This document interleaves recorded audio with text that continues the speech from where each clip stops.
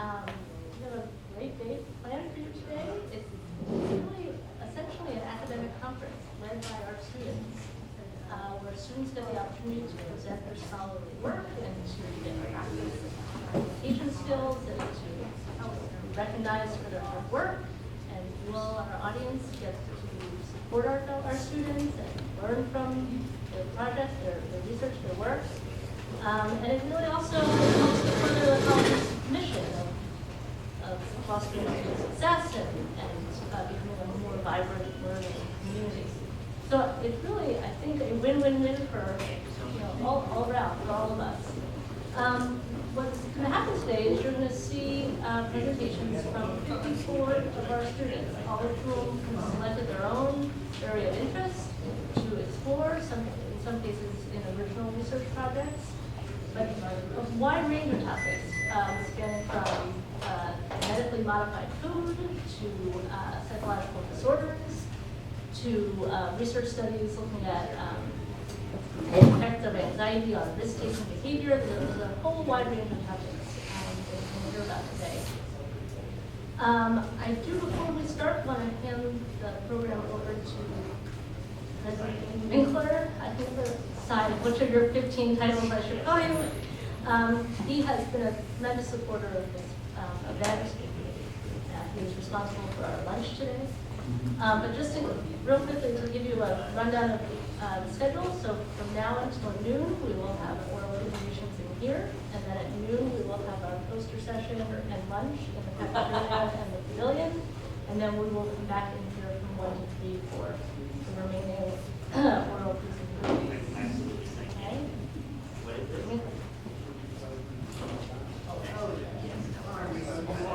Good morning, everybody. My name is Stephen Winkler. I'm the campus CEO and academic dean here at the college, or sometimes people call me the President Dean. Put those two titles together. And I'm delighted to welcome you to the 5th Annual Academic Convivium. And this truly is a showcase where we, in a very public way, can show the work that students do in their classes and laboratories, working together with faculty members who serve as mentors and as project guidance folks who, and as a way to really kind of combine the talents of our students with that of our faculty.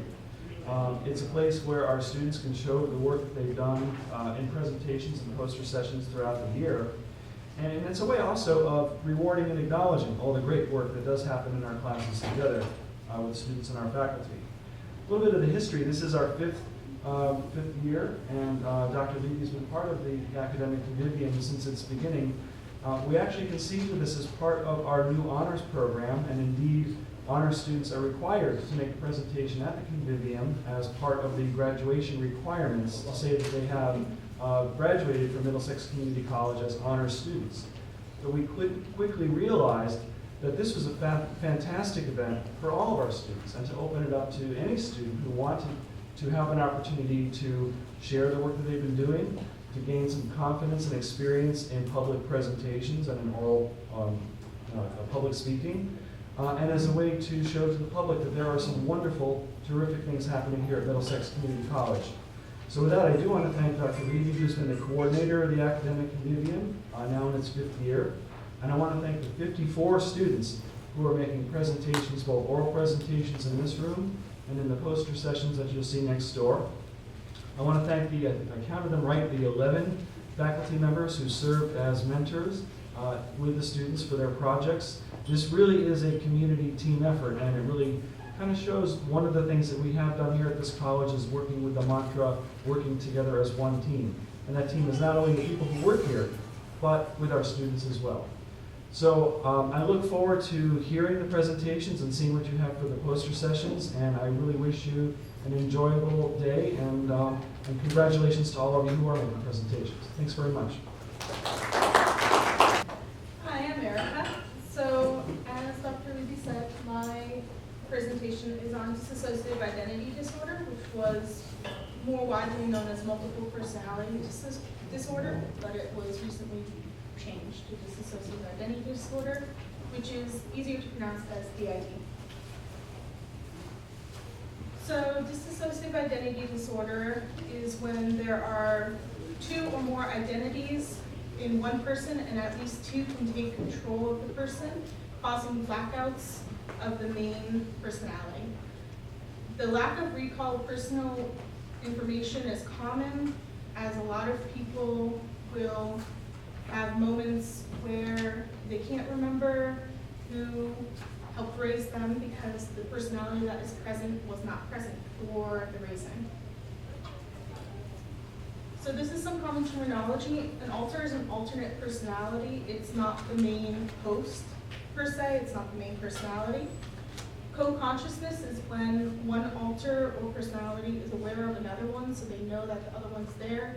They can hear or maybe see or taste what the other one is doing at the same time. A fragment is a part of the self that doesn't have the emotional range or history of an alter. So it can perform tasks, but it doesn't actually have its own personality. For instance, if there was a trauma associated with cooking, then perhaps the fragment comes out when cooking, but it doesn't have any sort of personality, it just performs the task, and when the task is done, it's gone. Fusion is when two alters form into one. Their personalities and memories merge, so there is no longer two alters, but now there's one with all of the memories and trauma associated with both of them. And this is also known as integration. And integration is a form of therapy that a lot of people want to have happen, which is when you bring the dissociated material and memories back into the host, so the host knows everything that happened. And switching is when there's the changing of personalities. It can be really sudden. It can be because of a sudden event that causes it to happen, or it can be very gradual, and it can be sort of like a gradual boil, or it could be as quick as a snap of the fingers. No, I can't snap. And the system is what the people with DID call all the parts of the self. So it includes the host, it includes the fragments, it includes all the alters. So some symptoms. There are dissociative symptoms. For instance, they don't feel like themselves. They feel like they're far away from their body is not theirs to control. They often have confusion of their identity, as they don't feel like themselves, because at the moment they are not themselves. They have auditory hallucinations. They can sometimes hear the alters talking in their head. They can have delusions at times, a lot of times because of the trauma that caused this disorder in the first place. They have depressive or manic syndromes. They have an impairment in functioning if the switch happens at a bad time. For instance, if there was a trauma related to, say, a sudden noise that brings out a childlike alter, and they are driving, and this childlike alter comes out, it can cause a huge issue for them if that alter doesn't know how to drive. Symptoms are often intermittent, so one day they could be switching very rapidly, and the next day could be the host in control for the entire day. So some diagnostic tools. The dissociative experience scale, this measures how many dissociative experiences a person has on average. The somatoform dissociation questionnaire, or the SDQ-20, this measures how many somatoform dissociations a person has, which includes physical responses to things that they don't necessarily feel happening, which is also a symptom of PTSD. There's also the Dissociative Disorders Interview Schedule, the DDIS. It was developed by Colin Ross. It provides average scores. It was tested against multiple people with multiple different disorders in order to make sure there wouldn't be any false positives. And if a person gets the average score in all of the sections, this means they are most likely a sufferer of DID. Then there's also the Structured Clinical Interview for DSM-4 Dissociative Disorders Revised, which is easier to say as the acronym again. It was developed by Marlene Steinberg. It focuses on 5 core symptoms, which include amnesia, depersonalization, identity confusion, derealization, and identity alteration. Therapy. So there are some issues that come with therapy depending on what the person seeks out.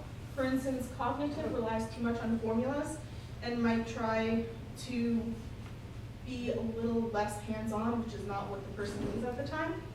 There's also psychodynamic, which can be an issue because the person very much needs to be stabilized so they don't switch as much before they move on to the trauma, but psychodynamic also often doesn't stabilize before this. There's also the Aldarium, which has a lack of boundaries, which can be very difficult for those with physical or sexual abuse.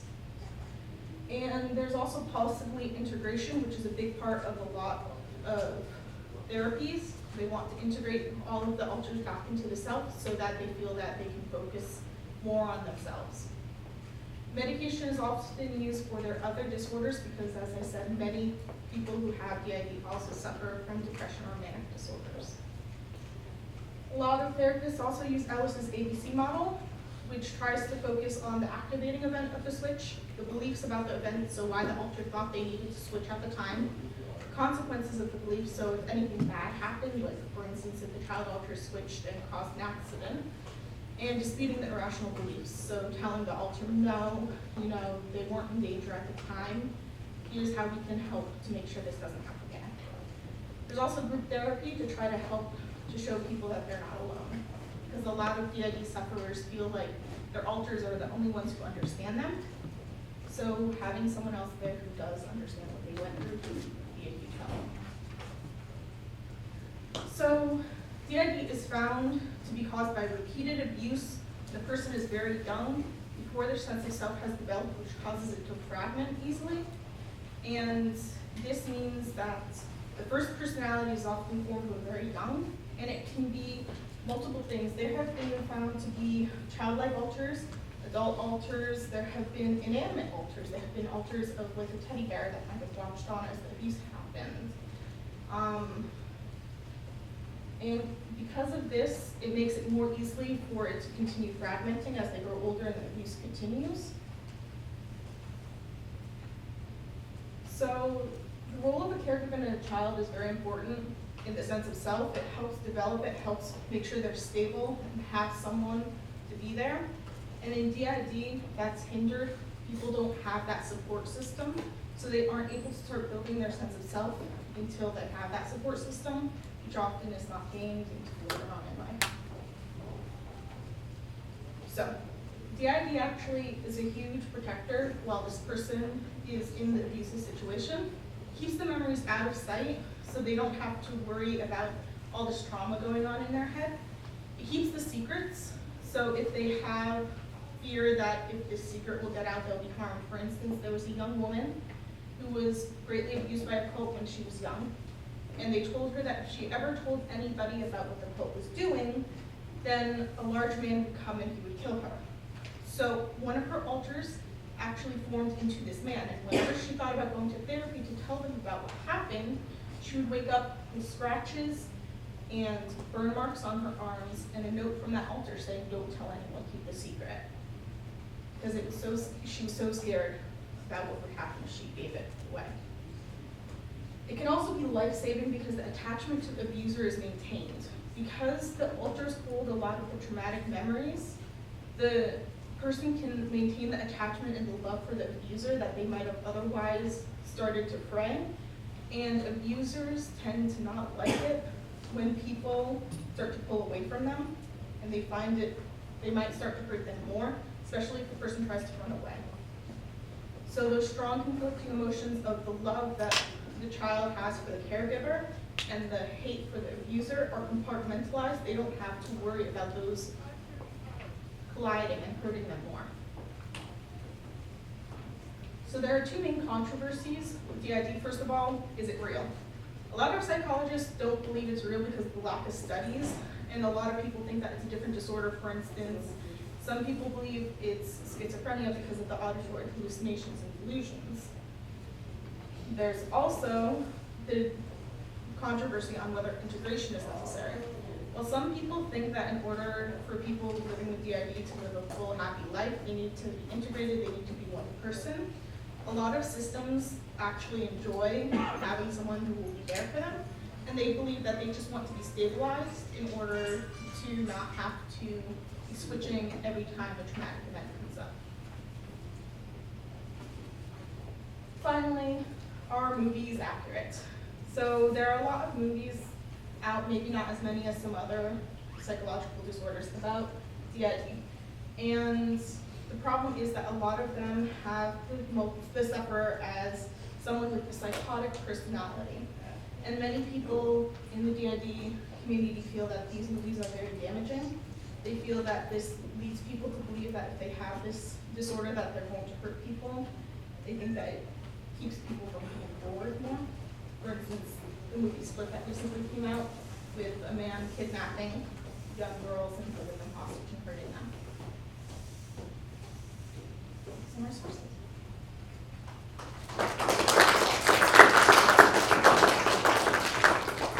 Questions for Erica?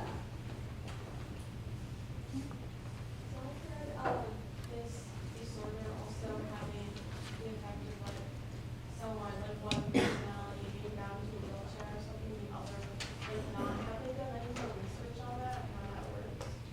A lot of that is psychosomatic. So if there was a large injuring event that happened to the alter that formed it, and they weren't present for the healing process. For instance, if there was a damage to the legs, and while the alter was present, they couldn't walk, and then the host was present when they were healing and when they were able to walk.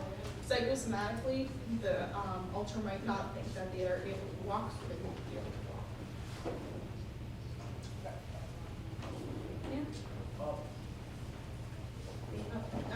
Yeah. At what age is an identity thought to be fully formed? That is hard to determine. A lot of times it isn't diagnosed until the person is older, but there are some very young alters that show that it happened when they were very young. There are childlike alters that show that the person can be as young as 5 or 6 when splits occur, or even younger perhaps. And there are older splits as well. So it really all depends on the person and how the abuse was suffered and when it started. Does it tend to be the majority of people who suffer from DID? Does it tend to be trauma that happened in early childhood, or is it more trauma from throughout their life? Usually it's trauma in early childhood because that's when the sense of self is still developing. For instance, if we, as ourselves, had trauma happen to us now, our sense of self is pretty grounded. So we probably wouldn't develop an alter. However, when a child is very young and their sense of self is still developing, it's easier for them to kind of compartmentalize it so fully that it creates a whole other personality. Sort of like saying, no, this didn't happen, and then having someone else form and be like, okay, well, it did. Thank you. Other questions for Erica?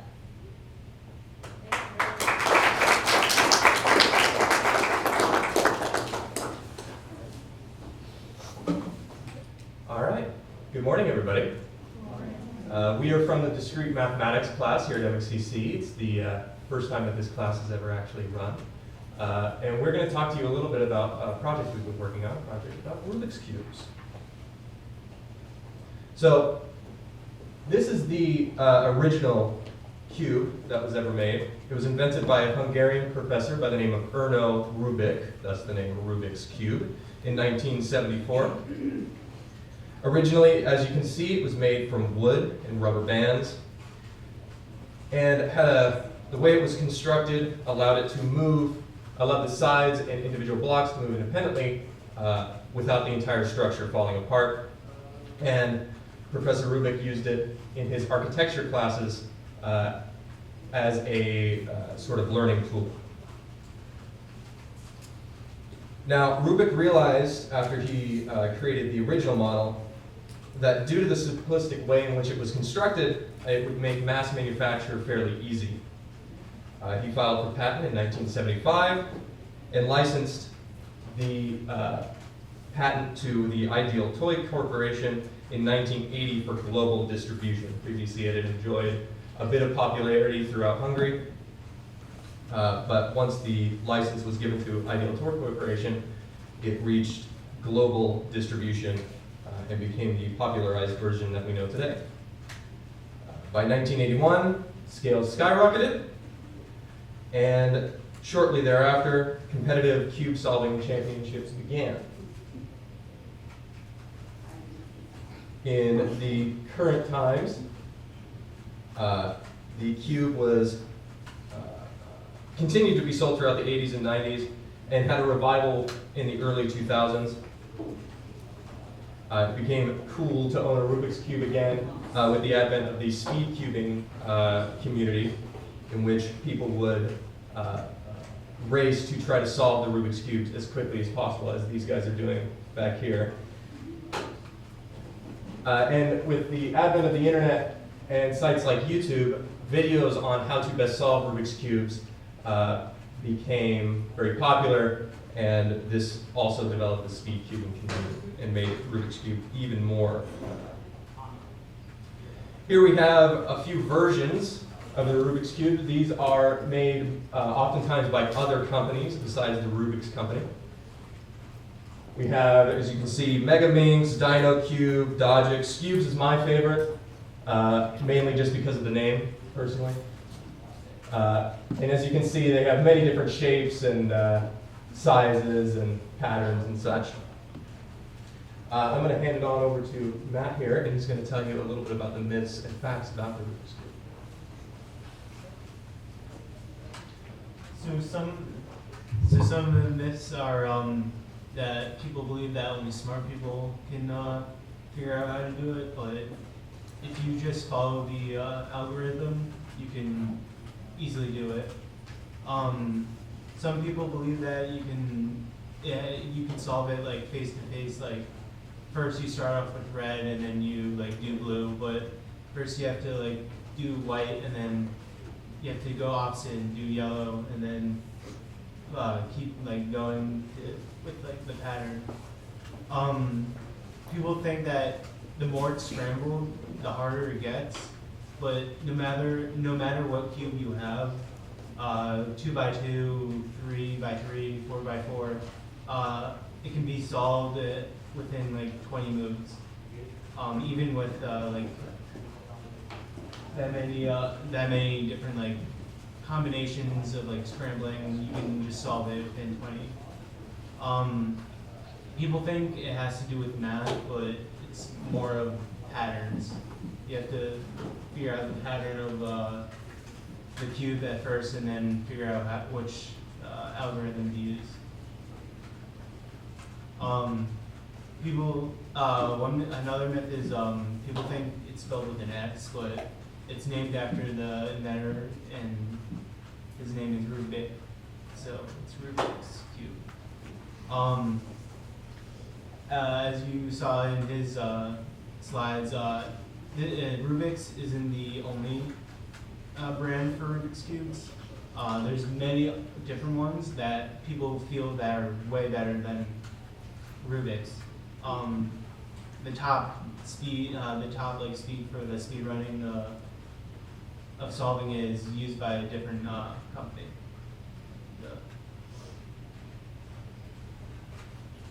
So, as you said, it was a myth that you need to be smart to solve cube, and I'm going to show that that's true, because I'm not smart. So, important things to know. When you're solving a cube, white is opposite yellow, green is opposite blue, and red is opposite orange. So, when you're solving a cube, you want to solve it you want to know the important thing. There's 12 possible rotations for a 2x2 cube, basically just, one way.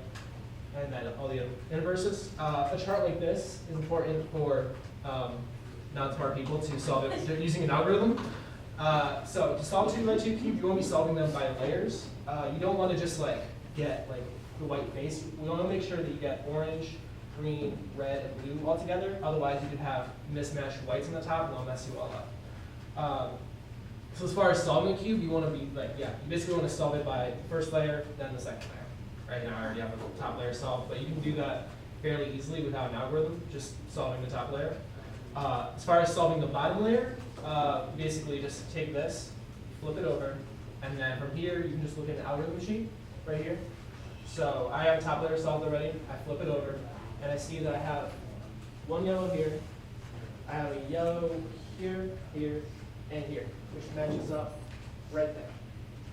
So from this, I could align my cube like this.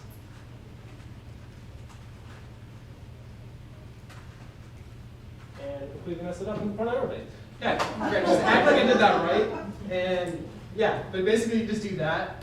Once you do that correctly, like I didn't do, because whatever, you may have a situation where it either gets stalled or the corners will be incorrect on the bottom layer, and then from here you can just continue following an algorithm and solving it. Fortunately, I couldn't do that, but that's how it goes. As far as solving other cubes, it's basically the same method. You will just solve layer by layer, even for like 7x7s, whatever. Solving by layer is the best way to do it because that makes sure that your face is right, then you get everything together, and that's how you solve cubes. You don't just solve like getting all white, because then you can have potentially wrong things and they'll get you all screwed up. Yep, thanks so much.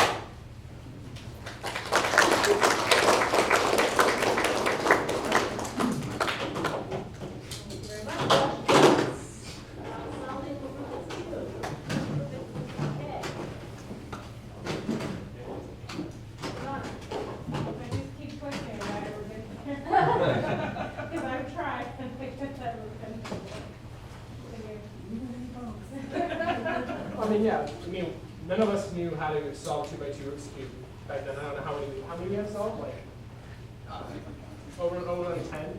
None of us knew how to do this before we went into class at all. Remember the first class period, we were spending over 15 minutes just trying to get the whites on top, but as long as you get the memorization correctly and then you look at the sheet, which we've been studying for quite a while, apparently I haven't been, it's like not like a smart thing, it's just really just pattern recognizing, doing it over and over again, and then you got it. Anybody else? Thank you so much.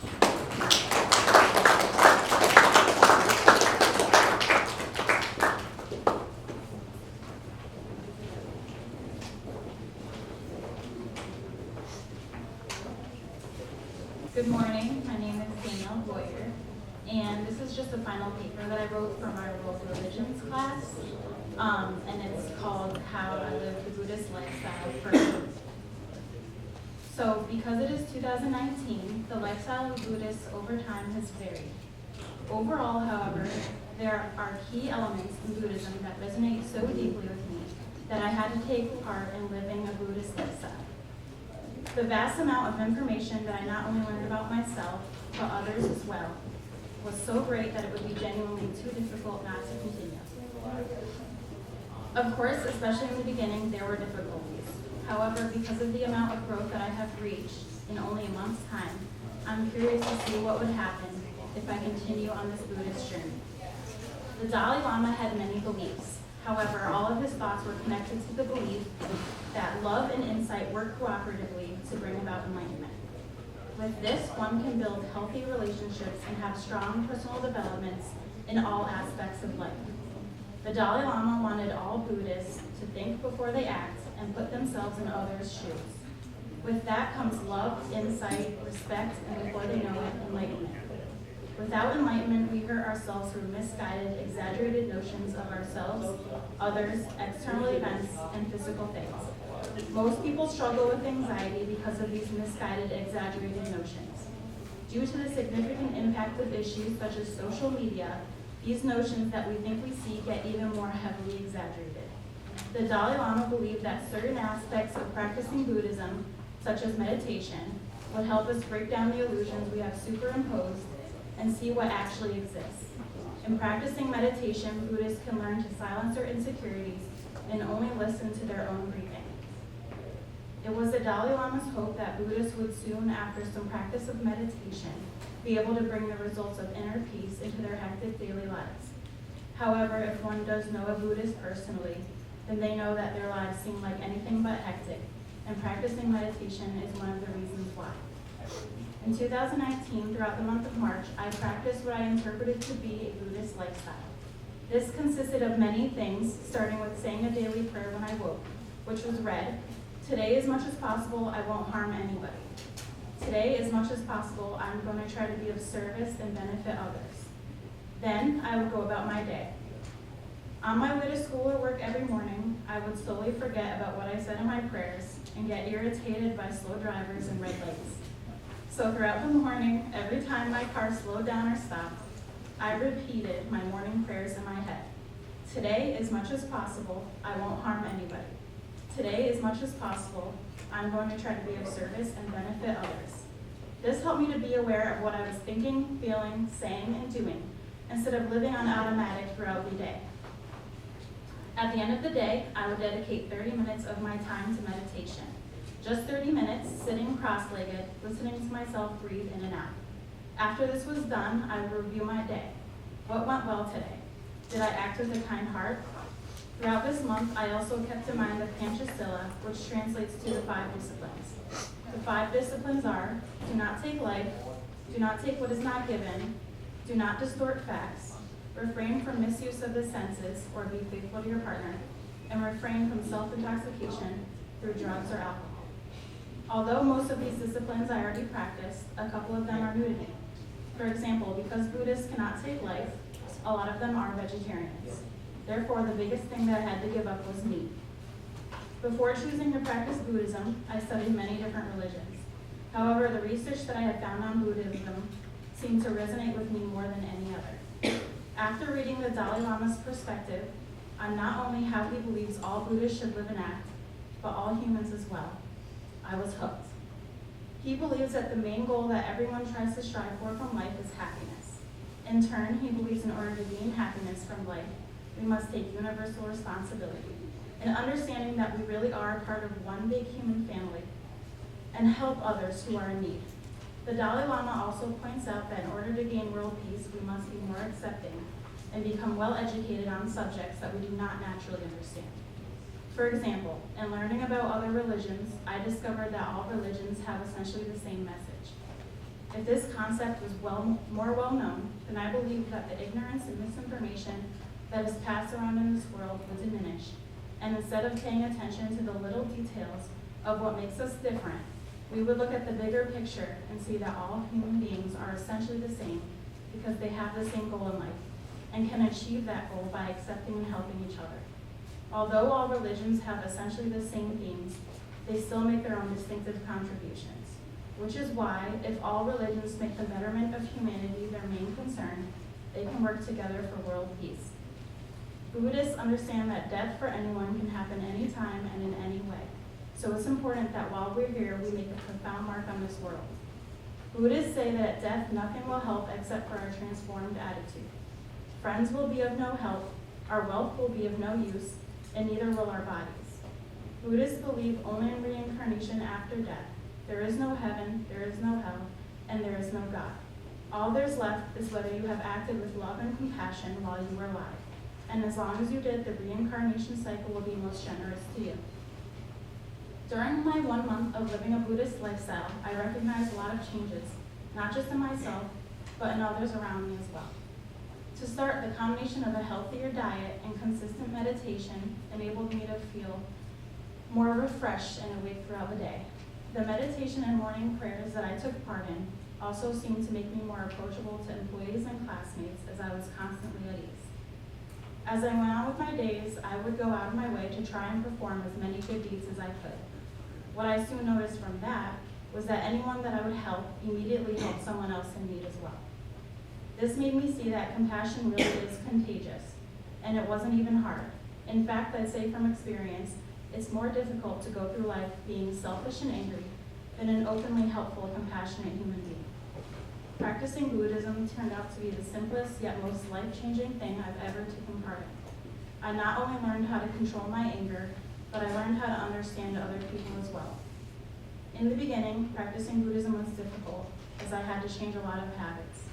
But now I know I never want to go back to being confused about what I should believe in. For me, practicing Buddhism is definitely worth continuing. Thank you.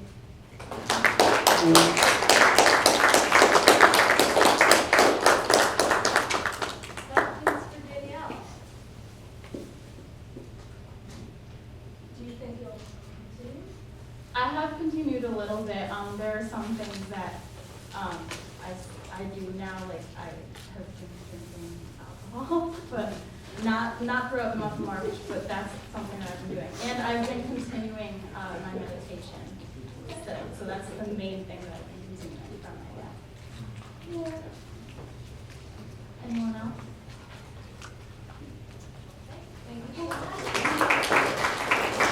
Good morning, my name is Megan Kellenbach. I first would like to thank Dr. Levy for inviting me to share my research on alcohol use disorder. I am a child of an alcoholic, and I wanted to do this topic because I want others who may be going through the same thing to know that they shouldn't be embarrassed or feel ashamed if they live with an alcoholic. I also wanted to educate others and raise awareness on how severe this disorder is. In fact, it's the third leading cause of preventable deaths here in the United States. So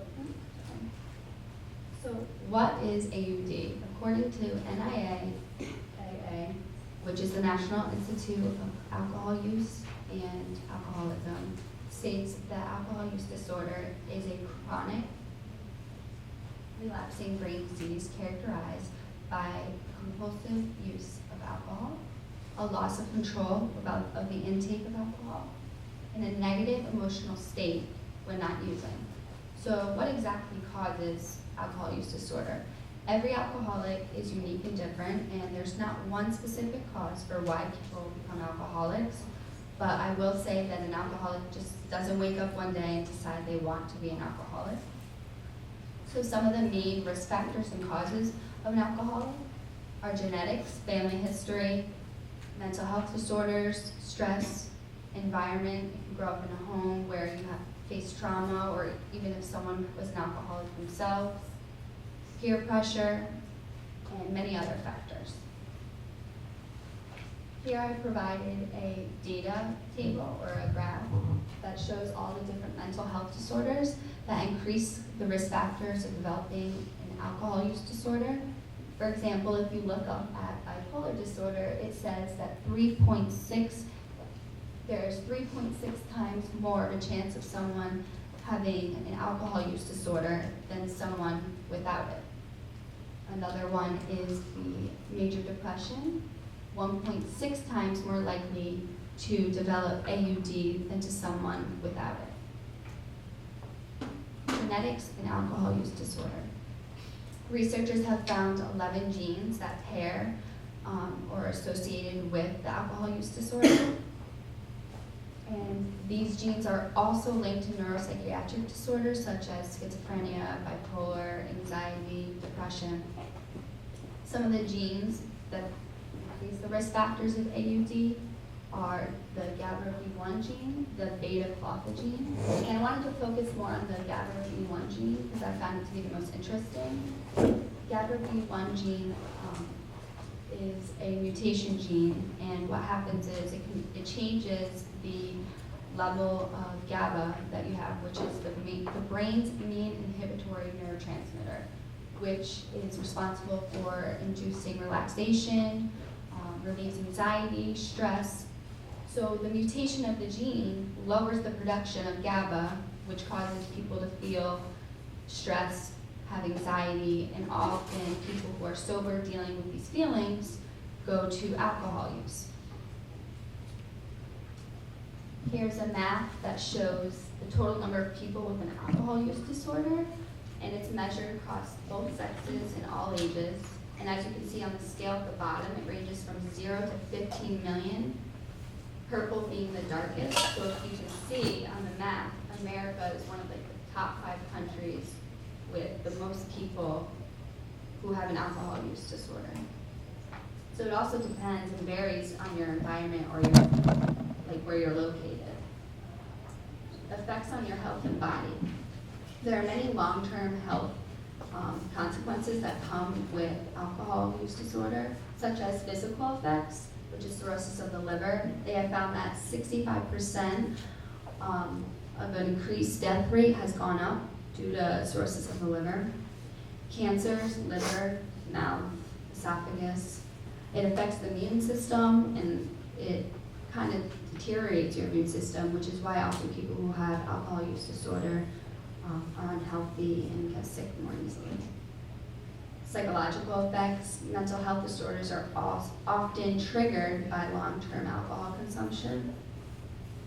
People get memory loss. They're unable to produce new memories. And the reason for this is because your brain is being altered, and often people who become alcoholics after a long period of time, they develop dementia symptoms, which can be very scary. I provided a picture of an MRI scan, and at the top where it says A, that's the standardized image of a brain, of a healthy brain. And B, image B, is a picture of a control, which is a 53-year-old man who is not an alcoholic, and the bottom is of an alcoholic. So you can see that they are pointing to three major parts of the brain that have changed. The corpus callosum shrunk in the alcoholic, and as opposed to the control, it's much larger. The lateral ventricles and the civilian fissures have enlarged, and this is why it's so important to know that alcoholism is a disease, because your brain becomes dependent and changes due to your long-term alcohol consumption. Evaluating a person with AUD.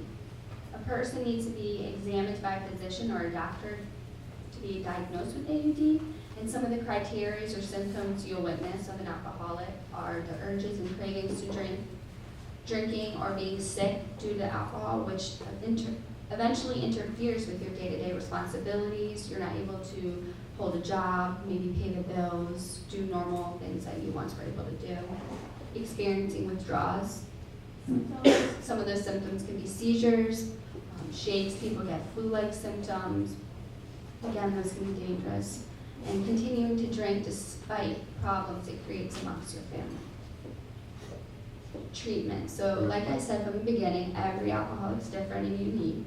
So not every treatment will work for everyone. Deciding where you need to go depends on what you feel is best for you. There's rehabs, there's outpatient patient care, there's therapy, AA, which is Alcoholics Anonymous, sober living homes, and there's many other support groups out there. And lastly, I included this slide because I feel it's the most important. I feel that people tend to put the families of alcoholics in the backdrop, and that they forget to realize that they are victims of the alcoholics. So it's really important that the families of alcoholics also get the treatment and go through recovery just like their family member who is an alcoholic. Oftentimes, people develop anxiety, depression, and they can become sicker than the alcoholic themselves. And these are my resources. That concludes.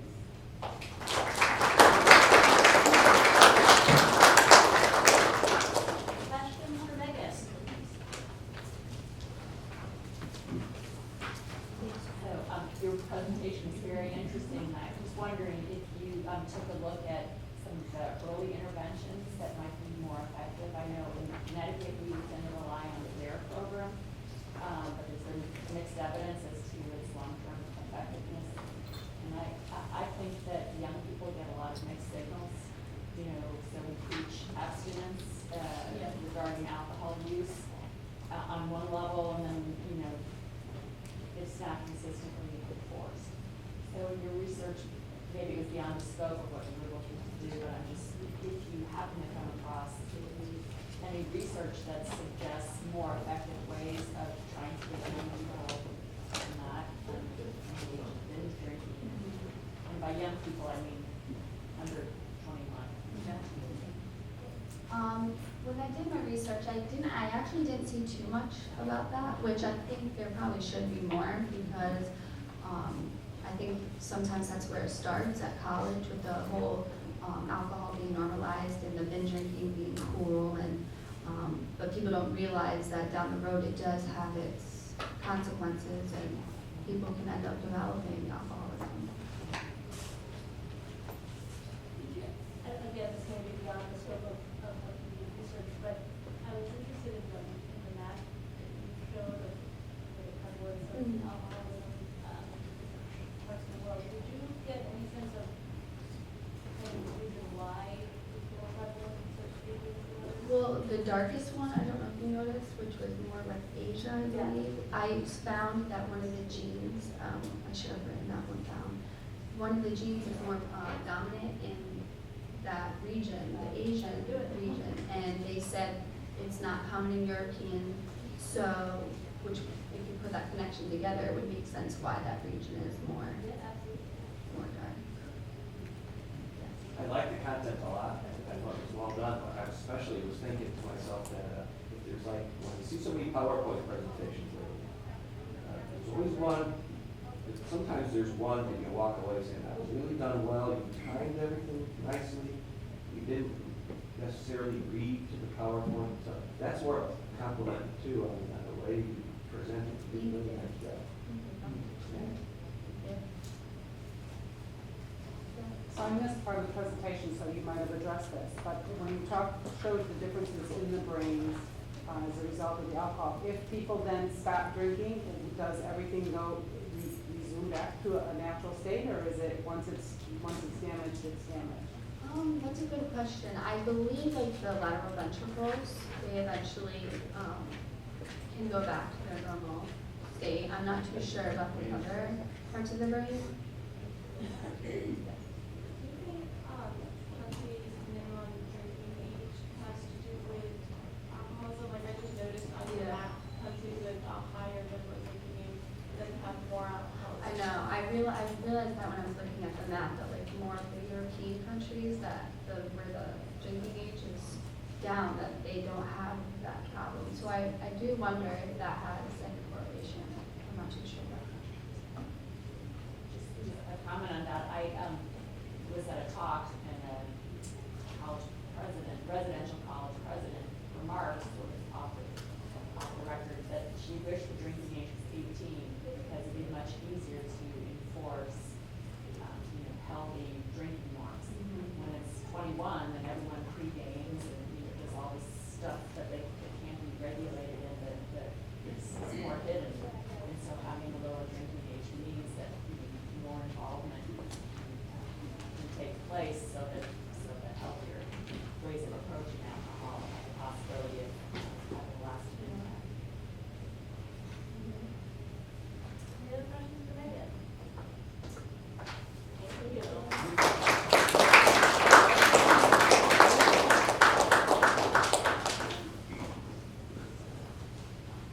Okay, My name is Robert. I'm a CIT major. I'm also in the robotics club. Unfortunately, one of our members is not well, so we couldn't attend. So first we have this little robotic car here. Powered a little Arduino chip that controls the wheels and the motor, and it talks to this Raspberry Pi, and that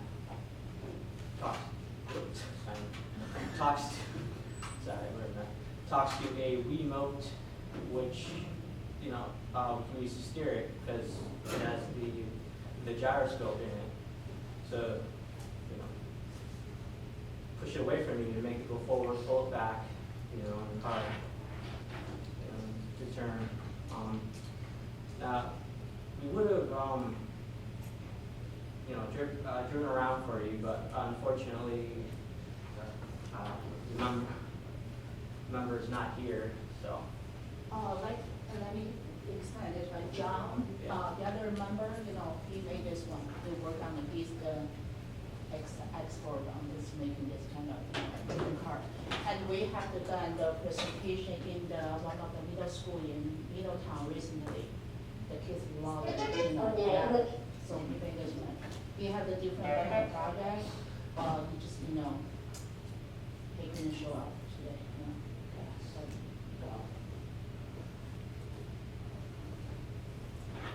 you guys can pass me around. The Raspberry Pi.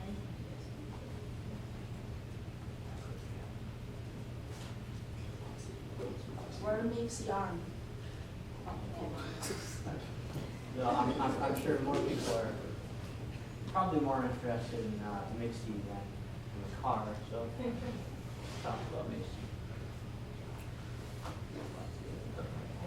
Well, MxCC is a now robot, which is manufactured by a French robotics company named Aldebaran, that was recently actually bought, or is now owned by a Japanese company called SoftBank. And as you can see, MxCC has a few bells and whistles. You know, speakers, obviously limbs, you know, various joints which you see on the arm, whatever that is. You know, 2 cameras to see, so actually here and here, so the eyes are just to look at. Yeah, so touch sensors on his head, on his arms, and his little articulated fingers, you know, so you can hold things. You know, bumpers on his feet, sensor pressures. So now, the software that we use to control him is called Choreograph, and it's not terribly complicated. As you can see, the little boxes, they're like little pre-programmed, pre-packaged little bits of code that you drag onto the screen. You connect them with the little wires, or noodles we call them sometimes.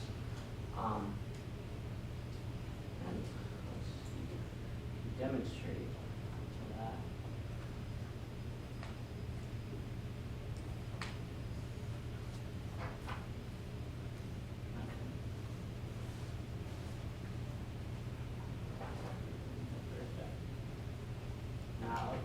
Now, unfortunately, he had a little accident. So normally, you know, he can dance and walk, but now, you know, his balance is a little off, so he's not going to be doing too much today. But let's see. Hello, humans. My name is MxCC. Thank you for coming today.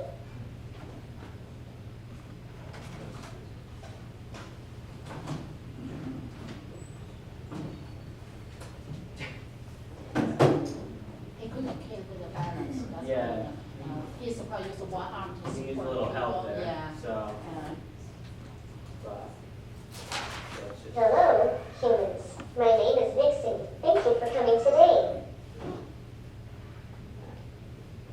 let's just sit back.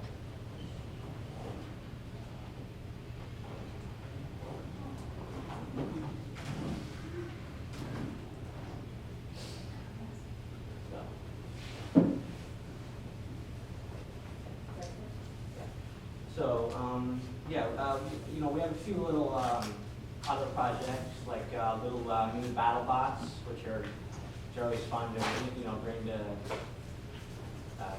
you know, demos. You know, my kids love them. We also have a 3D printer, which is pretty neat.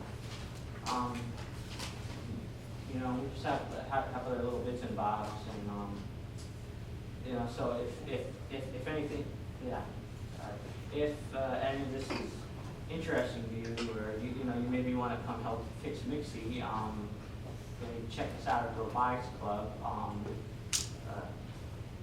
Landy or Dr. Lynn are the advisors, and I guess that's it for me today.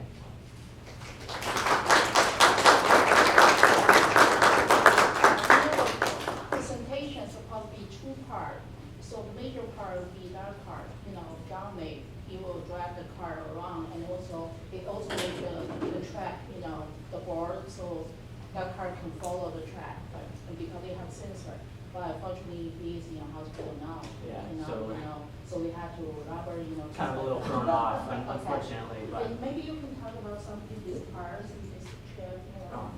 Yeah, I can talk a little about that. So you are lucky to see inside the, you know, MxCC because of broken, usually we cannot see inside. Yeah, it's not good that he fell, but I guess it does give you a little chance to, you know, little computer chip, you know, that receives instructions. There's a little motors here, you know, that like drive the joints.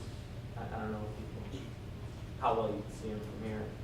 You You know, the people have the free farm, Yeah. the similar function like this one, they have multiple mechanical part, include chip, fingers, can control each of them, right? It's Yeah. similar like this. Yeah. Okay. Yeah, I mean, a little wrist joint. Yeah, it's very complicated, you know, everything. Yeah. you know. So, So, Hello, humans. My name is MxCC. Thank you for coming today. he's really excited. and the robotic club, John, Robert, he planned to do some other project, like, you know, with the MxCC to fix the math problem, you know, yeah. It can be a tutor on math, Spanish, you know. Yeah, you know, almost like 15 language, but we have to buy, you know. Okay. Yeah. So now just basic, you know, the English. We've also been working on, he does like facial recognition, like object recognition, you know, that kind of neat stuff. And would you talk about some like the programming, working on language? Oh, well, I'm still a relative novice in programming, but as you, little boxes, it's possible to like open them up. Yeah. Well, no, that's something. Oh, so you can show them. Yeah. You can open it up and using links. Let's see.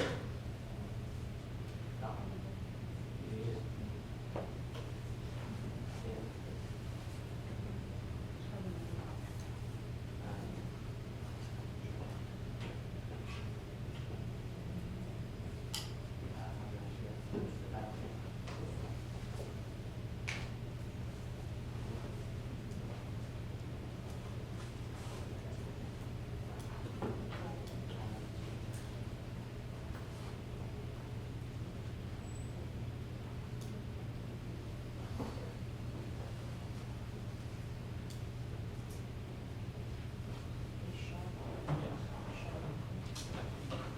Hopefully, you can see that. But this is the code for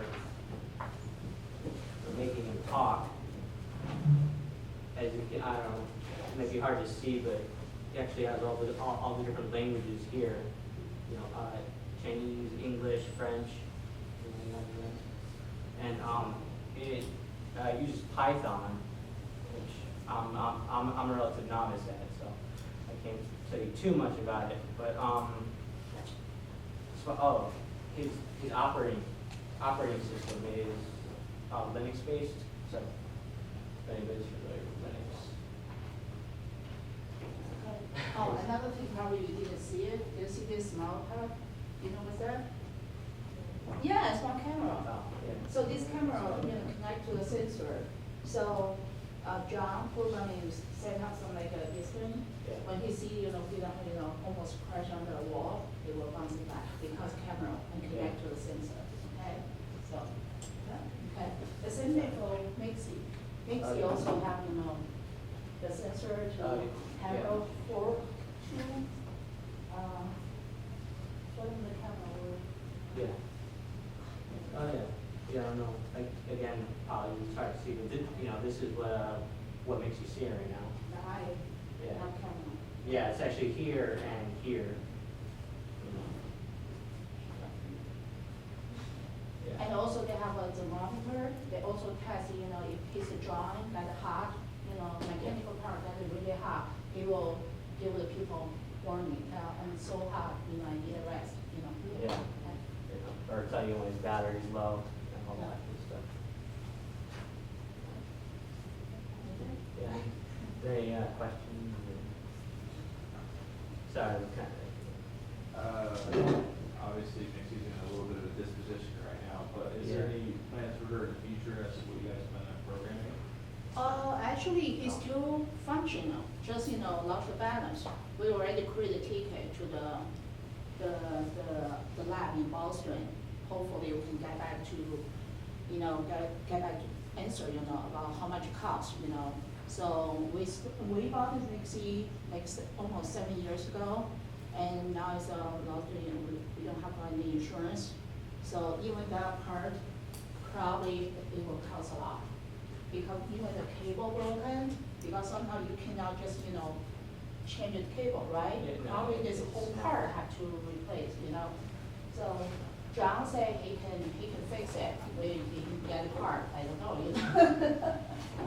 So, yeah, but we still can use the MxCC, that's the good part. The student can still do programming, everything, just the 1 hour, Just like a people, human being, right? Lots of 1 hour, you can still can drive,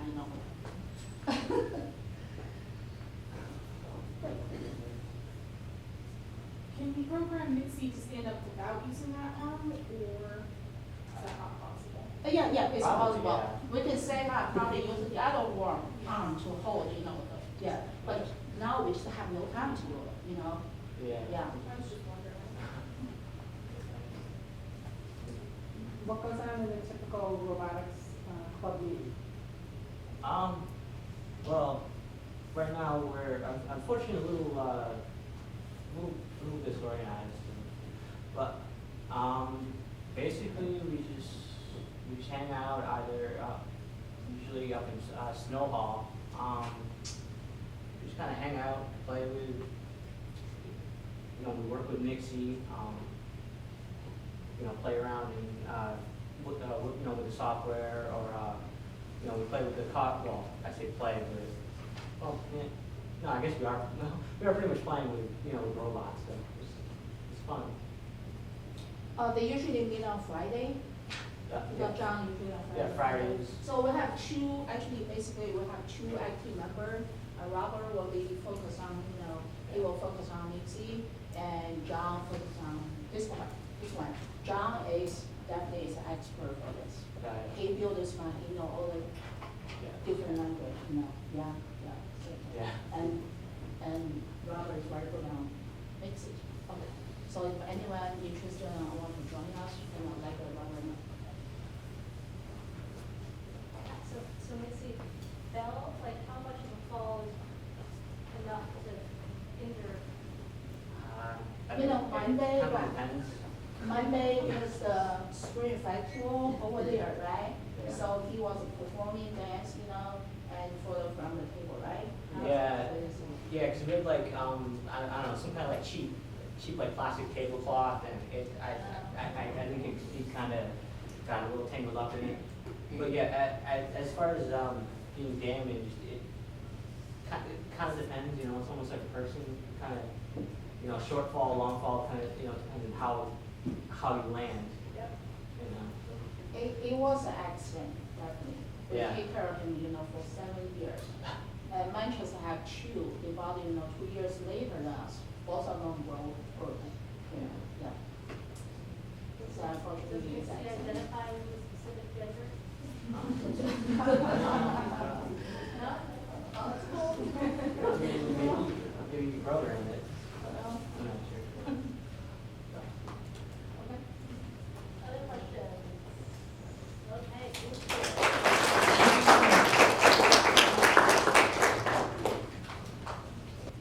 Good morning, everyone. My name is Jasenia Sterling, and this is Haley Shabazz. Today we are presenting our Honors Research Psychology project on the association between the misperceptions of mental illness and therapy seeking. We hope you enjoy our presentation. Okay, so mental illness is extremely common, mostly appearing by ages 18 to 24, when most people are either starting or progressing through college. Less than 25% of those with mental illness seek treatment. 73% of students living on a college campus with a mental health concern had a mental health crisis, yet 34.2% reported their college had no idea. This could either be because the college is not attentive enough to the needs of their students with mental health concerns, or the students themselves are not comfortable utilizing resources provided to them by the campus. So oftentimes there are stigmas and barriers associated with mental illness. There are 2 that I will be speaking on, which are non-physical barriers and physical barriers. Non-physical barriers are perceived stigma from others, self-stigma, and negative attitudes about treatment. Physical barriers include cost, the time, lack of transportation, or the proximity of a facility. These stigmas and barriers oftentimes increase students' stigmatizing attitudes towards themselves and also increase students' preferences for handling problems on their own. There have been several studies done revolving around this topic in the past. There have been negative attitudes found surrounding mental illness, both in those who have mental illness and those who do not. In those who have a mental illness, these negative attitudes lead to lower self-esteem or shame in their mental health status. In those who do not have a mental illness, this can lead to fear or distrust of people with mental illness in their lives.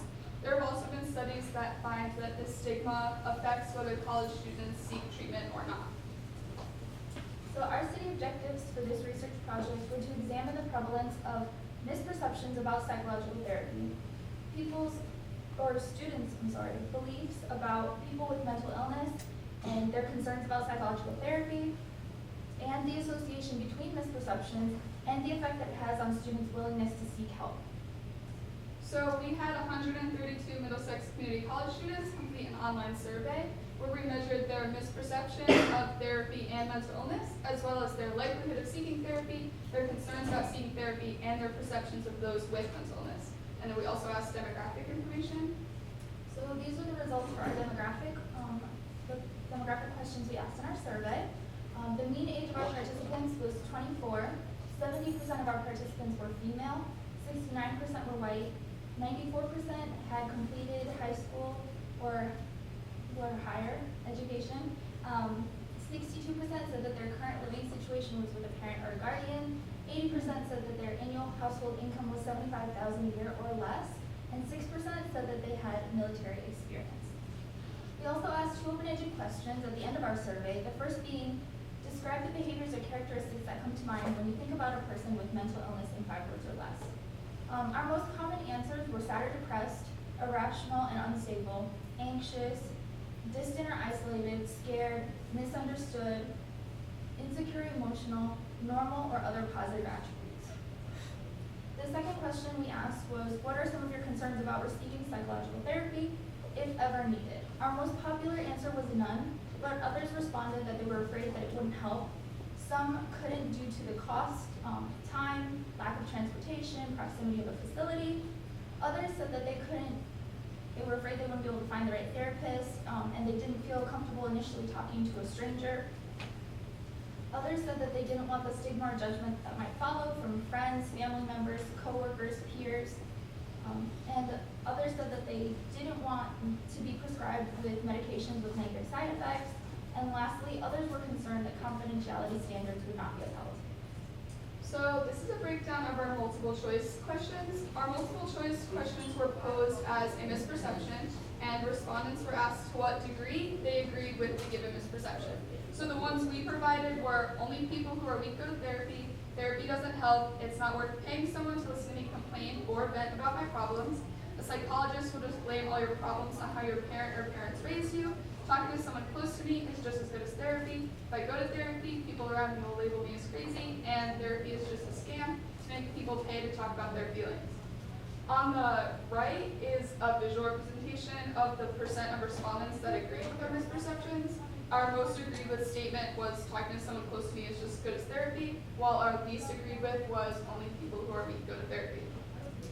And these are the responses to our question, would you ever seek psychological therapy in the future if needed? The results were overwhelmingly yes. We had 58 people say definitely yes, and 32 people say probably yes. Okay. This is a similar breakdown of our multiple choice results, but it's taking this question into account. So we took everybody who answered probably or definitely yes and put them in one category, and we took everybody who answered probably or definitely no and put them in another category. And then we compared those two groups against each other. So everybody who was unwilling to seek therapy is the light pink bar, and everybody who was willing to seek therapy is the dark pink bar. The higher the bar, the more they agreed with the given misperception. So as you can see, people who were unwilling to seek therapy more often agreed with the misperceptions that we provided. So we found that a significant minority of participants agreed or strongly agreed with multiple misperceptions about psychological therapy. We also found that these misperceptions were associated with a lower likelihood of seeking therapy. There were some limitations to our study. We had a non-representative sample due to the fact that most of our participants were female and white. Another limitation may have been participant dishonesty.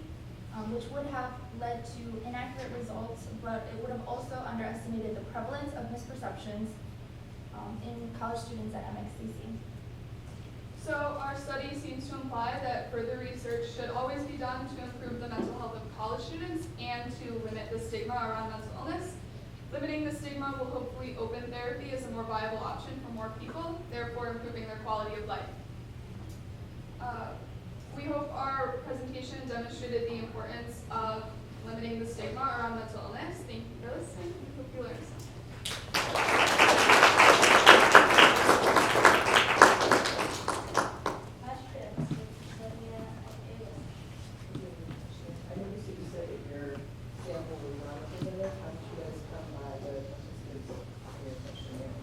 So we sent out a online survey to every student in attending MxCC last semester, and then we just used the ones that we returned, and it just happened that more white females returned our survey than anybody else.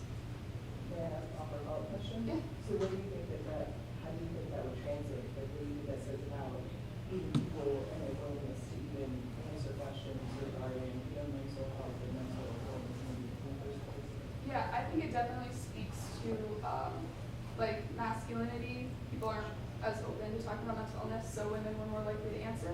I definitely think that could be a factor, but of course we didn't research that, so I don't know for sure. How do you think it would then affect the results? Well, we had most people say that they would seek therapy, but that's probably because we had a high proportion of women. So if it had been more evenly spread out through men and women, the results probably wouldn't have been so skewed. Right, and whoever the non-respondents were, Yeah. you could speculate that they would be less likely to pursue therapy and probably more likely to avoid reasons or something. Right. As non-respondents. Other questions? Thank you so much.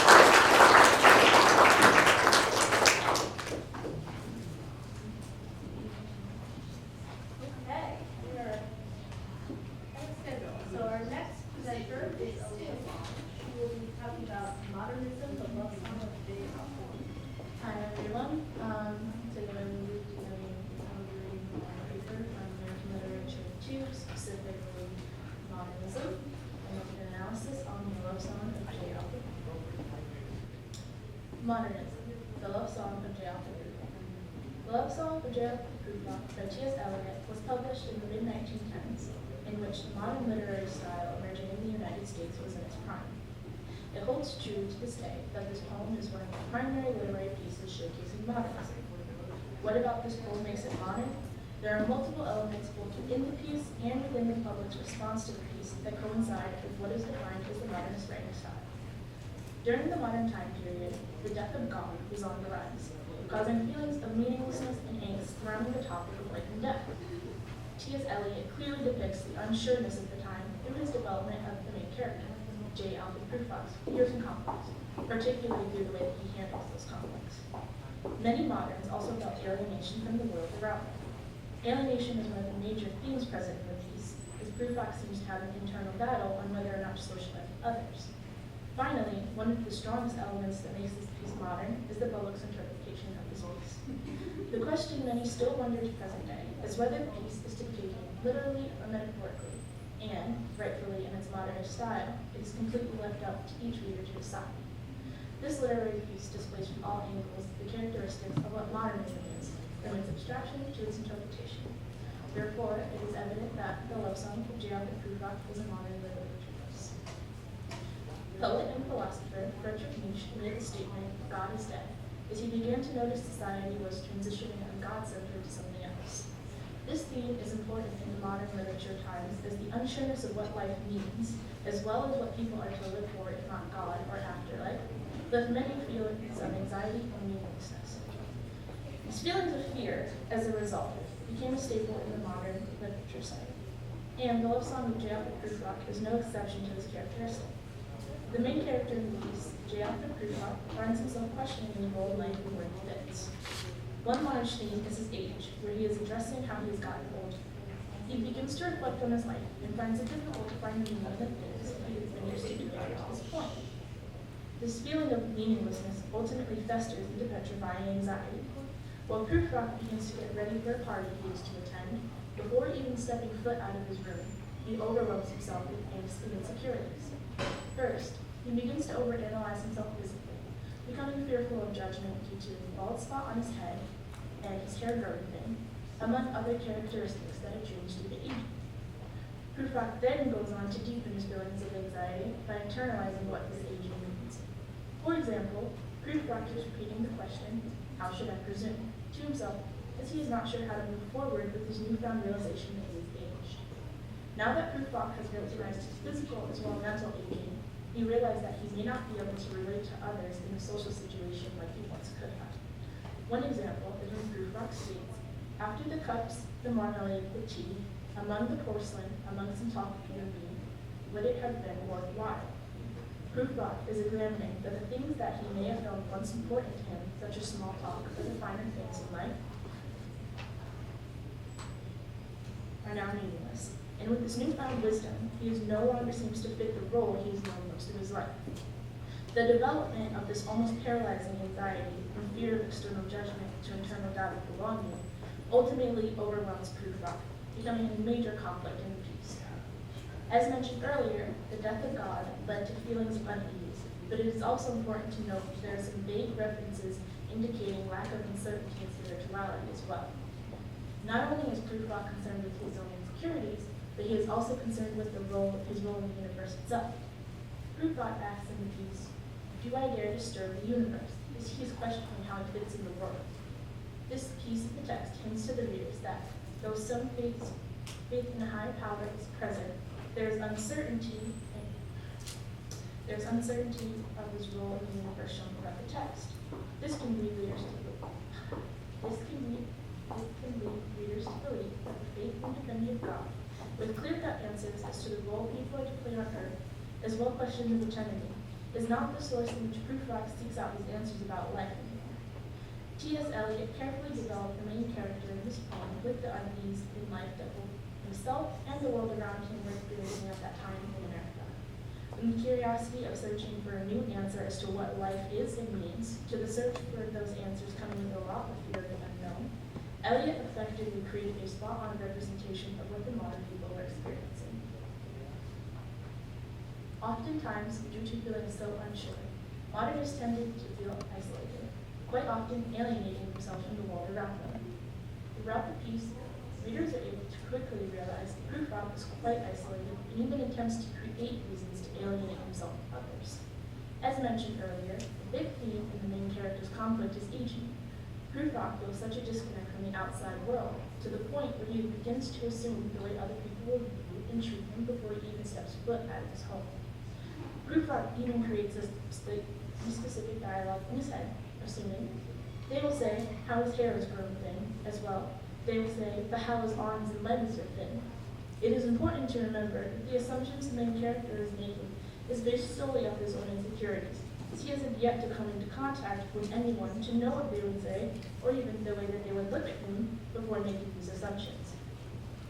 The amount of time the main character has spent alienating himself has allowed him to create his own narratives based on how he sees himself, and not so much on how others actually see him. Not only has Prufrock created these false narratives due to his alienation, but he also uses them in order to further alienate himself from the world around him.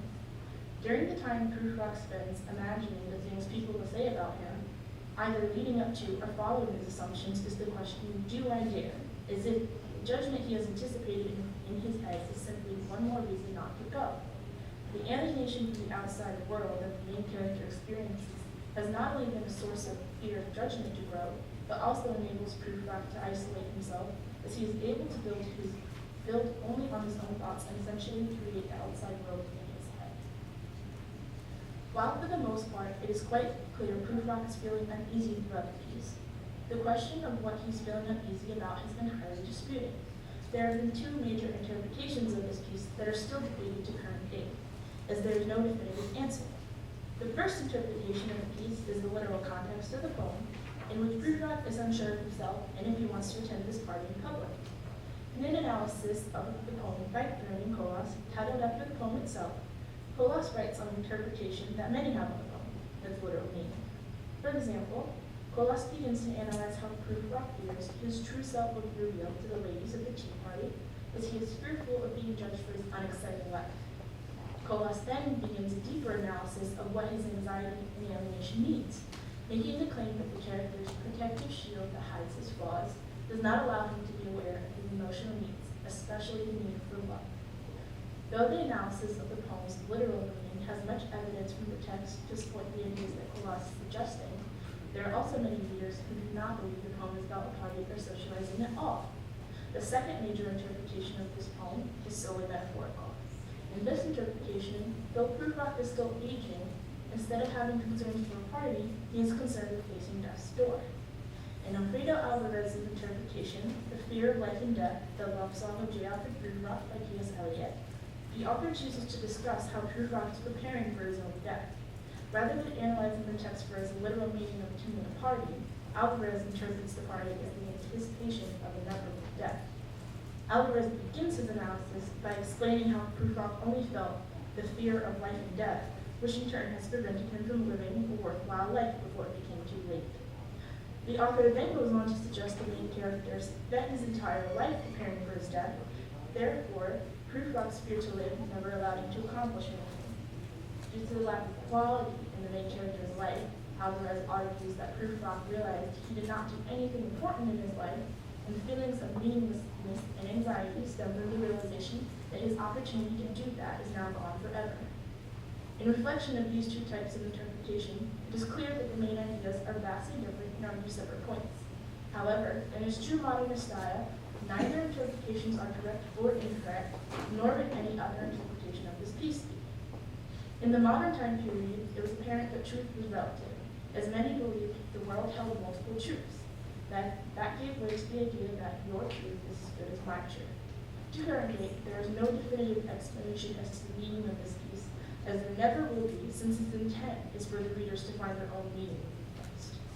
The overall open interpretation that is allowed in Eliot's piece showcases one of the key ideas of what modern literary piece is.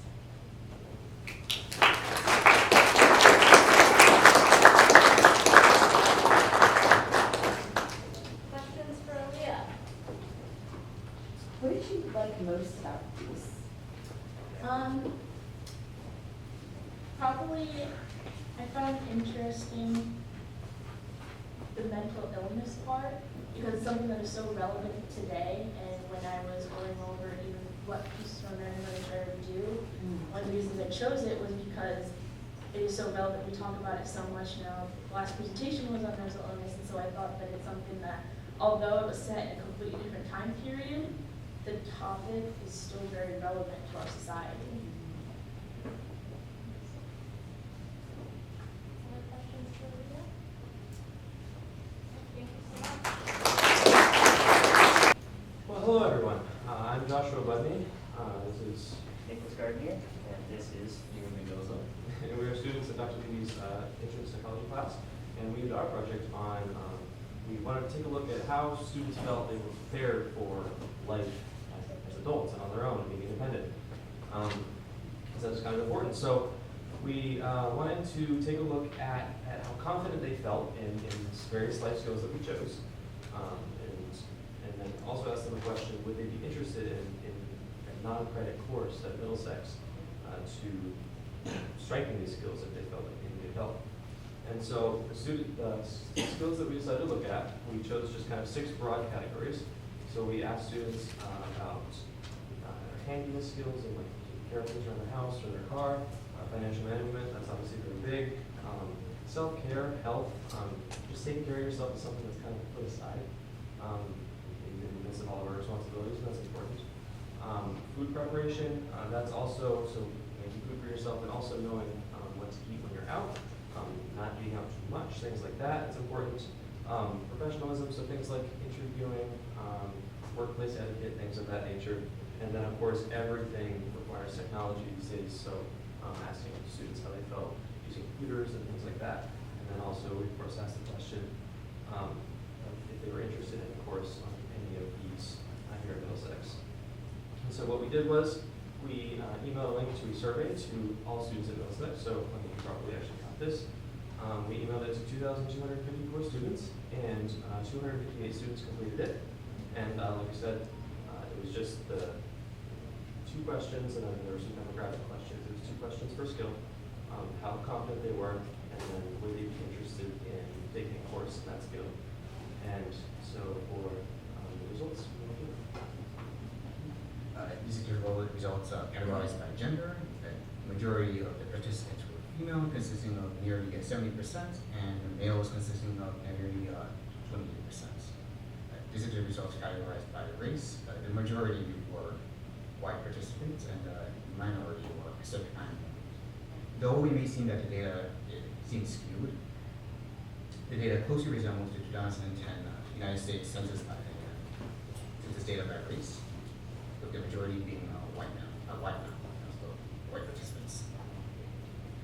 Here is a graph of the data representing the comparison between the lack of confidence in the skill and interest in the course related to the skill. Light blue represents the lack of confidence, and dark blue represents the interest in the course. And handiness skills has the majority of participants who have confidence and have interest in the course. And computer skills has the minority of participants who have interest in the course. And personal health skills has the minority of participants who are not confident in that skill. And now I'm going to pass it to Nick here. What we found in our data was that students' ages generally always predicted their answers in terms of confidence.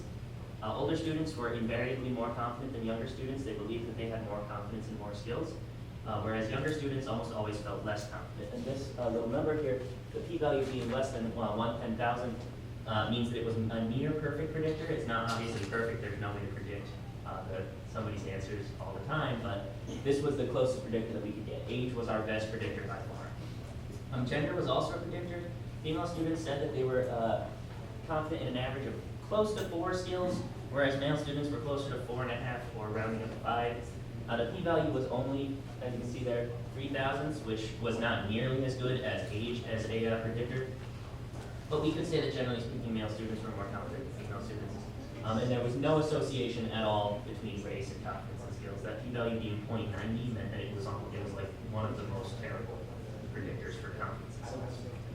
In terms of interest, no one really held an association, no one variable held an association with confidence. The p-value being greater than 0.90 means that it was almost entirely random whether someone would feel that they felt interested in it or that they needed a course in a particular life skill. And no skill had a majority of students say that they wanted the course at all, actually. So, you would more likely see smaller classes in 0 credit life skills courses. The limitations of the study, we didn't really have enough time to do everything that we would have wanted. We wanted to devise like a sort of a skill-based test where, instead of just asking the students, hey, do you feel confident in the skill that we're asking about, we sort of say like, do you feel like you could fill out a bank form or apply for a credit card for financial management, things like that. And we didn't really have enough time or the resources to put something like that together. The sample that we got, the 258 students, didn't necessarily represent the entire school population, just because some of the demographics were close to national average demographics. It still didn't match the Middlesex population perfectly, and it would have been nice if we got everybody to respond, but obviously that's a lot to ask from an email. And the results were based purely on perception. Like I said, we didn't have any sort of test, so we were just relying on you guys to be honest with your confidence, but we didn't really have a test set up in advance. Lots of students felt very unconfident in those 3 particular skills there, the handiness, financial management, food preparation. But we assumed that these were because they don't normally have classes like these in public schools, like mechanics classes, or financial management is normally like a personal finance elective, food preparation is like a life skills elective, but it's not like a hard curriculum-based course where you need to have it to graduate.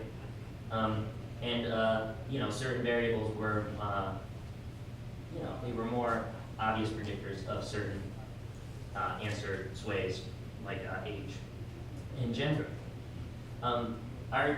The only conclusion that we could really draw was that some students definitely would benefit from non-credit courses, specifically the younger students. We probably wouldn't see older students in those classes, but you know, there was a significant confidence in technology and professionalism amongst the younger students. So we would really try to push those more towards actual like life skills instead of like business-related life skills. But more research would be needed to draw hard conclusions regarding true confidence level, things of that nature.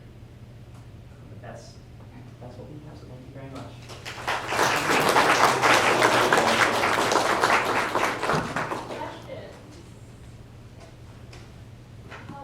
So this study and the association between perceptions and mental illness study, they both had like exactly 70% female. So I'm just curious, do we know what the percentage of the MxCC population is in male-female comparison? Are there more females at Middlesex than males? Or? I think it was slightly skewed in favor of female students, but not 70. Like it's slightly skewed. What we assumed was that that was just random chance, and that certain people are more likely to answer emails.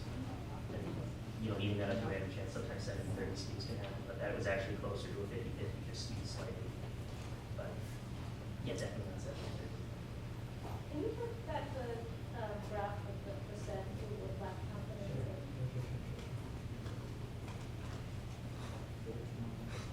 Orange, a lot of opportunity to see the numbers. It's quick, like the numbers.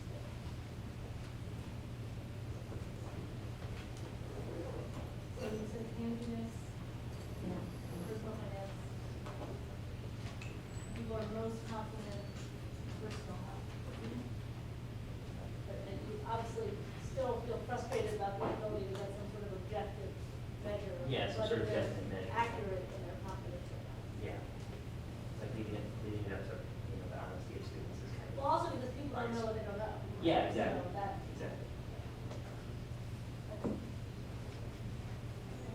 I know when you asked like your original question, you said it wouldn't be like accredited course. Do you think that like if they had gotten credit for it as like a general education course, then more people would take it over like art class or something? Yeah, for sure. I think students would have been more apt to want to take it, but I think having life skills courses contribute towards a degree isn't really fair towards the degree program. Like, life skills aren't necessary for a job you're going to get in an office necessarily. That's not what they're going for. So it would be kind of unfair for us to make it accredited course. That is the struggle. I mean, no one has to do something, they probably won't. So that's kind of the balance. So people would have to really feel the need to actually take these courses. Right, the incentive is the knowledge. Any other questions? Yeah, sure. You pointed out how people were least confident in food preparation, personal finances, and handiness skills. And you said that you thought that was probably due to the fact that those courses aren't taught as much in public schools. But do you think that also could be caused by a sort of a breakdown in the home environment where it's not being taught at home anymore as much as it once was? Food preparation, families don't eat together as much anymore. People don't work on their automotors as much. Like, do you think that plays into it? Sure, it's highly possible. We can't make that conclusion, obviously, so I'm not going to say certain. But, when you look at the graph and you see, like, technology is at an all-time high, but, legitimate objective skills are kind of at an all-time low, it's definitely something that you could infer, not something that I would suggest assuming without testing, but it is something that we could say is probably sure. Breakdown in the home life is probably, I definitely true. You said you didn't have enough time to create the ideal survey. How much time did you have? We had roughly one class a week during the last semester. We were just suggested not to create a very extensive study. People wouldn't want to take like a 75-question survey. It would have been nicer to have like a definite objective test, like I said to Dr. Lee, but who would want to take a test that takes them an hour to take and they don't get anything out of it, like other than just it satisfies us. So yeah, like for the good of your heart, please answer this 75-question survey. It'll only take you an hour. Like, it just didn't feel very fair. Yeah. So typically for something that burdensome, you would incentivize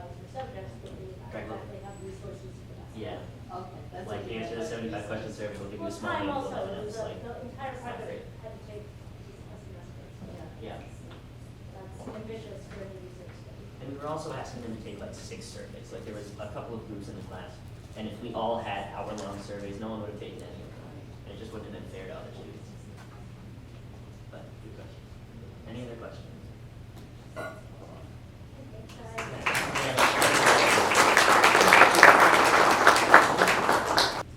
Hi everyone, I'm Connor Green. And I'm Eyal Bozan, and this is our presentation and research about the effects of gender, age, and anxiety levels on risk-taking behavior. So, what is a risk-taking behavior? And that's pretty simple. A risk-taking behavior is any unpredictable negative outcome that naturally increases anxiety. And, this can be anything from skydiving, drug use, unsafe sex, reckless driving, anything really that, turns up the adrenaline. We decided to go on 3 factors that might be suited for our research. We decided to go with age, according to the brain development, the hormone development, and life experience. So the younger you are, the less experience you have, the older you get, the more experience you do gain. We decided to go with gender also. In our survey, we went with male, female, and if you don't want to say, it's totally cool too. And we decided to also check anxiety level. So we used 21 questions to check what's your anxiety level according to different types of risk-taking behaviors. And we'll talk more on that. So the benefits of this research, there's really 3 big pillars we found. To begin, research expansion. When we were looking for studies on this, we didn't really find much, and we thought that this could be something that future people trying to do a study maybe like this or according to this could use. On top of that, education. It's a way for someone to understand if they may be taking risk-taking behaviors, and also how to prevent this in people that may be self-destructive or something like that. Also, it's an economic thing. It also can, a business incentive, maybe a risk-taking thing like skydiving or driving a car. There's a certain way that advertising could go towards that demographic of people. Good. And these are the methods we ended up using. So our participants, we allowed any age, ethnicity, or gender, but we limited it to the Middlesex Community College students. We wanted to have something that was recreatable in case anyone else wanted to do the study, so we tried to do it in a closed environment.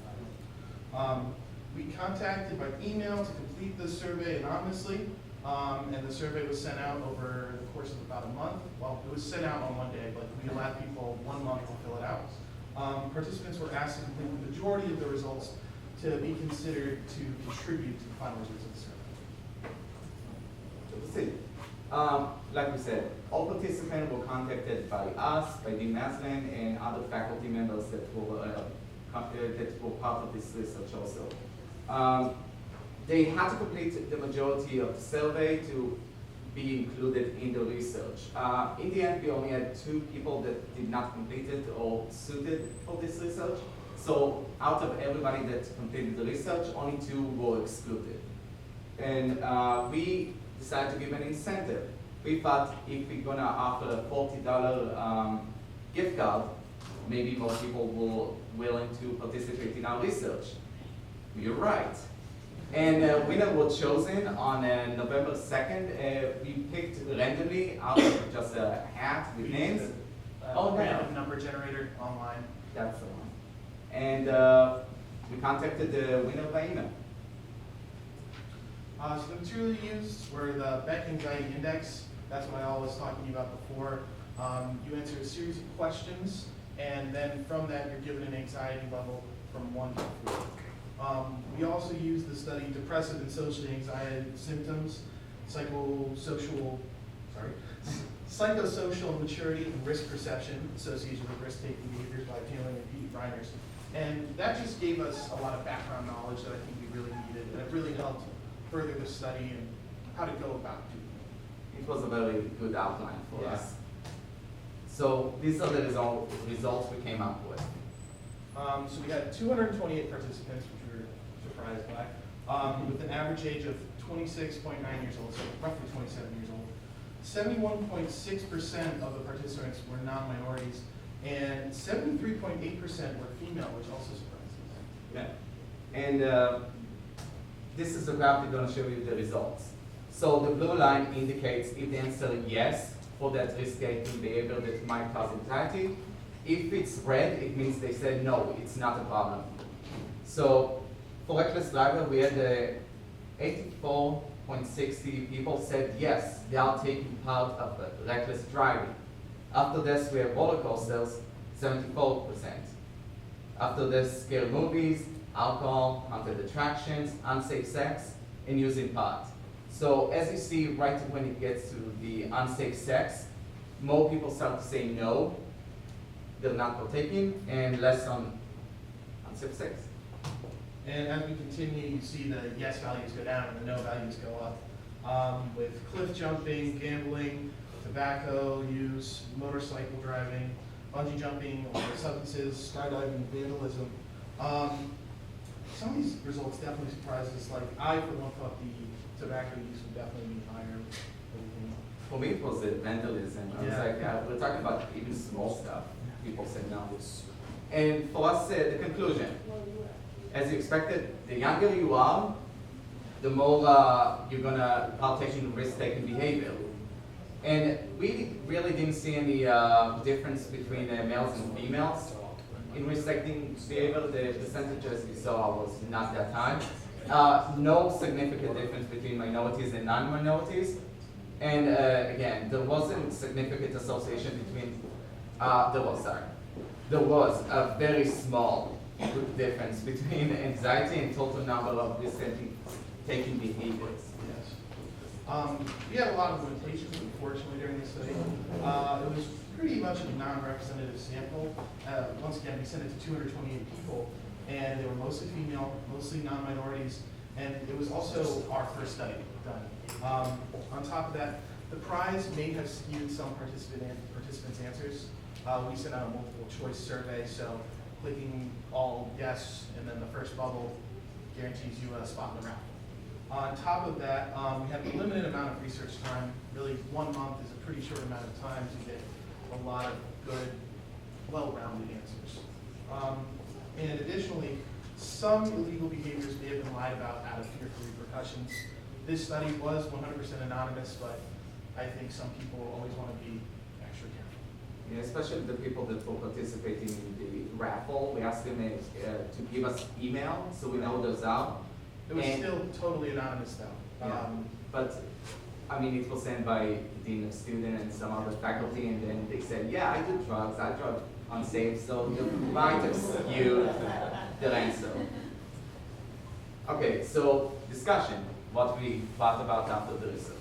So younger people tend to take more risky behavior and have higher anxiety, which you're more anxious, so you do more stuff that will make you even more anxious. That was just weird. And people that display higher anxiety engage in more taking behavior, like we said, and future to work on. So we would like to have a more diverse group of participants. It means probably do the research out of the school ground and just try different age groups also. We definitely will benefit from a longer research period. And we feel like that we might have benefit asking a little bit more specific questions than scary movies, what type of scary movies, and go into details on each topic a little bit more than just being wide range. And that's it.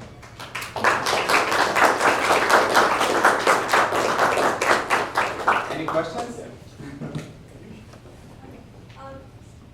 you go back to the first slide? Sorry. Sure.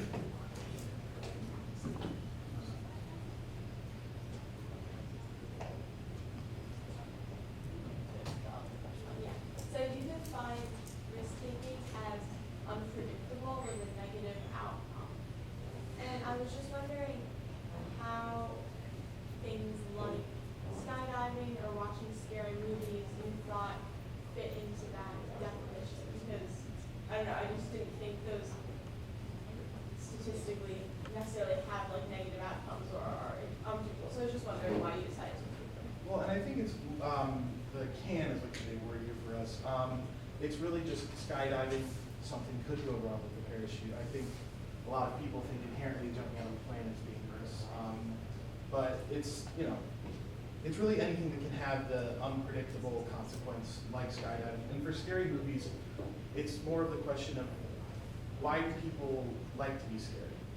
Because fear, most people would see as a bad emotion, an emotion that means something's wrong. It's also about not thinking of the repercussions. So when you think unpredictable, it's like, as the research showed, there was a lot of people that partake in unsafe driving, reckless driving. At the point when you do it, you don't really think about what's going to happen, you just do it. So the point is that you might have an idea of what it is or not even think about the consequences. So that can be unpredictable to you possibly. Or if you're going on you're saying skydiving, but roller coaster, you just assume it's going to be safe, but your body's telling you you're scared, you're anxious. You don't think about that, but your body's telling you something else. In the beginning, you said there were 2 people whose results that you kind of discounted. Why were they excluded? They were kind of joke answers. Clearly the people that weren't really taking the survey seriously. What's the name of the rapper? What's the name of the rapper? It was the one that is in jail now. Anybody knows the name for the 6 something? Oh, 6ix9ine, that's what it was. Yeah, he said it's him. Yeah. So that one, and the other one just did half of it, so. Gotcha. Yeah. Thank you. I mean, you can go to the last slide, I don't want to sort of, but it was just referencing the age and the tendency towards taking behavior for younger people. So it says that people who stay high in anxiety and vision more risky behavior, younger people tend to take more risks. But is it because they're younger, or is it perhaps they're more anxious? You know, at a crucial, maybe a transition point in life, and tending to That's it. We had the difference, we had 2 of them is because one of them was according to age, the other one we wanted to check is just life experience. So just because you're young doesn't mean you're not thinking about the consequences or you don't think about the risks. But again, you're young, so a lot of people do. But the older you get, the more you get the experience from that. So again, it's the idea of just thinking about it or just experience life and just understanding better. So the thing that's not correlation with younger people being maybe more anxious, is that? It showed that young people does show higher anxious levels, and they still do it. And I'd also say that, like, you know, one of the big things we learned from this class was that correlation does not equal causation. Yeah. So, so there might be a relation to these things, but what it is, we don't really know, and there might be another factor that we're not even looking at.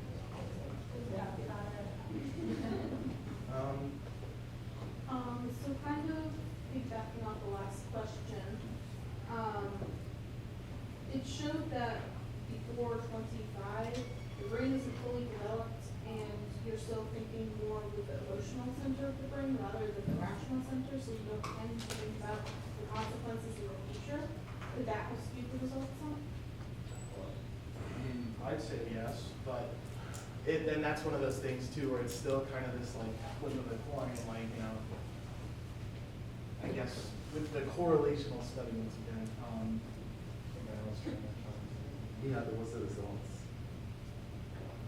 And the other thing is too, like that's the average age, but there were some older people that also filled it out, which could have skewed the results as well. Yeah, you will spot on that. It's, the age that we got basically kind of shows that that's true.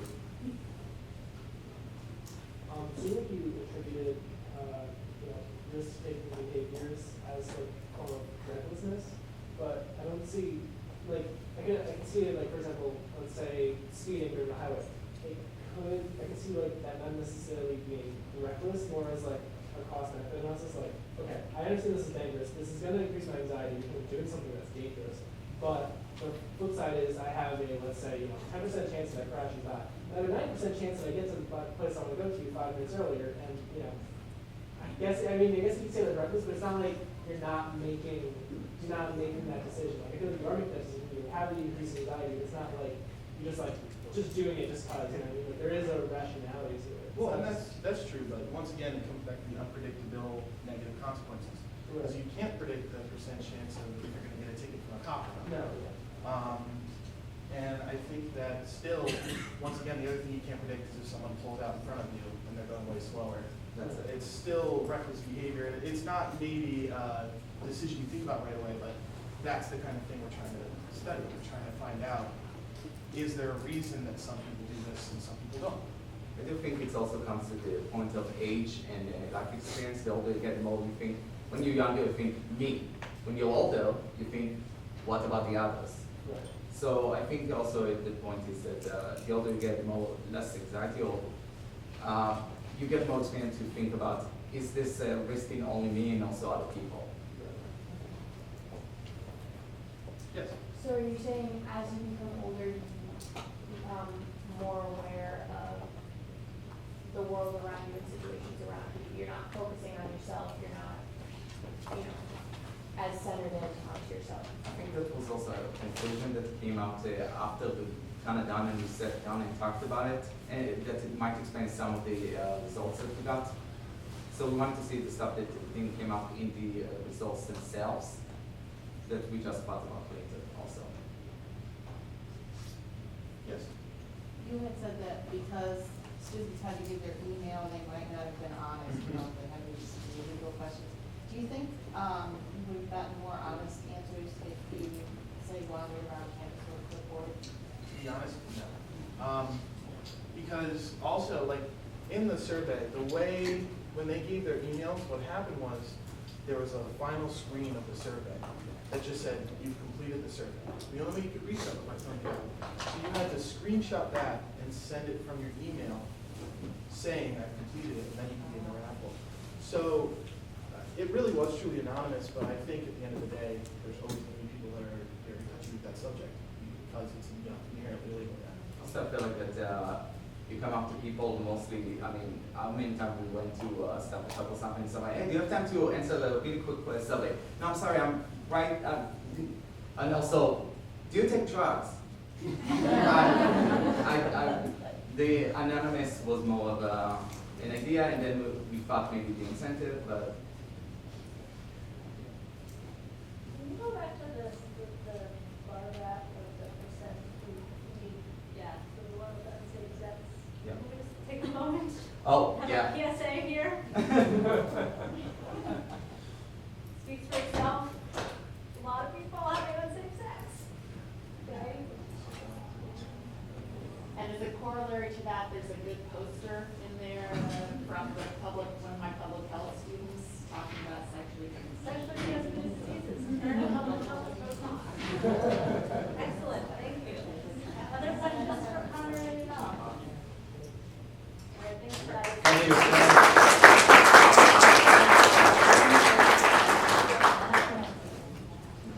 As a student of macroeconomics, I recently learned of a property known as the catch-up effect. The catch-up effect is the process whereby countries that start off poor tend to grow more rapidly than do countries that begin with more comfortable economic conditions. I wondered if this property might apply to less advantaged populations in the U.S. labor force during periods when the economy was particularly strong. What I learned was fascinating and has led me to the topic of my analysis. Economies are cyclical in nature, transitioning between periods of upturn and downturn. These periods are commonly referred to as hot periods and cold periods, respectively.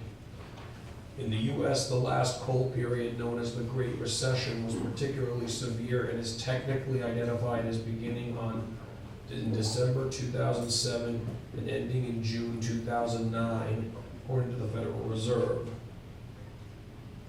The labor figures for disadvantaged populations look dismal during cold periods, but remarkably hopeful during hot periods. I believe that the unique and profound effects of hot and cold economic periods must be better understood by the general public in order to provide well-timed opportunities for disadvantaged populations to attain upward mobility and to better insulate them from the devastating effects of economic downturns. Labor Bureau statistics reveal demographic distinctions during these economic cycles. The September 2018 publication from the Brookings Institute entitled "Workers with Low Levels of Education Still Haven't Recovered from the Great Recession," and the March 2019 Brookings Conference draft, Okun Revisited, Who Benefits Most from a Strong Economy, formed the basis for the statistics I will discuss. In addition, I consulted the 2017 U.S. Census table, years of school completed by people 25 years and over by sex, age groups, race, and Hispanic origin, in order to investigate my hypothesis of a correlation between educational levels and minority unemployment. Statistics show that less advantaged populations, including blacks, Hispanics, and women, are more sensitive to a rise in unemployment during cold periods and also to increase in employment during hot periods. Overall, whites and males fare better during a cold economy. However, blacks and Hispanics recovered from the Great Recession far more rapidly than did non-Hispanic whites. And while whites have only recently returned to pre-Great Recession levels, Hispanics and blacks have surpassed their 2007 employment levels. According to the September publication, the employment to population ratio for blacks is a full 2 percentage points above 2007 levels. This remarkable surge supports my hunch that the catch-up effect for countries can also be attributed to less advantaged populations in the labor market. The conference draft takes the position that Arthur Okun's high-pressure economy analysis on the upward mobility of less advantaged U.S. workers is still applicable to our economic patterns today. According to Okun's 1973 hypothesis, during a high-pressure, hot economy, when employment levels are very low, it becomes more difficult to recruit the needed workforce. Thus, employers are likely to become more flexible with job qualifications required, such as education and experience. It is my belief that these conditions provide a unique opportunity for less advantaged populations to gain a foothold in the workforce. My analysis bears this out. While less advantaged populations trailed most severely in employment during recessions, at the end of hot periods, the demographic groups converge toward each other. When looking at rates of employment during the depths of the Great Recession, graduate degree holders experience a beneficial spread in employment from bachelor's degree holders. The same holds true for high school graduates versus less than high school graduates. However, as we are now in a hot period, the employment rates of graduate's degrees and bachelor's degrees holders are similar, and the same holds true for high school graduates and less than high school graduates. And while those with an associate's degree are approaching pre-Great Recession levels, only those with a bachelor's degree or more have surpassed pre-Great Recession employment levels. During a recession, all groups experience higher unemployment. However, unemployment increases as education levels go down. Typically, the worker with a lower education performs a less highly skilled job and is thus more expendable. This means that such a worker is often one of the first to get let go, and when it comes to new job openings, the positions are more likely to go to overqualified individuals who cannot find better work. Thus, I view having more education as a safety net of sorts during a particularly competitive job market. Like young black people were more sensitive to changes than middle-aged black people, for example. I believe that this is due to the fact that they are likely to have attained less education and less job experience, and so are less skilled overall as a result, which then increases their employment volatility. The charts for unemployment rates based on race and those based on education look shockingly similar. It is evident that whether the cycle is a cold period or a hot period, highly educated workers are more likely to be employed than less educated workers. There were no demographics combining race and education. I suspected that minorities might not suffer as much during downturns if they were to have higher levels of education. So I did some research. I learned from the Census Bureau that there is a positive correlation between employment levels and educational levels for whites, blacks, and Hispanics. For those aged 25 and over, 23.8% of non-Hispanic whites hold a bachelor's degree, 15.1% of blacks do so, while only 12.2% of Hispanics hold a bachelor's degree. It is clear that a highly educated minority towards the end of a hot period would be likely to be enjoying a dramatic improvement in labor opportunities. Furthermore, I conclude that a method to inoculate minorities from weak economic cycles is to bolster their education rates. Some may be quick to argue that further education pales in the face of discrimination. The text Principles of Economics by N. Gregory Mankiw discusses the difficult task of the economist in measuring labor market discrimination. Essentially, we know that there is some degree of discrimination in play. However, it appears to be a far more pronounced factor than it really is when we attempt to adjust for other factors. For example, the quality of an individual's education has a bearing on their level of human capital. That is, all educational benefit is not equal, and minorities are often those who suffer as a result. Secondly, even with the same educational level, job experience often varies among gender. For example, 75% of women during the ages of 25 and 34 years can be found in the labor force, whereas the figure is 90% for men in the same age group. Understanding the unique window of opportunity for advancement in the labor force at the end of hot periods can provide minorities and the disadvantaged with more incentives and hope to pursue labor opportunities. I wish that there were statistics kept for other less advantaged and marginalized populations, such as the physically, mentally, and developmentally disabled, as well as combat veterans. It would be reasonable to conclude that their labor force patterns would also be cyclically sensitive. I feel it is important to educate people on how the data works so that people can have the foresight to get more education when times are good rather than waiting until they are struggling. According to Principles of Economics, human capital is the accumulation of investments in people, such as education and on-the-job training. This principle recognizes the expenditure of resources on individuals with the intent of raising productivity in the future. Each year of schooling can be attributed to an average increase in wages of 10%. Thus, public policy that supports educating a nation's citizens enhances the standard of living of its citizens. The good news is that as a nation, we can influence the quality and quantity of education and job experience opportunities for less advantaged populations through economic policy.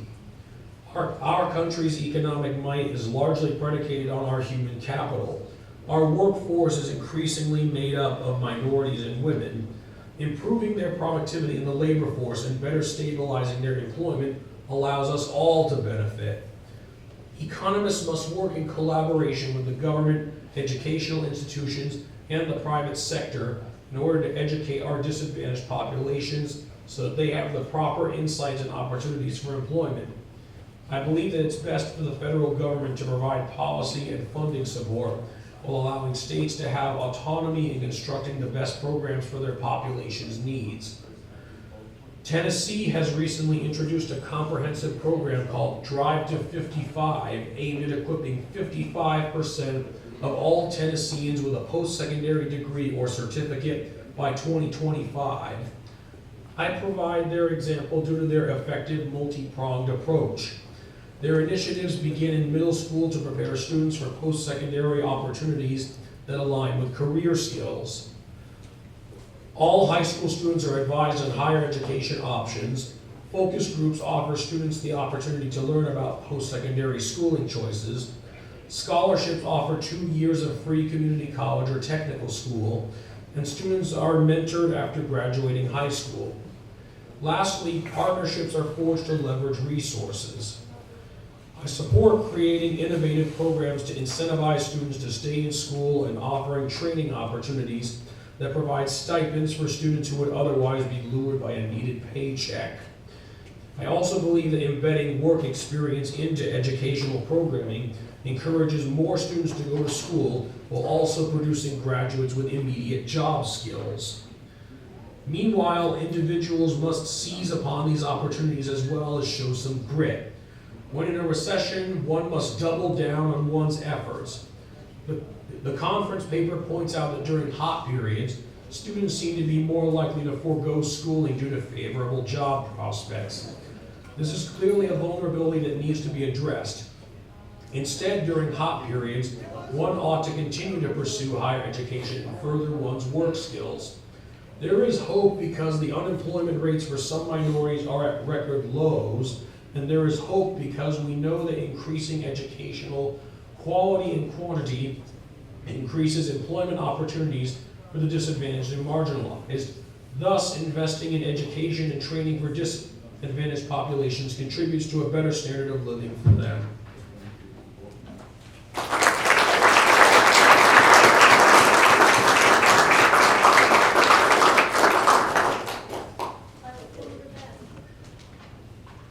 Yeah.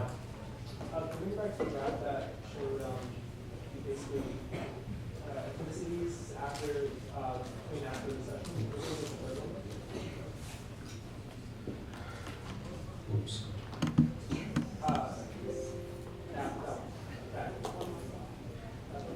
This one? So with this graph, you said that it showed that large amounts of minorities had better prospects after a recession, in a hot period. Yes. But could that whole thing have been a product of the changing ethnic composition of America now that we have predominantly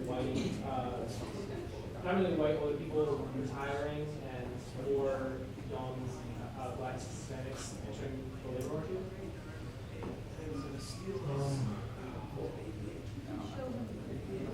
That is the Okay, so I think this can help. These graphs go all the way back to 1975.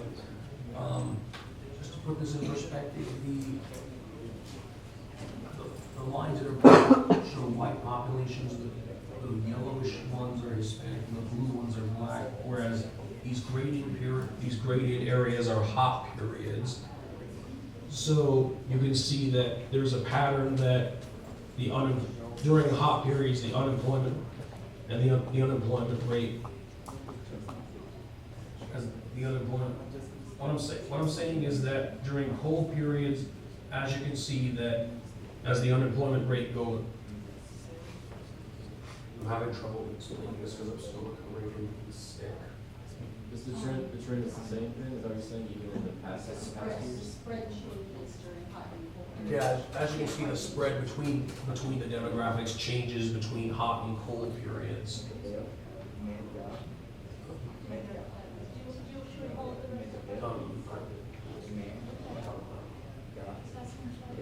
Does that help? Oh yeah, that's pretty good. I was assuming that it might have been more of the trend in the past 10, 20 years, but it seems like it holds out even in 30, 40 years back. And keep in mind, Open made his analysis back in 1973, so they're saying, the article I was reading was saying that even almost 50 years later, Open's analysis still holds up even in today's markets. Hi, Mr. Moskowitz. You've done an excellent job in reminding us of the importance of education with participation in the workforce, especially in various minority groups.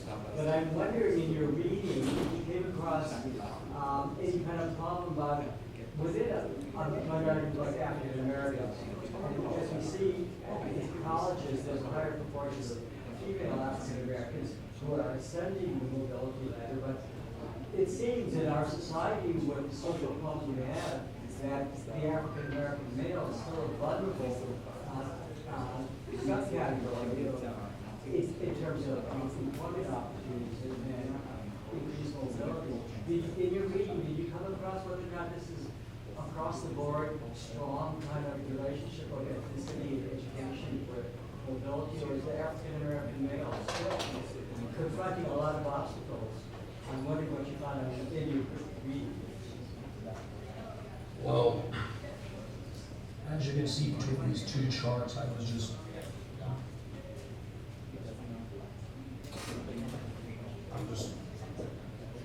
I'm still kind of from this call. I just did this with my mom's help. I just need a little help explaining this because I'm still recovering from the flu as I explained. So Ben just focused on a few sources, and then for the census report, which you don't have the statistic, but do you happen to recall the difference between men and women who had bachelor's degrees? Do you remember? I believe that this chart shows it right here. I think for women had slightly more or slightly higher percentages that had bachelor's degrees than men. Yes. So that would, there were not statistics between the gender and the minority, right? Like Yeah, so there were no statistics that put two and two women together, so to and- speak. Okay. And they did not combine African American and women And educational education. attainment and African American men and educational attainment. But overall, there were slightly more women that had bachelor's degrees than men. Yeah. Yes. Does that help answer your question? Yeah, thank you. So I think that's about it. All right, thank you so much.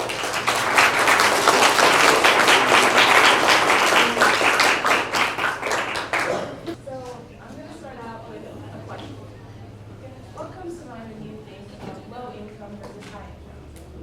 Better yet, what comes to mind when you think of the lives led by low income individuals versus high income individuals? When I think of high income, I think of organic food, luxury brands, and spacious homes. When I think of low income earners, I think of fast food and secondhand clothes and government housing. Even if these things in particular don't come to mind when you think of low income versus high income, there is no doubt that there are differences. There is also no doubt that these differences, these disparities, have been present and recognizable for so long that I thought if I closed the door. No, it's, Mike has this.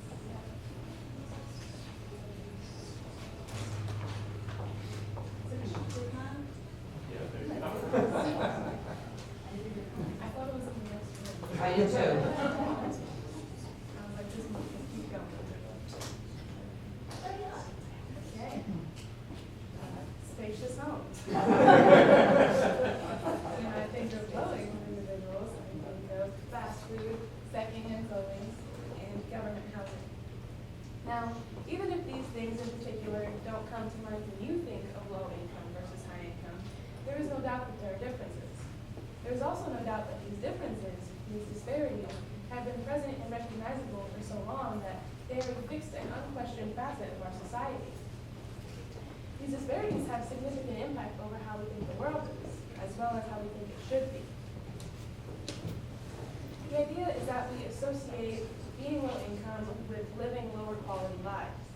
But this mindset can be incredibly dangerous because it continues the belief that being low income means deserving of quality.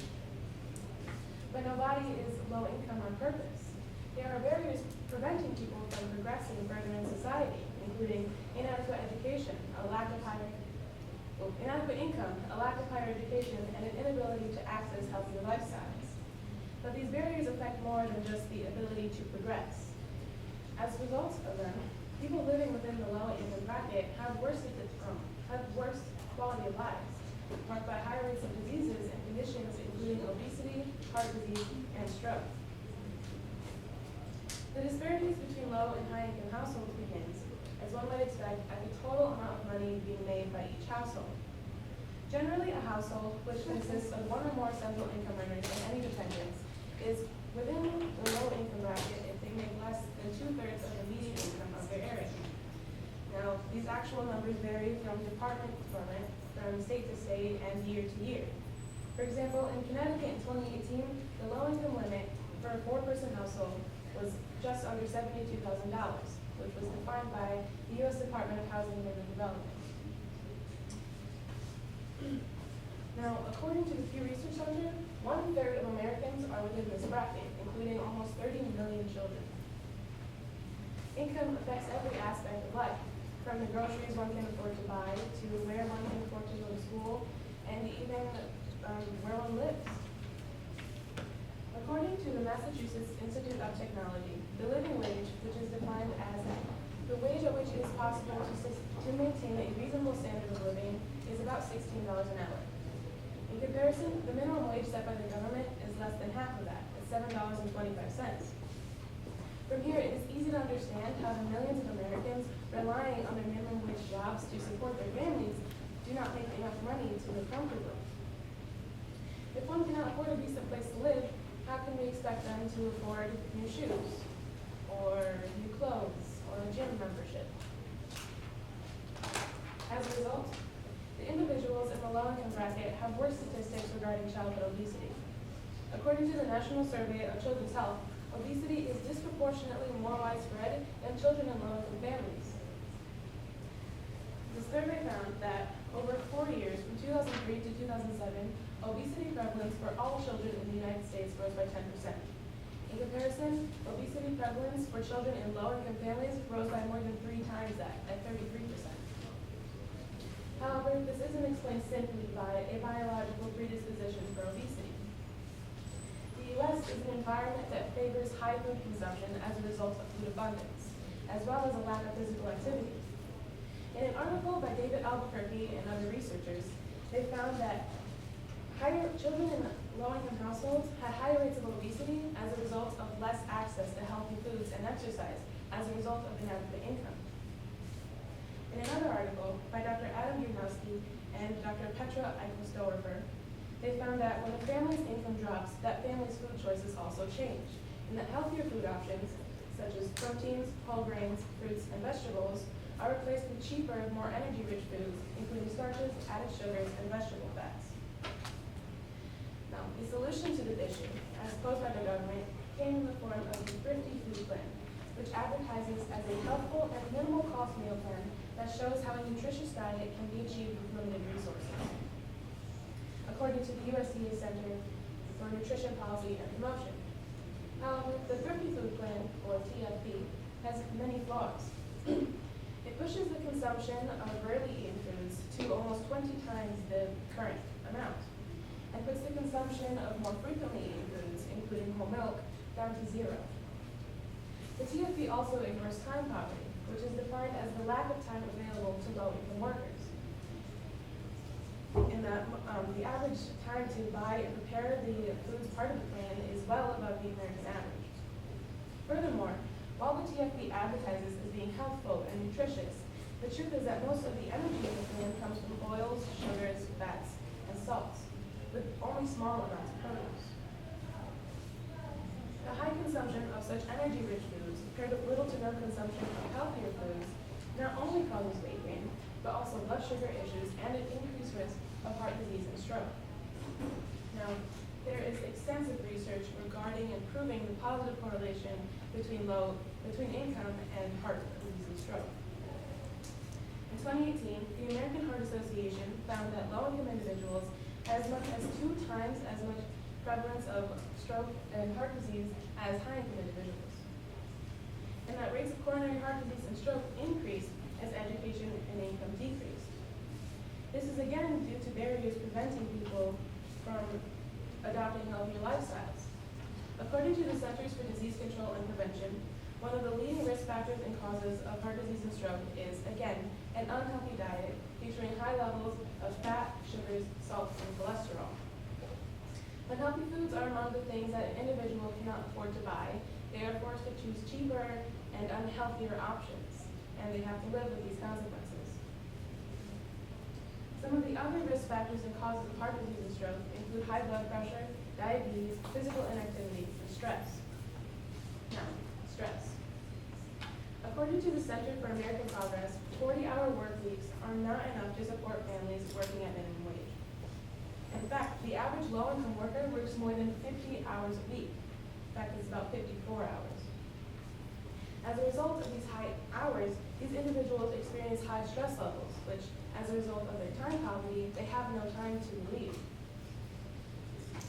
Along with this, over the last several decades, the emphasis on education in terms of employability has increased exponentially, as jobs require increasingly higher levels of education in order to consider anybody in the hiring process. According to the National Center for Education Statistics, 86% of 25 to 34-year-olds with bachelor's degrees or higher were employed. In comparison, only 72% of the same age group who only had high school diplomas were employed. As far as the general public goes, little education means that these individuals are rarely able to find jobs paying above minimum wage, if they are able to find jobs at all. These low levels of education correlate to lower employability and higher unemployment, which brings us right back to stress. These high unchecked stress levels can be catastrophic for these individuals' health, as according to the Mayo Clinic, they are further contributors to high blood pressure, heart disease, obesity, and diabetes. Now, there is abundant evidence of the extensive issues regarding the health and well-being of these people in the low-income bracket. But of course, there are individuals who will say that these disparities do not exist, or that they do, but they are impossible to solve. And in part, they are correct. There is no one major solution to these issues. However, there are several possible smaller solutions that can help. One possible solution would be to make healthier food options more readily and easily available to low-income households. Price ceilings could be placed to prevent healthier food options, such as grains, vegetables, and unprocessed meats, from becoming too unaffordable. Likewise, policies could be written and implemented to incentivize food companies to sell their products at lower prices. These policies could even include rewards for more humanitarian-driven business plans, which is also what's done with pollution. Making healthy, nutrient-rich food a more realistic option for low-income families can and would positively impact the lives of millions of Americans. Since the dawn of civilization and the subsequent creation of money, income, and the class system, there have been populations of more well-off people and populations of less well-off people. At the beginning, this was due to some people simply working harder than others. Now, though, times have changed. The odds are stacked against low-income individuals, and it is harder than ever to break through the ranks to middle and high income. And in the face of ever more worrying statistics regarding the health, well-being, and overall quality of life of not just low-income workers, but all workers, now is the time to ask for change. Good health should not be a luxury.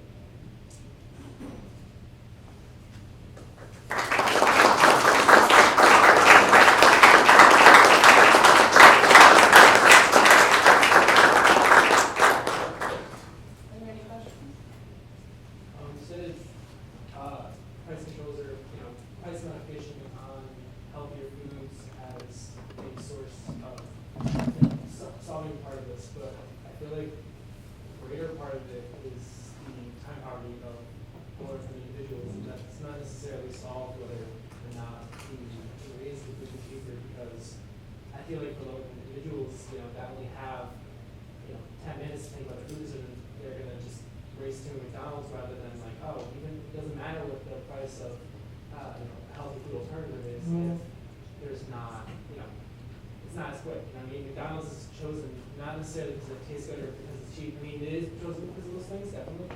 But I think the fast component is not solved by simply bringing down the price of healthy foods. If you don't have basically a healthy fast food alternative, I think the time poverty is the biggest factor here. So yeah, I completely agree. This isn't just like, oh, they can't afford to eat healthy foods, so this is, why everything is happening. It's a collection of just issues on top of issues, and it's kind of something I was alluding to when I said that there was no one solution. First of all, we need to, raise the minimum wage. Make people who are unable to get higher paying jobs be able to support their families. A lot of times people are working 2 or 3 jobs to live, and as a person who has worked 3 jobs and gone to school full time at a part in my life, I understand that completely. But, yeah, that's a completely valid point. I was gonna ask about, because I agree with that solution as well, but, the question about like, we mentioned like rewarding companies, how do you, avoid like, example, giving companies, who already sort of say like, I can use like Whole Foods as an example, like they're already serving, like they serve high-end customers, and they sell high-end products, and so they're, like in that policy solution, would that just reward Whole Foods, and subsequently Amazon, like one of the richest companies out there, for doing something that they're already doing, or would this be something that rewards, like, how would you focus on making sure like this is really like encouraging like smaller companies? When I think of that portion of my possible solution, it was more focused on the people who aren't doing it already, which is, it's like, it would be a policy to make companies more willing to do that sort of thing, because like, for the amount of money they may lose in revenue, it's like, that could be part of it. But it's mostly just, for companies like that, it would probably just be to incentivize them to keep doing what they're doing, because obviously we don't want to go backwards.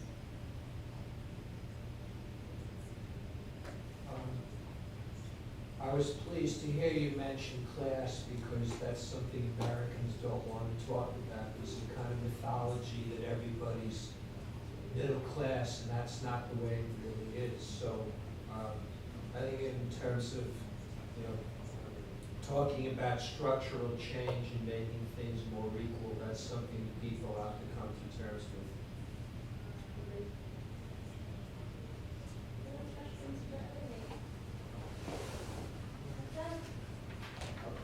Yeah, I guess to say one thing. So you did mention the minimum wage increasing. Do you think? I mean, I do agree with minimum wage increasing, but I don't know if that, plus what you're saying, even the present case, do you think that would really solve the town poverty problem for those income individuals? I mean, see prices going up, you can see all that. I just don't know if those two solutions, put together would, I feel like because town poverty is your biggest thing. Like, what do you think is the best solution in order to get people who typically would not have the time to dedicate themselves to nutrition or whatever? How do you put some balance this? What would be your? I don't think anything is ever going to replace income. So if you want like the full rundown of what I think should happen, I honestly think that we should start at the level of education. We need to make it free or more easily accessible to people who can't afford high tuition costs. I mean, I wouldn't be here if it wasn't for my FAFSA. Once people are able to get higher degrees, or better degrees, they're able to get higher paying jobs, in which they would. I mean, obviously some jobs you're gonna have to work no matter what. I mean, no lawyer gets where they are by working 30-hour weeks.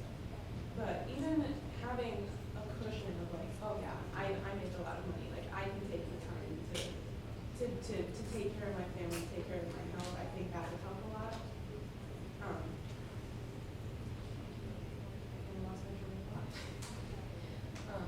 But yeah, I honestly believe pretty much not every, but many problems that we face in America today are based on how we treat education. Like that is the privilege, like that is the luxury. It definitely should not be. Here.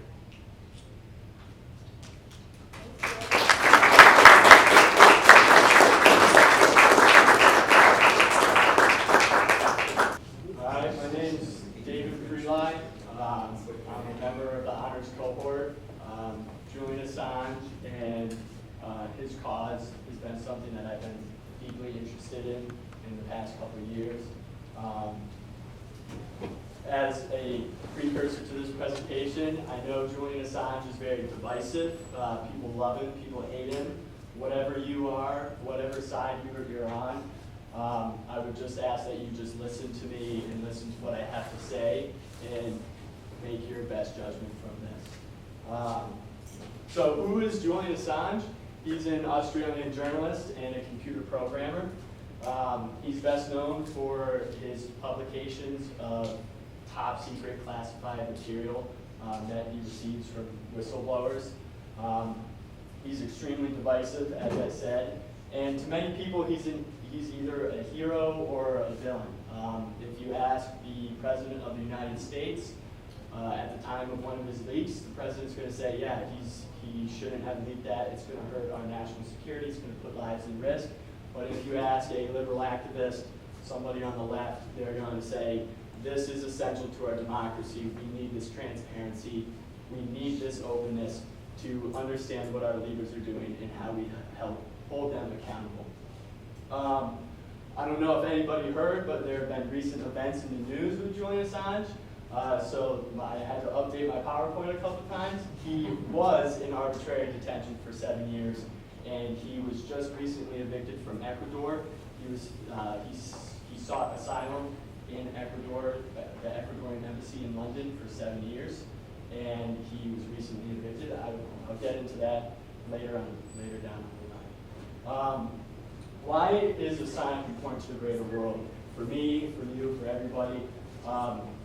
As stated, he publishes classified documents. Classified documents that people in power do not want us to know.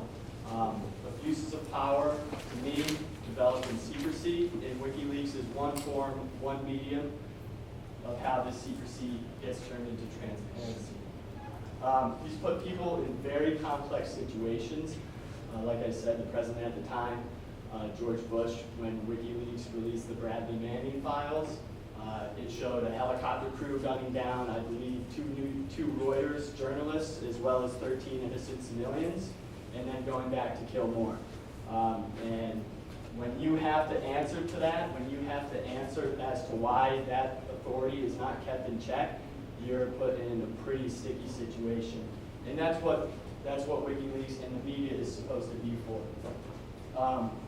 I'd just like to point out, all of his leaks are public information. You can go to WikiLeaks, and people will say you get viruses or whatever, but you can go and look at every single piece of information that has ever been released. He stores it in vaults. You can look at the Democratic National Committee's emails, their server. There's, I believe, 30,000 emails, and you can see what Hillary Clinton was saying, what John Podesta was saying. You can figure it all out, and the public checks it. The publishers of the New York Times go to that for information. So it's very accessible. There's nothing hiding. It's very easy to look at. I would just like to point out, WikiLeaks was the first platform that allowed leakers or whistleblowers to come to them and release sensitive information. I believe even the Connecticut legislature has a whistleblower medium. So somebody in the Connecticut legislature that has sensitive information can go and talk to somebody, and that's a way to get information out. And I would also like to say the journalist and publisher integrity of the broader world has slowly eroded from WikiLeaks publications. WikiLeaks, they've published information that has been in complete contrast to what the New York Times says and to what Reuters, CNN, MSNBC, Fox News have said. And like I said, it's all public information, and nobody has been able to disprove it yet. The governments that have looked into prosecuting Julian Assange, it's been predominantly the Obama and the Trump administration. I'm sure the Bush administration has looked into prosecuting him as well.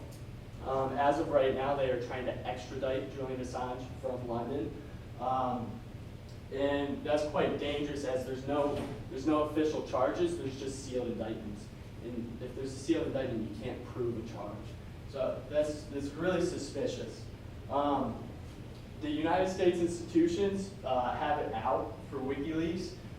There have been numerous times where the United States and England have broken their own laws to go and extradite Julian Assange. And I'll get into an example of that later down the road.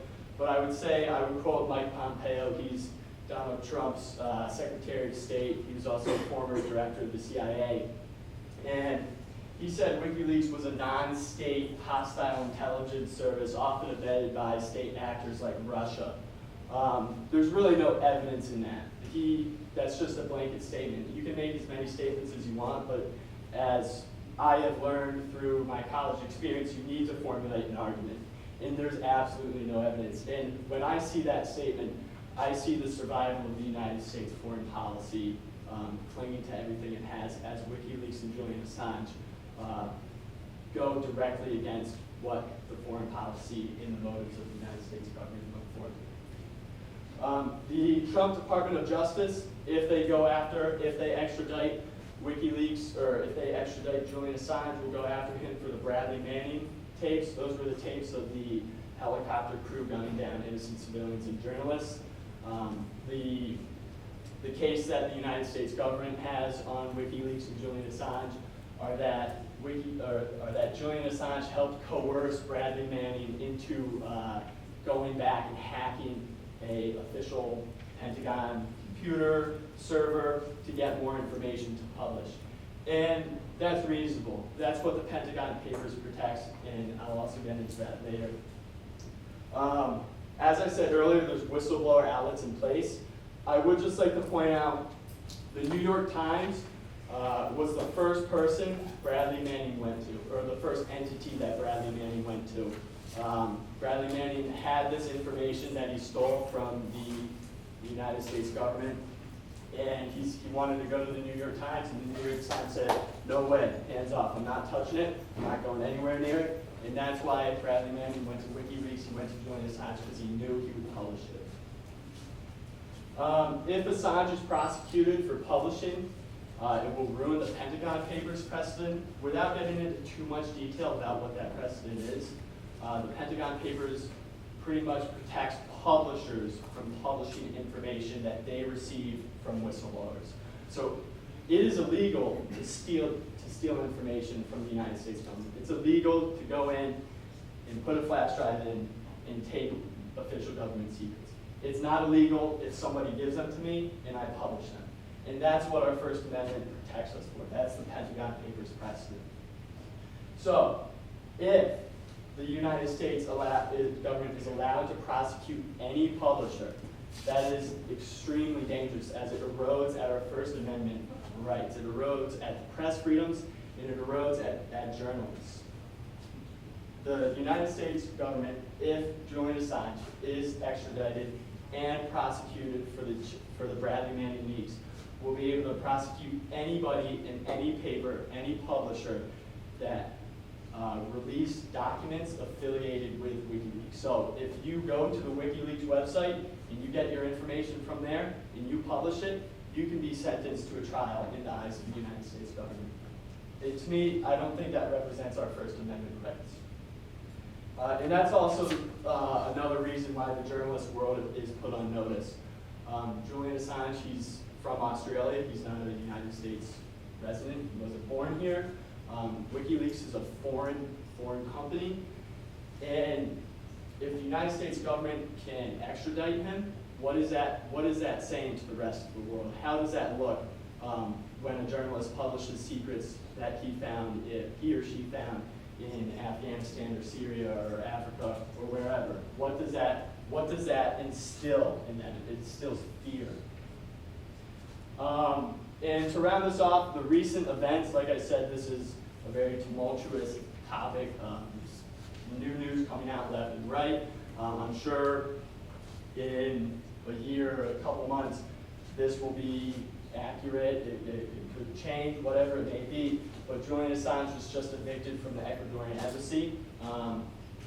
I think that's important because, one, it goes against United Nations law, it goes against international law, and it goes against Ecuadorian and English law. You're not allowed to kick somebody out that has sought asylum. He was moved to Belmarsh Prison, which is London's or England's version of Guantanamo. He wasn't allowed to speak to his lawyer. He wasn't allowed to talk to anybody. There have been accounts that he may have been tortured. Nobody knows because he has no contact with the outside world. I would also like to point out that the day that he was evicted from the embassy, the Ecuadorian state, the Ecuadorian country, received $4.2 billion from adopting the Washington Consensus. The Washington Consensus is adopting rules and regulations that the World Bank and the IMF and state, and about 2 hours after he was released, they got $4.2 billion. So it's a little fishy. Call for what you want it. This is how I see it. So his prosecution, it will definitely lead to a new precedent. I'm interested in what everybody else has to offer to this case. There's a bunch of independent journalists calling for his release, calling for President Trump to pardon him. Who knows what will happen? And the events that have unfolded have just proved the independent journalist community right time and time again. There's been numerous accounts where journalists have been screaming at the top of their lungs that they want Julian Assange free. They know that this will ruin the precedent that the Pentagon Papers have set out. And if it does happen, it will definitely destroy a precedent and will slowly erode our First Amendment rights. So with that, I thank you very much for your time. If you have any questions, please let me know.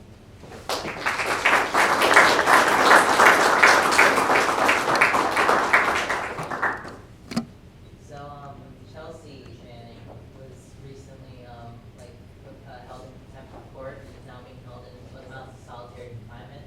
I wanted to know, your thoughts about that.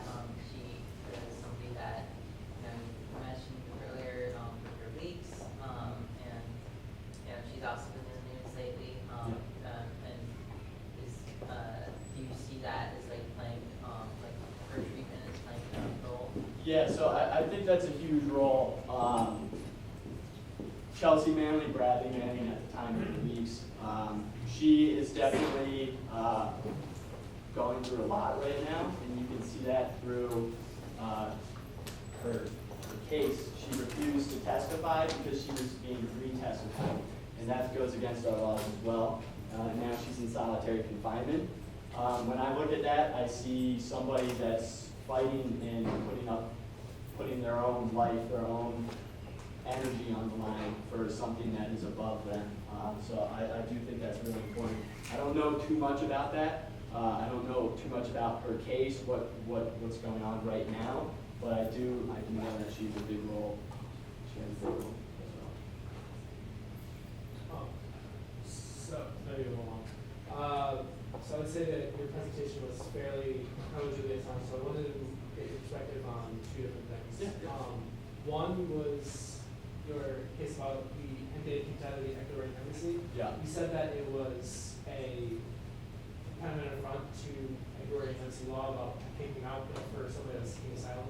But the reason he was kicked out was because he was stealing documents from the Ecuadorian embassy's internet connection, taking those private documents and then uploading them to WikiLeaks.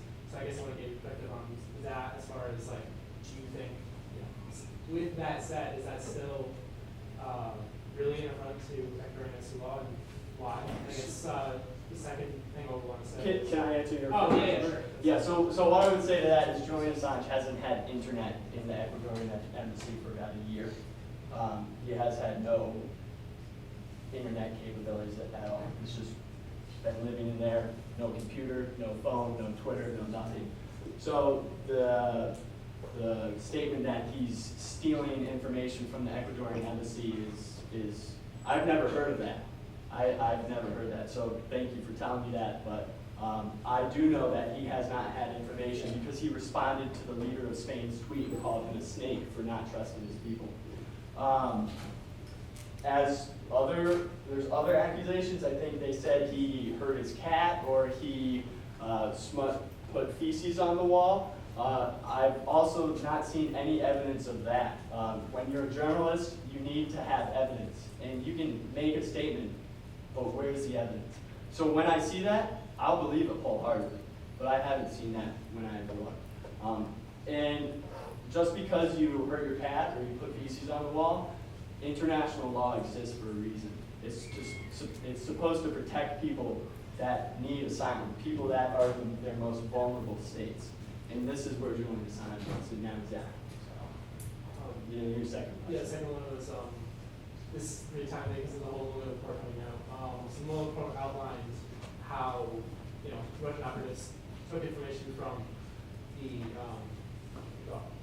DNC's email server, right? And has had contact with the Trump campaign and all that. And WikiLeaks was used as the medium in order to disclose the Democratic email server and all that at a profitable time for the Trump administration in order to help bolster his campaign. So with that conclusion defense, it's not like WikiLeaks is necessarily responsible for that, but they acted in a way to influence the American presidential election. Do you think that's problematic? That that a foreign government can use WikiLeaks as a medium in order to influence an election? So, I know there's a lot of those accusations out that WikiLeaks was part of the Trump campaign, and that's why Hillary Clinton lost. I would say that Hillary Clinton lost because where she went to poll, where she went to broadcast herself, people actually liked her less, right? Second with that, WikiLeaks has come out and they've said that they do not deal with other governments. They deal only strictly with whistleblowers. Also, Bill Binney, an ex-CIA operative, also a whistleblower, came out and said him and his group, it's like Veterans for Cybersecurity, went to President Obama and they said, there's no way Russia is able to hack into the DNC email from here in Russia and translate all of that material overseas that fast. He's like, it would take days for that to happen. Bill Binney said it came from inside the DNC, and WikiLeaks has confirmed that as well. But they won't give up their source. That's not what they do. So there's two sides to each story. It's just who has more evidence and who has more integrity. I see WikiLeaks as having more integrity than somebody like MSNBC, Rachel Maddow, when they retract stories every other day. I also see independent journalists with more integrity. So you can look at it both ways. I would recommend you to go and do as much research as possible. I can only tell you so much. Well, Dave, I appreciate what you're saying because there is a past history of people going back at least to the Vietnam era. Daniel Ellsberg, who had been in the Pentagon, exposed U.S. crimes in Vietnam in the Pentagon Papers. Seymour Hersh exposing the My Lai massacre, and there's all sorts of allegations of U.S. war crimes and all these wars in other countries with the complicity of other governments. And the people don't know what's being done to suppress dissent, which there's a long history of that in this country. That puts us in a lot of trouble if we don't know what's going on. Because the Pentagon found out in the Vietnam era that when the body bags came back of U.S. soldiers in Vietnam, and that was on TV all the time, that helped dissuade the American public against the Vietnam War. They learned since then to not allow that, to suppress dissent, and to not let people know about all the civilians killed by Western powers in all these countries like you mentioned. So people do need to know what's going on. Yeah, and I think that ties in with, it may not tie completely into this project, but it ties into the Middle East right now and how many of our troops are over there, but how many of them are labeled under private sector mercenaries very much. So there's definitely like bendings of the facts everywhere. So I think that whistleblowers are obviously very important in doing this on. I'm sorry, I missed. I think that whistleblowers are extremely important in doing this on, which is important than people like Edward Snowden. And every time something like this happens, the government's main complaint is that it threatens our national security. How much truth is there in that, and where do you think the line should be? So I haven't seen the United States take a hit from a release of the WikiLeaks publication. If you can prove that to me, I would love to see it. If anybody can prove that to me, I would love to see it. I know they go through a vetting process. I don't know what that is. I don't know what the details are. So that's all I know. But if you can, I'd love to learn more about that. So when Edward Snowden did his leak to Glenn Greenwald. Yeah. All of the information was vetted and redacted to protect the safety of people, you know, sensitive information. Yeah, yeah. So while it's important to release information, there is a responsibility on a journalist to go through the information Absolutely. and edit it. Absolutely. But that's not what Assange does. It's dumb. He just took the Manning information and edited it and released it to keep people safe, no problem. But what he ended up doing was dumping an unredacted cache of tons of documents out there that put people's lives at risk. That's not, to me, what I want a journalist to do. Yes, it's important to get the information out. It's also important to provide context and also protect people who aren't really part of what your main issue is in releasing this information. And I also think there's some evidence that he conspired to hack the Pentagon himself. Again, not something that I want journalists to do. If there's someone like, oh, this is a foreign national, this is not a United States citizen, working to hack our Defense Department. This is not Daniel Ellsberg, a U.S. citizen working for the Defense Department saying, hey, there's some sketchy stuff going on here. I'm not comfortable with that. I'm going to work in a partnership to make sure that information is released, but not in a way that's going to hurt other people. And for me, that's my problem with Assange. I feel like he's a foreign national and he doesn't have American interests at heart, whether it's the government or the people. That's not, for me, his interest, and I don't think that he should get protections that Ellsberg does. And I think he's a shady operator. He just dumped all the information out there and put people at risk. Yeah, so I would agree with you. I think dumping information is definitely it can be dangerous. I would err on the side that I also agree with you that he's a foreign national and that he doesn't have the complete rights of a United States citizen. But I think if you look at the whistleblower protections that are in place, you have the Pentagon, right? So they have a specific server that dedicates their time to interpreting whistleblower information. Same with the New York Times, same with all this other media. I believe it just came out that 100,000 whistleblowers have come to the Pentagon and not a single one has been answered or interpreted. What would you rather have? Would you rather have all of this information go and die in the Pentagon, go and die in the Intercept's database? Or would you rather have somebody actually publish it and see what happens? That's for me. I would rather not see it die. I would rather see it out.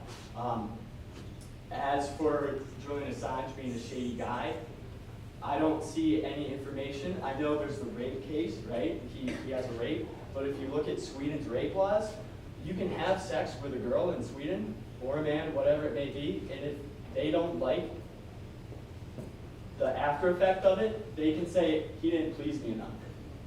He's a rapist. So it's very nuanced. And I think I would much rather have this information be made public than just die in the Pentagon server. Okay. We'll move on. Thank you so much, David.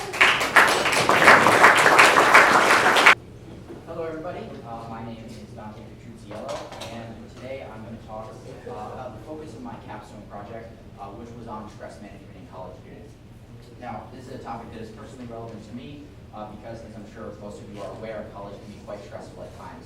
And so during my time here at Middlesex, I had to learn to manage and overcome some of those stressors. So in this presentation, I'm going to cover both what is stress and the stress response, the consequences of stress, both acute and chronic, as well as 3 stress management techniques that I found were particularly effective and accessible. One last note about the topic before I begin. Although I did adopt kind of a specific slant on stress management in college students, when I get to talking about the 3 stress management techniques, I won't talk as much about college students because these techniques really are universally applicable and you don't have to be a college student to use them. Okay, so what is stress? Well, when we think about stress, the kind of thing behind those feelings is what's known as the stress response, more commonly known as the fight or flight response. And this is an evolutionary adaptation in human and animal biology that goes back hundreds of thousands of years. So imagine that you're an ancient human out foraging for food and suddenly you encounter a wild bear. Your body immediately shifts into the fight or flight response. And this is orchestrated by both the endocrine, like your hormonal systems, as well as your nervous system. And so this increases your heart rate, quickens your breathing, and it pumps blood to your muscles to prime them for action. Additionally, the non-emergent bodily processes like digestion or salivation are inhibited, and your peripheral auditory and visual senses are kind of decreased to allow a sense of tunnel vision to focus on whatever the threat is. So in the modern world, stress is very prevalent. About 77% of Americans suffer from stress, as well as 85% of college students specifically. And this is because in our day-to-day lives, the stressors we encounter are no longer wild bears, but rather things like financial hardship, health concerns, or social pressures. Except our bodies are bad at differentiating between these different things, and it treats all of them with the fight or flight response. So this kind of constant and erroneous activation of the fight or flight response, which is known as hyperarousal, causes the symptoms of stress that you're all too familiar with. So in an acute sense, stress causes things like headaches, fatigue, high blood pressure, and depression, anxiety symptoms. And on the more serious chronic side, stress causes things like an increased risk of cardiac events or kind of the unhealthy habituation of alcohol, tobacco, or other drugs. So for college students specifically, there's social and academic consequences because when a student is stressed, they're less likely to go to class or finish that paper or go hang out with friends, and this directly and negatively impacts their academic and social lives. One note about the chronic kind of impacts of stress, there was a study done by the American Cardiology College, which found that chronic stress more than doubles the rate of incidence of heart attack, which is a particularly scary statistic. So now that we've learned a little bit about stress and its consequences, let's talk about how to manage it.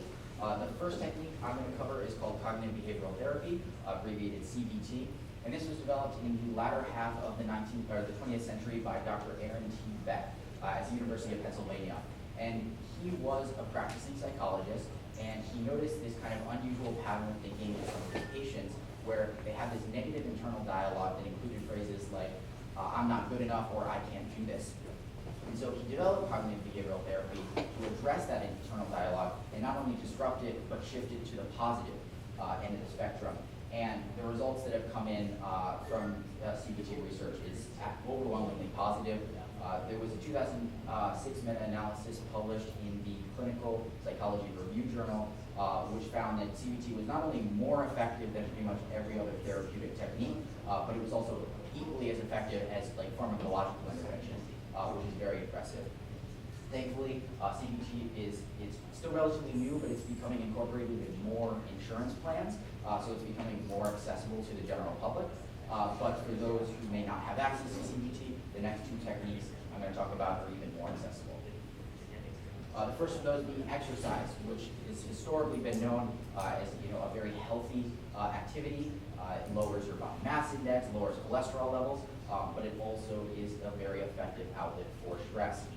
And the way it works is it acts as a mediator for your body's hormones. So when you're out jogging, the stress hormones like cortisol, adrenaline, noradrenaline, those are all decreased, as well as the feel-good, happy hormones of serotonin and endorphins are increased. The production of those is increased, as well as absorbed in the brain. Another kind of factor of how exercise works is known as the timeout hypothesis, which very simply states that when you're spending time exercising, you're spending time away from your stressors, and therefore they're not at the forefront of your thoughts, and they're less likely to kind of negatively impact your health and your life. So several surveys by the American Psychological Association have found that we feel good when we exercise, and yet only 43% of us do so on a regular basis. And this is potentially explained by kind of the negative, there's positive feedback loop between stress and exercise, where when we're stressed, we're less likely to go out and exercise, and in turn that just makes us more stressed.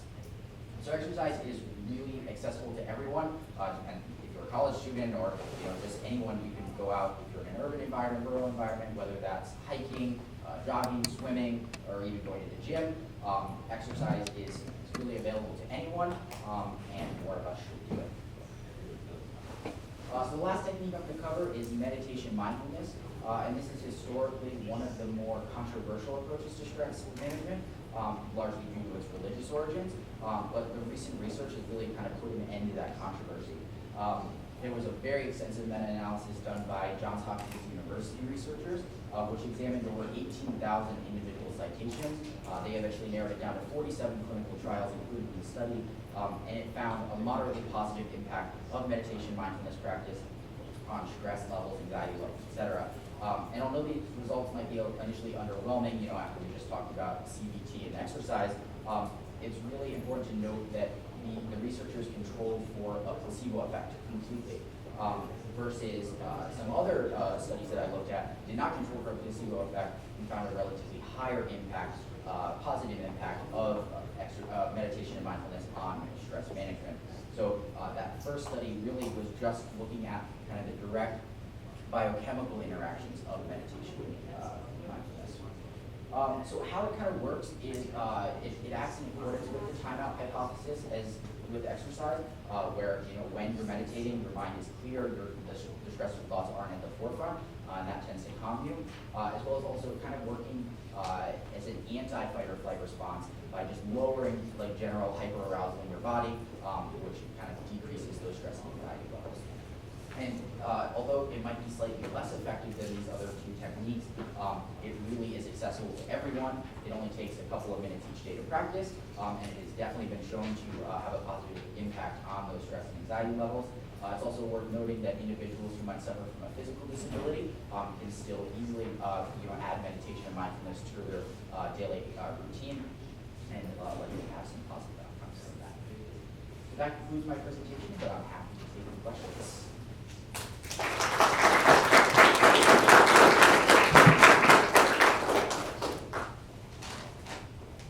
Yes.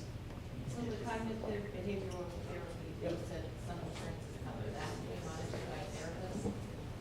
Yeah, so cognitive behavioral therapy is becoming kind of increasingly in the therapeutic practice curriculum, so more therapists are being trained in it. And so you go out and find someone who practices CBT just as if you would go out and see a counselor or therapist. Yes? On the slide where it talks about cognitive behavioral therapy, I don't know if it's my glasses or the fact that I'm back here, but I can't really read it that well. Did it say that the negative thoughts were automatic, like they weren't? Yeah, so the patients that were exhibiting automatic thinking, this is what he called that negative internal dialogue. They definitely weren't like, it necessarily wasn't a conscious process, it was just kind of that little voice in their head that was saying these things, and that's kind of why it was so harmful, just because since that was how they were going about their days, that was their outlook, and that's why it kind of caused those negative feelings. So they weren't conscious, it was just. Correct, yeah. Yep. I thought it was great that you mentioned meditation. Kind of more of a comment. I've often heard people a lot of times talk about the mindfulness meditation. It's like exercise for your brain. Yep. It's like exercising your brain to be able to concentrate on something. And like that, I guess the psychologists found that I think this person was right that when you're concentrating on something, that tends to be when your brain is the happiest. Yeah. Like so when you're not distracted by like lots of different things. Right. We call it flow. Maybe that's the Yeah, I've heard that before. Yeah. So I thought that was like a cool way to look at it. I think there's like a big movement now, a growing movement, especially in the younger population, to like secular meditation, secular mindfulness. Absolutely. And it's really important, especially like as I mentioned to you earlier, like we're so connected and there's so many distractions in that kind of modern society. Right. I think it's something that people have been dealing with for centuries. Like if you read books like Marx Aurelius and like the writings of Seneca, like they've been trying to figure this out for thousands of years. Right. It's not necessarily new. Definitely not. There are some people who say that mindfulness is going to join diet and exercise, and it's recommended, help. I think it's like just as important as this. Dante, what would you recommend for students in getting ready for finals and stuff like that? Yeah, absolutely. Any of these three techniques. CBT might, be a little bit too soon for that stuff, but, just kind of getting out and exercising, as well as, you try practicing meditation a little bit. And I think that will help them prepare mentally, as we approach finals just in a couple of weeks. Yes. So along those lines, I have seen a piece of research that found that students who practice mindfulness for a couple of minutes before they take an exam helps their performance Yeah. And then just to, so thank you, I think this is a great presentation. There are also apps that are helpful. Headspace. Yeah. Yeah, I have, so I should remember. Headspace, you know, to facilitate you at least getting started or, Right. you know, into a practice. Yeah. I don't know if this was Saturday, but I just tried yoga for like the first time in my life. And there was a lot of like, you know, kind of things about, you know, mindful work and aware of your body, meditation. There's also a big component of like a bit of like exercise, just keeping like moving your body in certain ways and exercising muscles. Yep. Is that like then the ultimate like? So yeah, I would say that definitely combines kind of the exercise and the mindfulness approach. It's also, just to build off of that, it's worth noting that I chose to highlight 3 different techniques here, but when I was researching this, there's so many out there that all take kind of similar but different approaches to stress management. This is by no means a comprehensive list. It was just the ones that I found had kind of the most research on their efficacy, as well as ones that were particularly accessible for college students and really anyone. But definitely not a comprehensive list, and there's a lot of different ways that work for different people as far as stress management goes. Did you happen to like, when you were researching these, happen to run across like the minimalism movement at all? Yeah, like the minimalist living in terms of reducing stress. I was just curious if that was in college.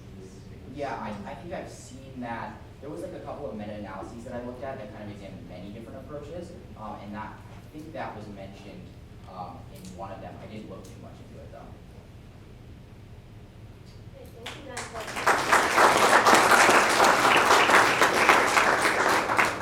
Good afternoon, everybody. So, my name is Jacob Murphy, and I'm going to be talking to you a little bit about artificial intelligence. Now, artificial intelligence, I think, is one of those technologies that everybody tends to deal with on a daily basis. But because of what we see in movies, video games, reading books, a lot of people kind of have misconceptions about how the technology works or what the technology actually is. So I hope that I'm going to clear up a little bit of that for you guys in this presentation. So to dive right in, what is artificial intelligence? To give a textbook definition, artificial intelligence, or AI, refers to machines that simulate human intelligence by performing tasks dependent on acquired skills, knowledge, and reasoning. Essentially, for a computer to be intelligent, it must exhibit the ability to imitate human cognition, at least on some level. And to clear up one misconception, AIs do not necessarily require any sort of physical manifestation, such as a robotic body. A lot of people tend to conflate the two fields, robotics and artificial intelligence. But in fact, most artificial intelligence that we deal with don't have any sort of physical manifestation past maybe an interface device like a phone or a computer. And you can certainly build robots that lack any intelligence whatsoever. So you can actually separate artificial intelligence into 2 distinct categories. You have narrow artificial intelligences. These are the AIs that we deal with every day. These AIs deal with a specific domain and are designed to solve a certain problem or complete a certain task. A couple examples of this are Google Maps, chess computers, and self-driving cars. The other category is general artificial intelligences, and these are a completely different animal. These are intelligences with infinite or universal domains that possess cognitive abilities equal to, if not far greater than any individual human. Some examples are HAL 9000, the Terminator, R2-D2, and C-3PO. Now I want you to notice a few things about the examples that I've given for narrow and general artificial intelligences. You should see that in the general category, they are all fictional, they're all from movies. That is because general artificial intelligences simply don't exist. A lot of the times when somebody's talking about how dangerous an artificial intelligence can be, they are referring to a general intelligence whether they realize it or not. There are people working towards creating general intelligences. Whether or not that's a good idea is still very much up for debate. But regardless, none exist as of now. The only working model we have for general intelligence is the human mind. And as you'll know, there's plenty of mysteries still surrounding that. So we don't even really know how we would conceptualize how something like this would function in terms of a computer program. We're not really even sure how that would work. Now, I kind of talked up general intelligence there a little bit, but that isn't to say narrow AI aren't extremely powerful. In fact, in my opinion, they're more powerful because they actually exist. Just to run through a few examples, you have self-driving cars. This is something that I know a lot of people are waiting for. They seem to be just around the corner. To give you an idea of their impact, a recent study done by George Mason University found that 32,000 people were killed in automobile accidents in 2015, and 90% of those accidents involved driver error. I think the implications of implementing autonomous vehicles in terms of that figure are fairly obvious. Next, you have personal AI assistants. These are things like Siri, Alexa, Google Assistant, or Cortana, usually on mobile devices. These sorts of AIs streamline your workflow, increase productivity, and tend to make your day a little bit more convenient, at least when they work. Sometimes, I recently got a new iPhone, and when I use Siri, it kind of makes me question the intelligent part of artificial intelligence. And next you have game playing AI. I mentioned chess AI before. If you've ever played chess on a computer, you've played against and probably lost to a chess AI. Recently though, there was an AI created by a Google subsidiary by the name of AlphaGo, which beat Go Grandmaster, Go being a ancient Chinese game, sort of akin to chess and checkers, but orders of magnitude more complicated. Beat Go Grandmaster Li Sedol in 4 out of 5 matches in their game.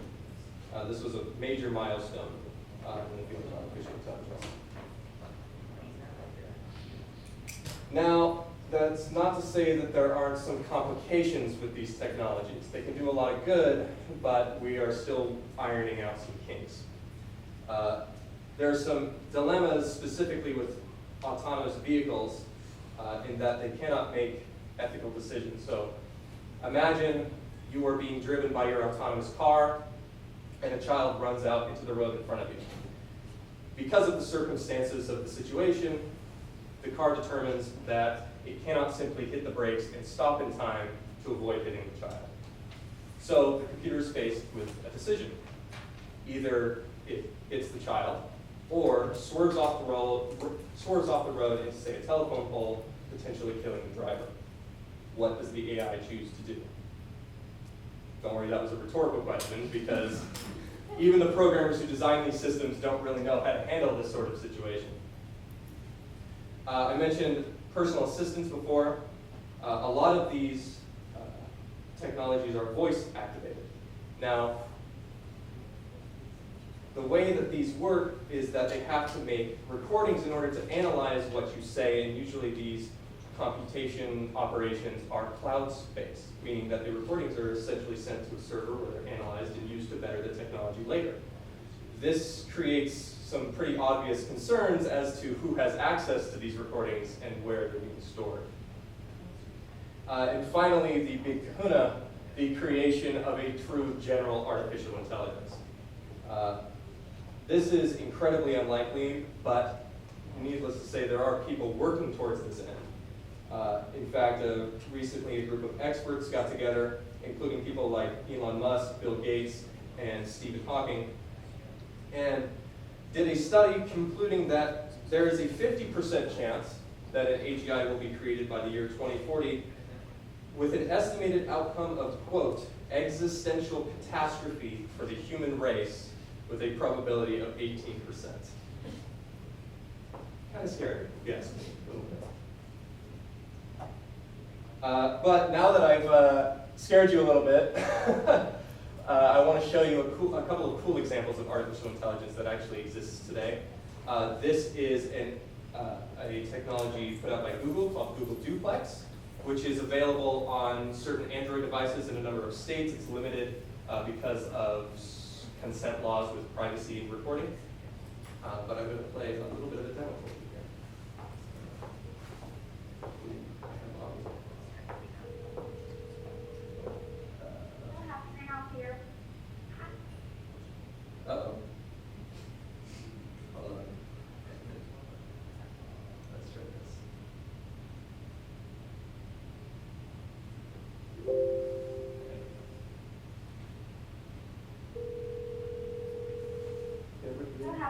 here. Hi, I'm calling to book a women's haircut for a client. I'm looking for something on May 3rd. Sure, give me 1 second. Sure, what time are you looking for around? At 12 p.m. We do not have a 12 p.m. available. The closest we have to that is a 1:15. Do you have anything between 10 a.m. and 12 p.m.? Depending on what service she would like. What service is she looking for? Just a woman's haircut for now. Okay, we have it 10 o'clock. 10 a.m. is fine. Okay, what's her first name? The first name is Lisa. Okay, perfect. So I will see Lisa at 10 o'clock on May 3rd. Okay, great. Thanks. Great. Have a great day. Bye. That's a little spooky, isn't it? So if you couldn't tell by listening, what the AI does is it will call someplace like a hair salon or a restaurant and book an appointment on your behalf, pretending to be a human. A little scary.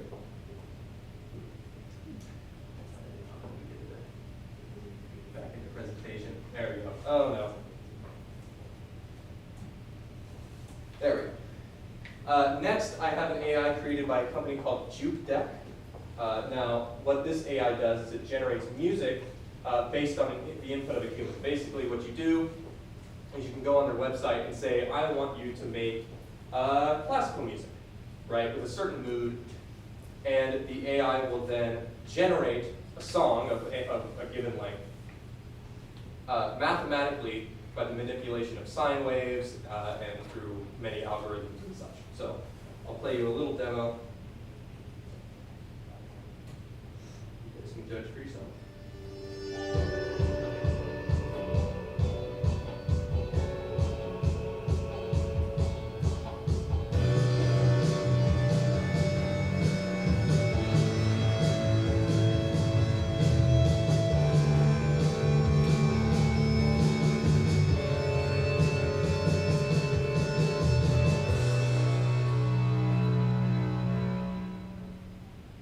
Good for a computer, you know. I'm more of a blues guy myself, but it was okay. I think my input for that was cinematic and emotive. So I don't know how cinematic or emotive it was, but pretty good. So, in summary, artificial intelligence is very much rapidly advancing. Technology is always pushing forward, and AI is one of the fields that is at the forefront of that advancement. This technology has absolute enormous implications for human society, one of the major of which is the job market. We're seeing a shift away from jobs that can be repeatable or that can be done by a machine and more towards careers that support this technological infrastructure that we're developing. In my opinion, this emphasizes the importance of education because a lot of these fields are incredibly technical and difficult to simply learn on your own.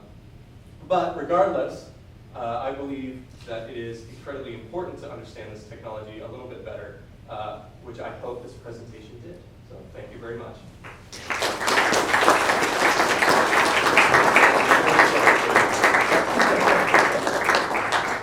So does anybody have any questions? I guess you didn't go into it because I know it's more high level, but I just wanted to ask, like, why you didn't go into more of the fact that, like, these things are not, like, being programmed by, software engineers necessarily. Most of it is machine learning. Right. So you're correct. So basically, a lot of the way a lot of these AIs function is that they are built up, on a base level, and through computer programming algorithms, they learn of their own accord. So I can give you an example. At Connecticut College, the chair of the computer science department there is working on research regarding robot artificial intelligences learning how to walk. Essentially what they program them to do, they build their robot out of 3D printing. They're usually like hexapods or four-legged robots. And they give them a goal. They'll set them down on a table and say, there's a finish line over there, I want you to walk to it. That's pretty much the extent of their input. They hit the go button, and the robot will begin flailing around, making random movements. It's kind of creepy, actually, if you see a video of it, at least initially. But whenever there is any forward progress made by the robot, they'll be given some reward. Now, when you're training a dog, it would be like a treat, but to AI, it's basically a point system, right? And the AI is programmed to desire this reward more than anything else. So it's like, okay, you moved an inch towards the finish line, so we're going to reward you. Now, maybe there was a specific movement that it made that resulted in that progress forward. Well, the AI is then going to repeat that movement. Okay, I got a point doing this. So I'm going to repeat that movement and continue on with the rest of the flailing. Then a little bit more progress is made, and the AI goes, oh, I just got more points. And slowly, over this process, many iterations, the robots were able to develop an extremely efficient gait, an extremely efficient way of walking, completely independent of any human input other than the initial programming and the reward structure. So this is an example of machine learning, and this is how a lot of these AIs tend to function. So you mentioned self-driving cars. So like not to like drastically change the subject, but there are a lot of jobs, obviously, truckers out there who may be a bit concerned if they lost their job to a robot. It's something that like has been in the news recently. There's a presidential candidate who's making that sort of the core bit of his platform. And Yang, and that's like his whole thing. Is he talks about all these truckers, they have these concerns. So how do you balance automation, kind of like potentially losing a lot of these very good working class jobs? Well, it's a tough issue for sure because the technology is going to advance regardless. And if it's a more efficient way of completing a task, transporting goods, companies are going to switch to the new method. I'm not sure in terms of what sort of social programs you could implement or what maybe the government could do. In terms of sort of regulating that issue, I'm not exactly sure how you could do it because if you put this, say, on a world stage, we're making these advancements, right, but other countries are also pushing towards these ends. So if it's a more efficient economic model to use automation to, for example, in the trucking business, to transport goods, that's going to give us an advantage. But if we stifle that, then we could potentially be giving advantages to other global economies. It's a tough issue. There's really no like one definite, this is how we will help the truckers keep their jobs sort of thing. I think that over time, the job market will simply adjust, especially because out of the need that's going to arise for more education in these sorts of fields, the job market will be forced to adjust one way or another. But in terms of the individuals that have these jobs now that are being automated, I don't know what you could do to help that like an individual industry that's just going to be completely taken over by automation. I really don't know that there's any one answer. So, not very satisfying. Thank you, Jacob.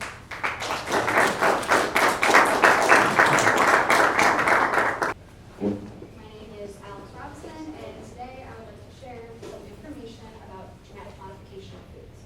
I first became interested in genetic modification while working for a farm share in Guilford. People that were interested in joining the farm share would ask questions like, oh, is that apple non-GMO, or what about that lettuce, does that have GMOs in it? And I had no idea what they were talking about.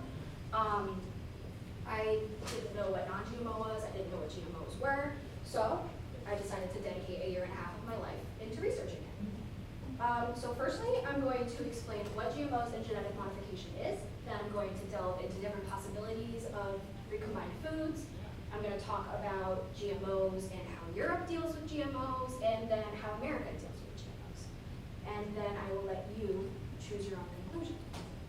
So, to begin, we're going to be talking about recombinant DNA technology. Recombinant DNA technology or genetic modification are just many different ways of saying that basically the DNA in the food was changed or altered in some way so that it's different from the original or parent DNA.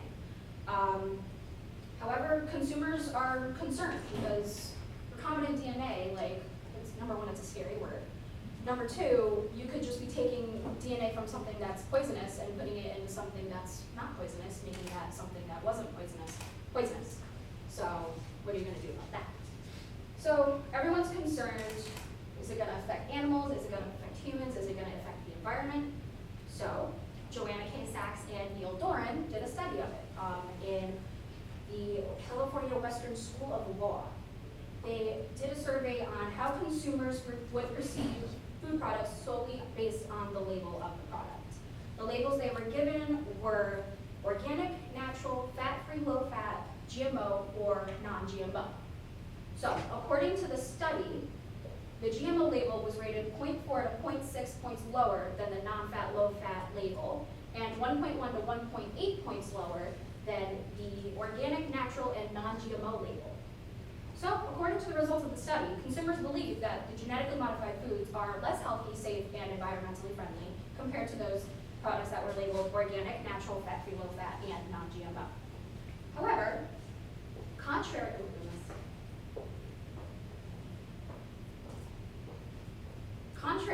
to the previously stated perceptions, there's actually no increased risk of toxins being expressed by making changes to the plant's genome, rather than just allowing conventional breeding.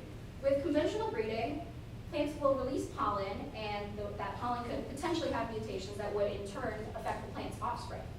These natural mutations could occur and offer the same risk of potential overexpression of toxins or allergens as plants that have genetically recombined genome.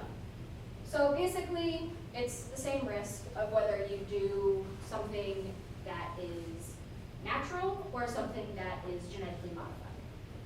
So although scientists were able to prove that genetically modified foods are safe, surveys say that consumers still perceive GMOs as potentially harmful.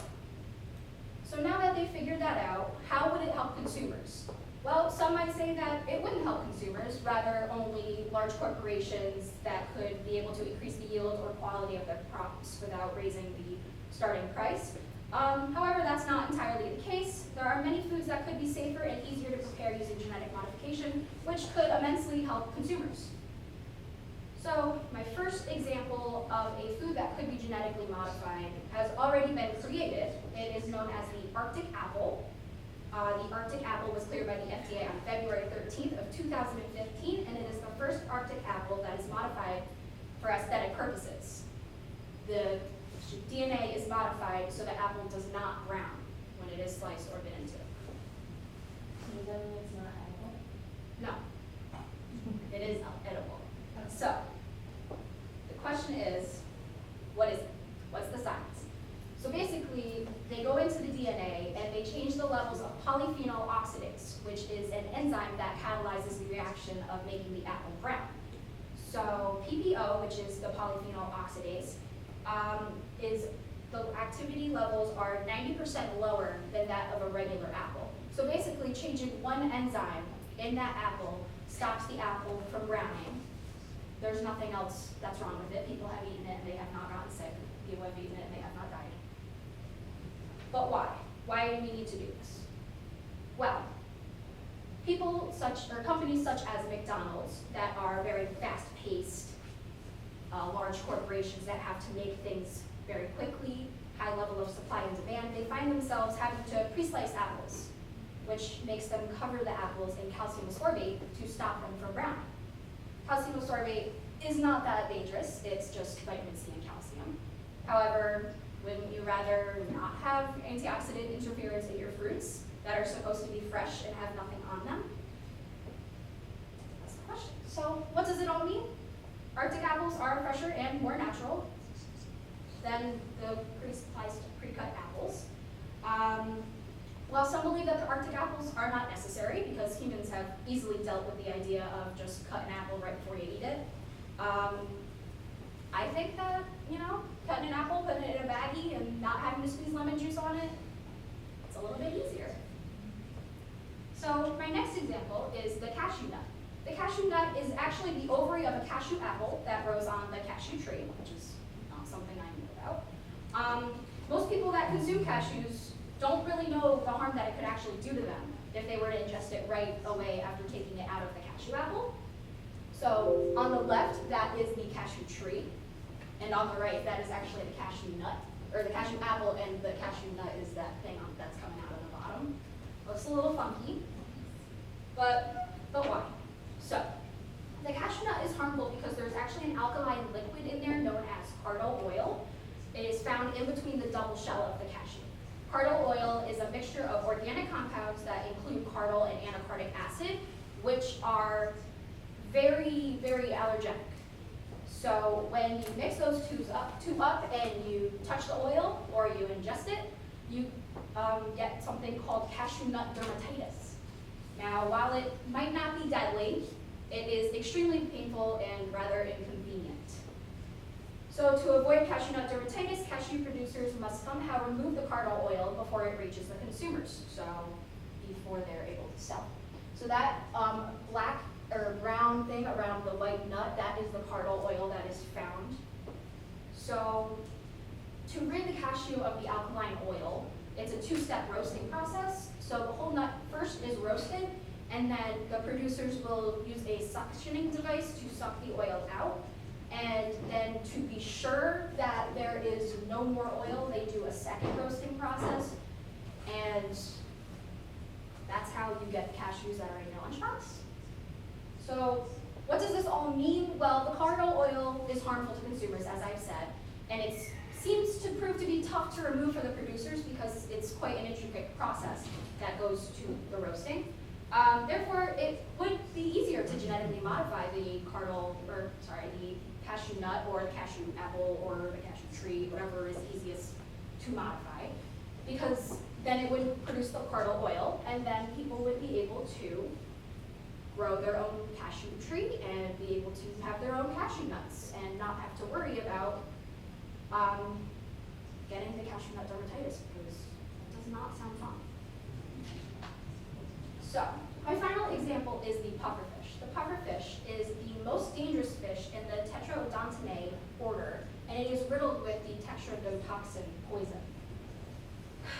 So tetrodotoxin poison can be found in the pufferfish's skin, liver, ovaries, intestines, and gonads. And if ingested, it could attack the nerves of the brain of the consumer. So, if you were to eat potentially either raw pufferfish or pufferfish that was not made correctly, you could get symptoms that include but are not limited to numbness of the body, floating sensation, diarrhea, nausea, and in the final stages, increasing paralysis, inability to speak, convulsions, and mental impairment. And if not caught right away, death can occur between 20 minutes and 2 hours. Sounds pretty dangerous. So, although tetrodotoxin poisoning sounds excruciating, pufferfish is actually considered a culinary delicacy. In Japan, the pufferfish, or fugu as it's more naturally called, is one of the most strictly government-controlled foods. Chefs who prepare fugu must undergo rigorous training to learn the specific tools and techniques that are required for the safe preparation of fugu. If pufferfish were genetically modified, it would be a lot easier and more accessible than it is now. So on the left we have a pufferfish, and that is actually a plate of fugu, so you can see how intricate it looks. Like, it's not just like you cut it in half once and you put it on the plate. That is some very intricate cutting work and does not look very easy to do. So, if pufferfish were genetically modified so that it would not produce the tetrodotoxin poisoning, it would be much more accessible than it is now, and curious chefs would be able to try their own hand at preparing fugu without running the risk of death, which I think is a plus. And thinking bigger, any animal really that is poisonous to humans could become genetically modified under strict regulations, obviously, because if we were to, genetically modify fish and put it in the ocean, it would mate and then therefore increase genetic variability, and then we would no longer be able to choose between the genetic modified and the not genetically modified. So now we're going to look at what Europe thinks about genetic modification of foods versus what the United States think, because we all know that Europe and the United States are very split on some very key important things. So we're going to start with Europe. The European Union is actually extremely strict with the labeling and use of genetically modified foods. However, in the beginning, it had very few regulations, if not any, on genetically modified foods. Any attempt at adopting the regulations for genetically modified foods in Europe had little to no effect on the food additives that were genetically modified because they were actually exempt from the detection process, which I don't know how they were able to sneak around that, but they did. They learned that they actually needed to create new regulations to combat the use of genetically modified foods, and the Commission and the Council of the European Union then created newer and more stringent laws that basically made genetic modification scarce. Companies were so scared to use ingredients that were genetically modified because they had to label it that they just stopped using them altogether. So now if you go to Europe, pretty much absolutely nothing is genetically modified.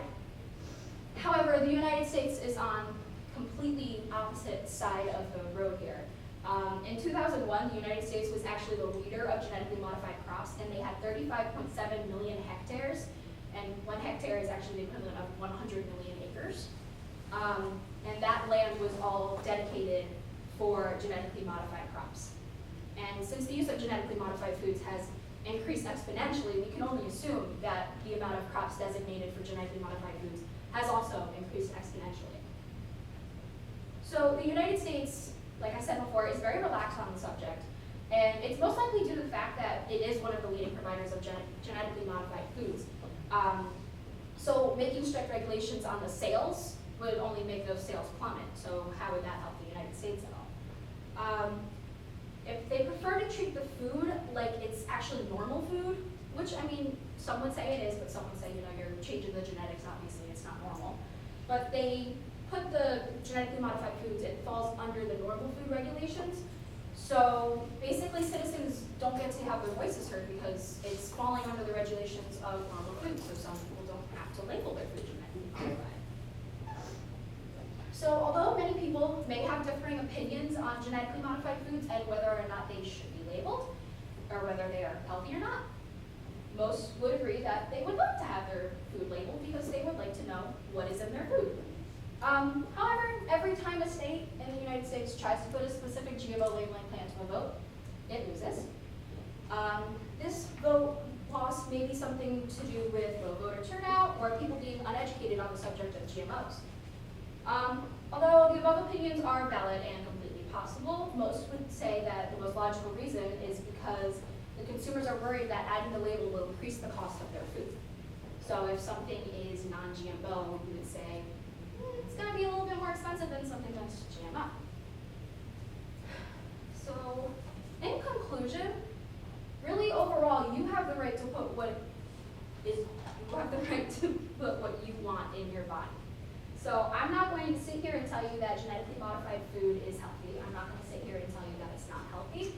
I just want to tell you the facts. I want you guys to decide what you want. So would you like to prepare fugu? Would you like to grow your own cashew tree? These are all things that you would be able to do if we allow genetically modified foods to be more accessible. Thank you.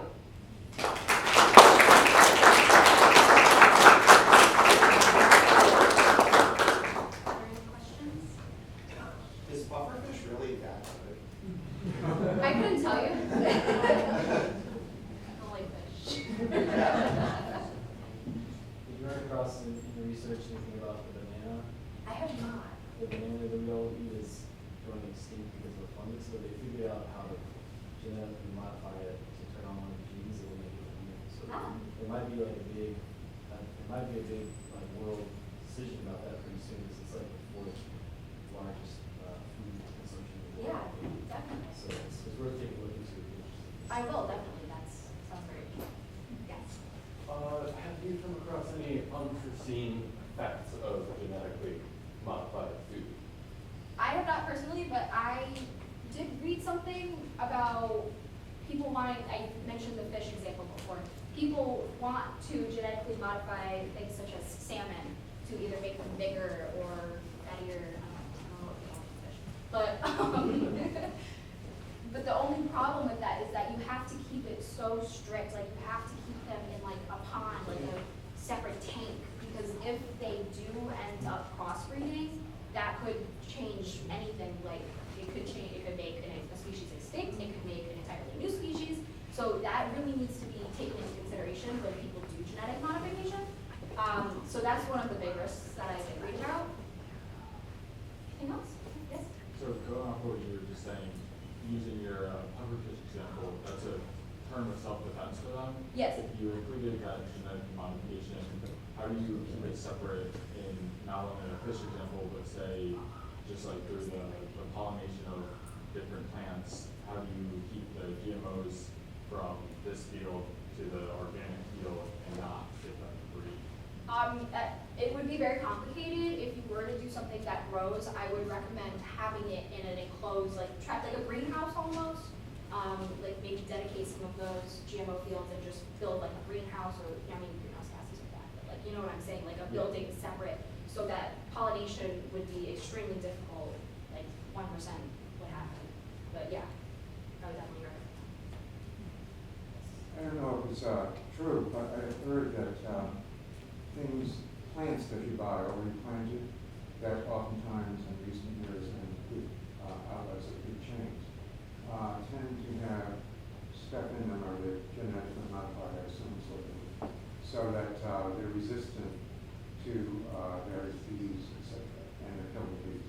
Is that true? There's some there. I have not come across that, but I would definitely say that that's probably true, because a lot of people don't like bees, so people are thinking, oh, well, let's make a plant that doesn't attract bees or kills the bees, but people don't understand that bees are necessary in our world, and that is why it's bad that they're going extinct. But yeah, I definitely agree that that is probably happening. Yeah, like mosquitoes. Thank you, Alex.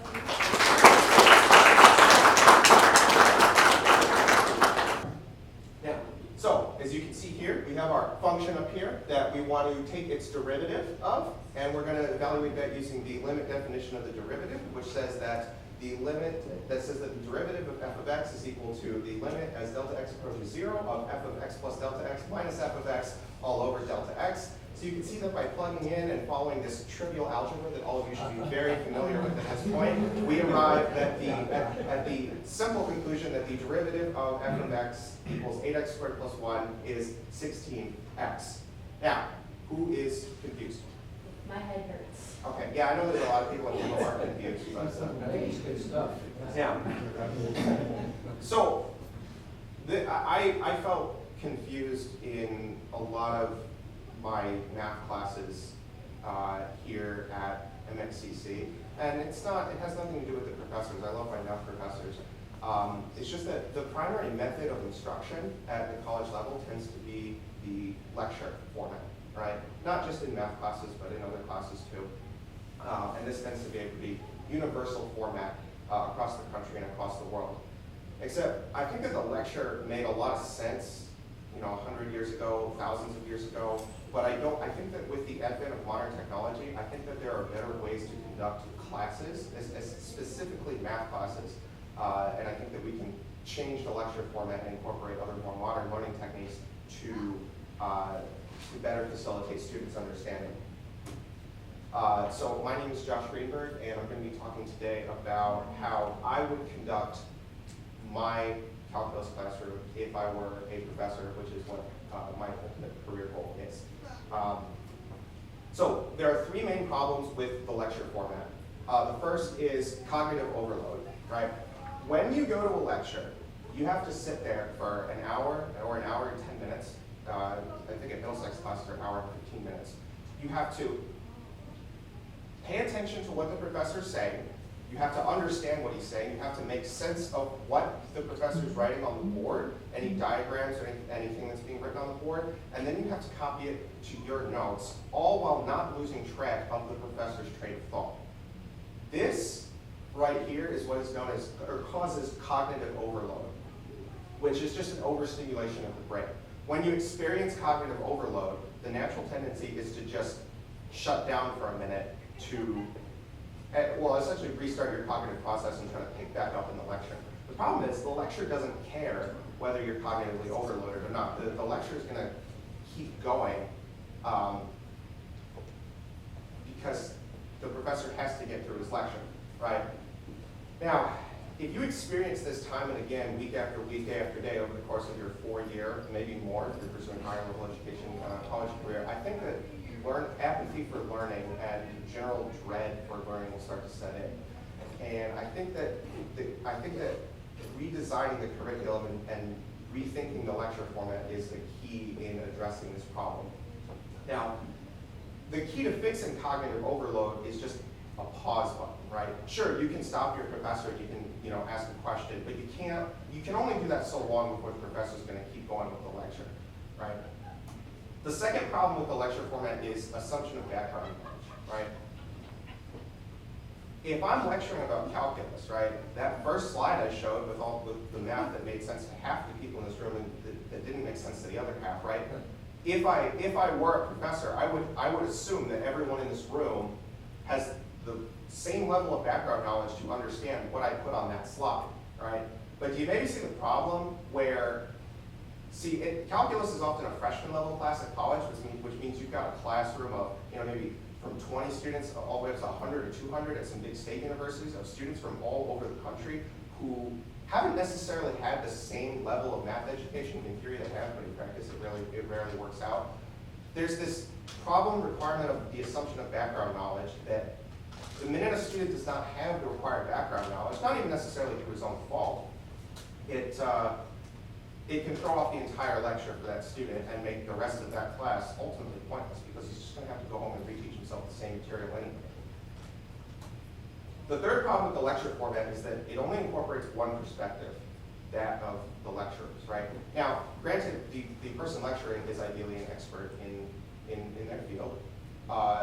However, you are not going to reach everyone. No matter how well you explain something, there's always going to be a few people who are just not going to understand it, right? I think people need to admit that more so than they really do. And I think that if you want to be an effective teacher, you need to provide external resources to help those people, because you have to just admit that not everyone is going to understand your explanation. Now, with these three main problems with the lecture, my solution is a combination of two relatively new methods. So the first is the inverted classroom, and the second is peer teaching. The inverted classroom is the idea where lectures become homework, and homework becomes classwork. So your homework is not a problem set. Your homework is to watch a video lecture and understand the material, right? Then class time is used to work on problems. And with your study groups, right?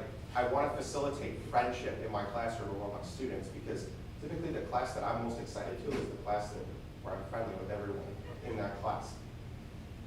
The second strategy that I would implement is peer teaching, which is the idea that, yes, students not only learn from the professor, but they also learn from other students who maybe have more experience with the material of that classroom.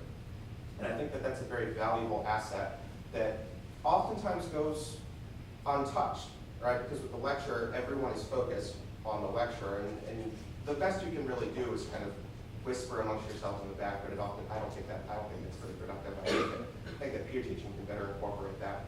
Now, how do these two strategies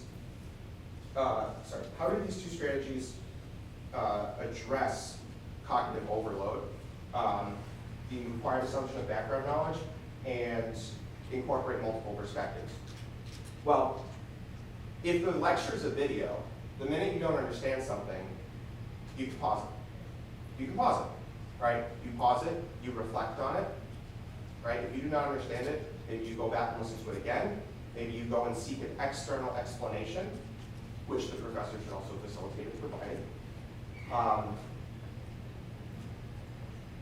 And because you have multiple days to get through the video lecture, ultimately you can come out, you just have more time to digest the material versus the hour and 15 minutes that you have listening to the lecture, and then you have to go piece together your notes later. for the required assumption of background knowledge, well, the requirement for calculus is algebra, right? But not every student is on the same page when it comes to algebra. Some people are just better at algebra than others. And the way that video lectures address this is, again, if you are confused about a piece of prereq knowledge, you have the time to pause the video, go catch yourself up, and then return to it. Also, if there's a student who understands algebra, say, better than you do, you can ask that student, the peer teacher, right? And then the third problem, incorporating multiple perspectives. Well, I mean, that is essentially peer teaching, right? I mean, if sure, I can ask the professor a question, but I can also ask my fellow students the same question. I get everyone's different perspective on the same topic. Now, so if you were in my class, the standard class plan would be as such. You watch the video lecture, that's your homework, and then you come to class and there's a short quiz based on that video lecture. Students would submit answers electronically. It would be a very short quiz, 5 minutes. It's either you know it or you don't. The highest initial scorers become the peer teachers for their study groups that day, okay? Then students discuss quiz answers and resubmit if necessary. Resubmit answers if necessary, right? So you talk about why you got it wrong, and then you resubmit, ideally, the correct answer. Then I, the professor, I provide a brief 20-minute lecture to expound on the ideas of the previous night's video lecture. And then the remainder of the class time would be spent working on problem sets in groups, where the peer teachers for that day lead the group discussion and lead the problem solving, and this encourages friendship among students. Now I realize I just spent a lot of time criticizing the lecture format, so why do I still use a 20-minute lecture? Well, lectures are fine in small doses. The main problem with cognitive overload comes from the length of the lecture, and also a good orator makes a huge difference in the enjoyment of subject. Has anybody here taken a history class with Dr. Trier? Yeah, so you know that even if you don't like history, that guy's just interesting to listen to, right? That guy makes me want to take more history classes later on, right? A good orator can encourage enjoyment of the subject in his students, and ultimately that's one of my jobs that's one of a professor's jobs. The other thing is this lecture would be, the idea is just to expand my students' minds. Note-taking is not required, which is a huge factor in what causes cognitive overload.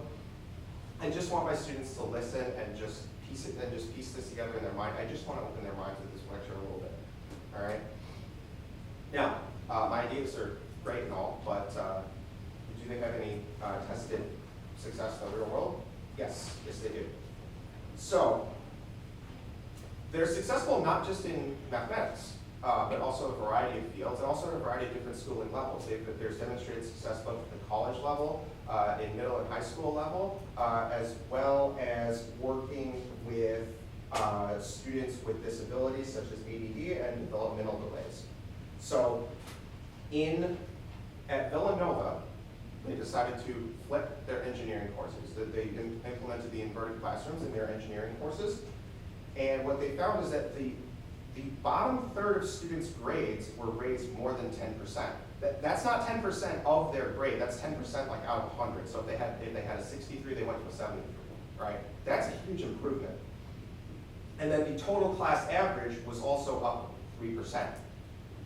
At Washington College, in their general biology class, failure rate dropped from 17% to 4%, right? You're essentially going from 1 in 6 to 1 in 25.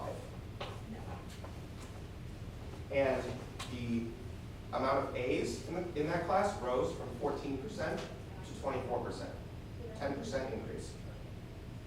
And also, the professor was able to make the material more difficult as well. That's one of the advantages of the inverted classroom, right? If you have more time to digest the material, you can be taught harder material, right? There's success at the high school level too. At Bryan High School in Minnesota, this was for a calculus class, test scores in that calculus class that were greater than 80% rose 10%. In that the amount of tests that scored at least an 80 was up 10%. And then in an American rural secondary school district, I'm sorry, I don't have the exact location of this school district, with a 65% poverty rate, the inverted classroom raised students' math GPAs from a C+ to a B, and the amount of A's were also up 10%. There's a lot of demonstrated success for the inverted classroom. And there are similar studies and similar proof of success for peer teaching. However, rather than rattling off more statistics to you, I would say that there's a huge demonstration of the success of peer teaching at this very college. My fellow tutors and I in the Academic Success Center, yes, officially we tutor classes that we've already completed and done well in, but we also like to take on the challenge of tutoring a class that we're currently in at the moment, because we know how effective teaching material that you have to learn can really be, right? Teaching teaches you how to learn. You gain a new perspective, right? You gain the perspective of the educator, and it makes learning a million times easier. Oh my God. I was stunned at the difference in my ability to learn once I started tutoring. Now, the grading system for my class, you can see up here, tests would be worth 40%, problem sets would be worth 40%, the daily quizzes would be worth 10%, and your participation as a peer teacher for certain days is also 10%. Now, I understand, I totally get it, not everybody is going to be comfortable being a peer teacher for a day. I get it, right? That's why extra credit can be earned by seeking help when needed, going to professor's office hours, tutoring, outside tutoring, etc. Thank you for listening to my presentation today. Does anybody have any questions?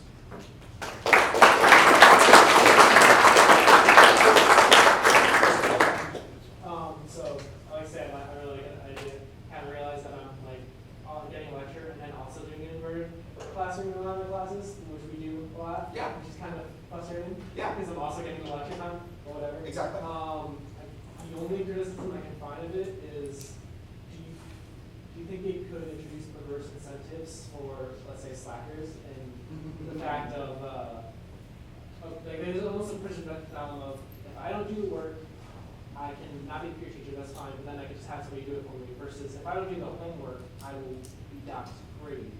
So you're saying that like slackers who don't want to be peer teachers can sort of abuse the system by just getting extra credit instead of, and just foregoing being a peer teacher by actually studying and learning the material? Yeah, I'm saying like basically homework forces you to do work outside of the classroom because you will get a punitive grade if you don't do it.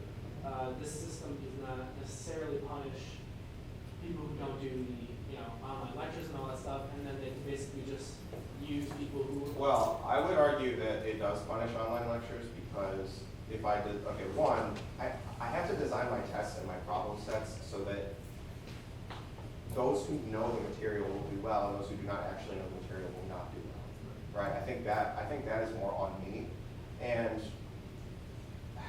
I don't know. That's a really hard question to address, right? I think every professor always has that question in the back of their mind, right? Throughout their career, right? How do you balance the system of users versus those who actually, want to try? I don't have a definitive answer for you, right? I mean, this is a system I came up with. I don't have any experience being an actual professor, so maybe if I try this in the real world and it doesn't work, then I have to reevaluate the system, right? Dr. Murphy. I was going to say I agree with almost everything that happens up here, and I was just going to make a comment that this is actually the trend in the math world nationally, is to move in this direction. It's changing very slowly because the way academia works. Yeah. Also, a lot of professors like to listen to themselves talk. It's fun. Yeah, so like that's one of the resistance areas, is it's really fun to lecture math, like your math professor, it's really fun. Oh my God, yes. But like, I just wanted to mention that Middlesex is actually implementing more of a flipped classroom style in the lower level classes right now. Yeah, I've seen that. Especially like the 195, 137, and we're trying to work it up into the more advanced classes kind of as we continue on. One of the challenges is you have to have the infrastructure to have for classrooms, namely the videos and like some kind of video format which you So I've seen some of the videos that are implemented in, I've seen some of the Math 137 ones, which Math 137 is intermediate algebra.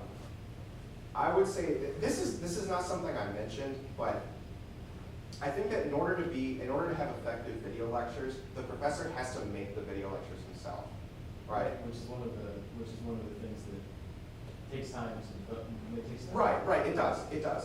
But I think that the time is just infinitely worth it. I think that the long-term payoff for that time investment is so infinitely worth it, because one of the problems with using video lectures that come from, say, Pearson or the authors of the textbook is that there's not, it doesn't feel like a cognitive difference between listening to that person talk and just reading the textbook, because it's still coming from this like outside education company, right? Whereas if I'm at home and I'm watching my professor lecture me, right, there's that personal connection that I think is able to engage a student just that little bit extra to foster that extra little bit of learning. And I've done it, I've made video lectures for several of my entire classes in other colleges, and it is worth it, it's good. It just does take, it takes a lot longer than you think to create. Yeah, it does. And so I think it is worth it, but that's why it's so slow.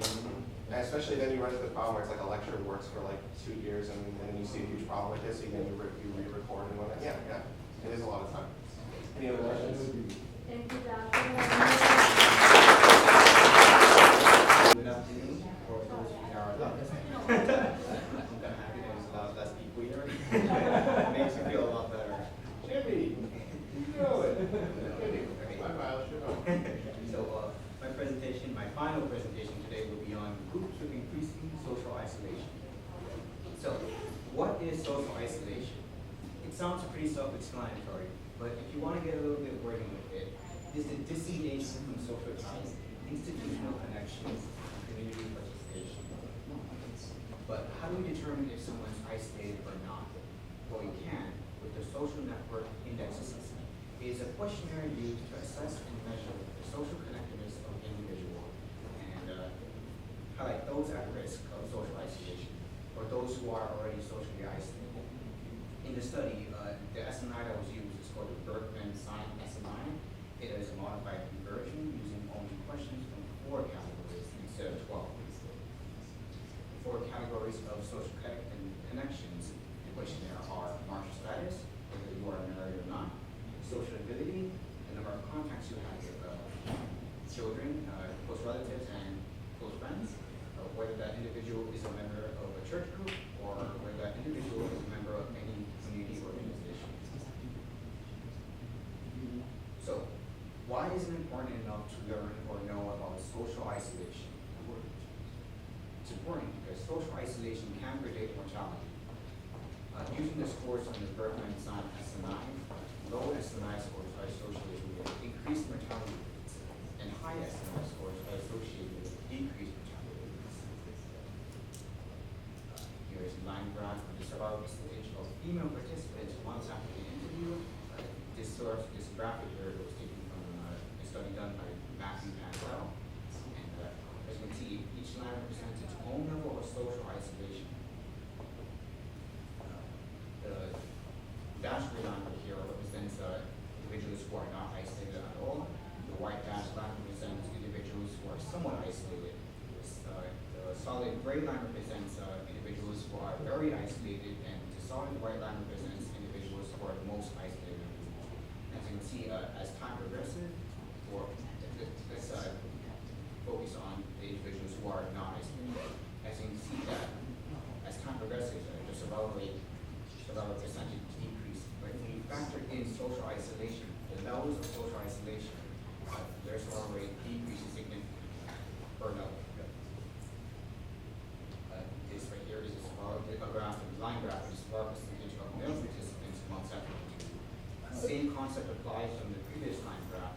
Each line represents a total level of social isolation, and as time progresses, the survival rate increases. So, what are clinical risk factors?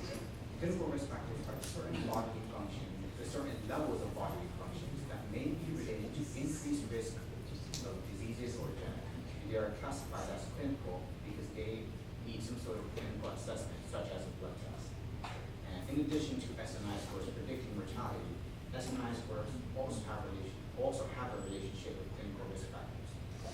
The clinical risk factors that are relevant to the study are cigarette use, high blood pressure, high cholesterol, and obesity.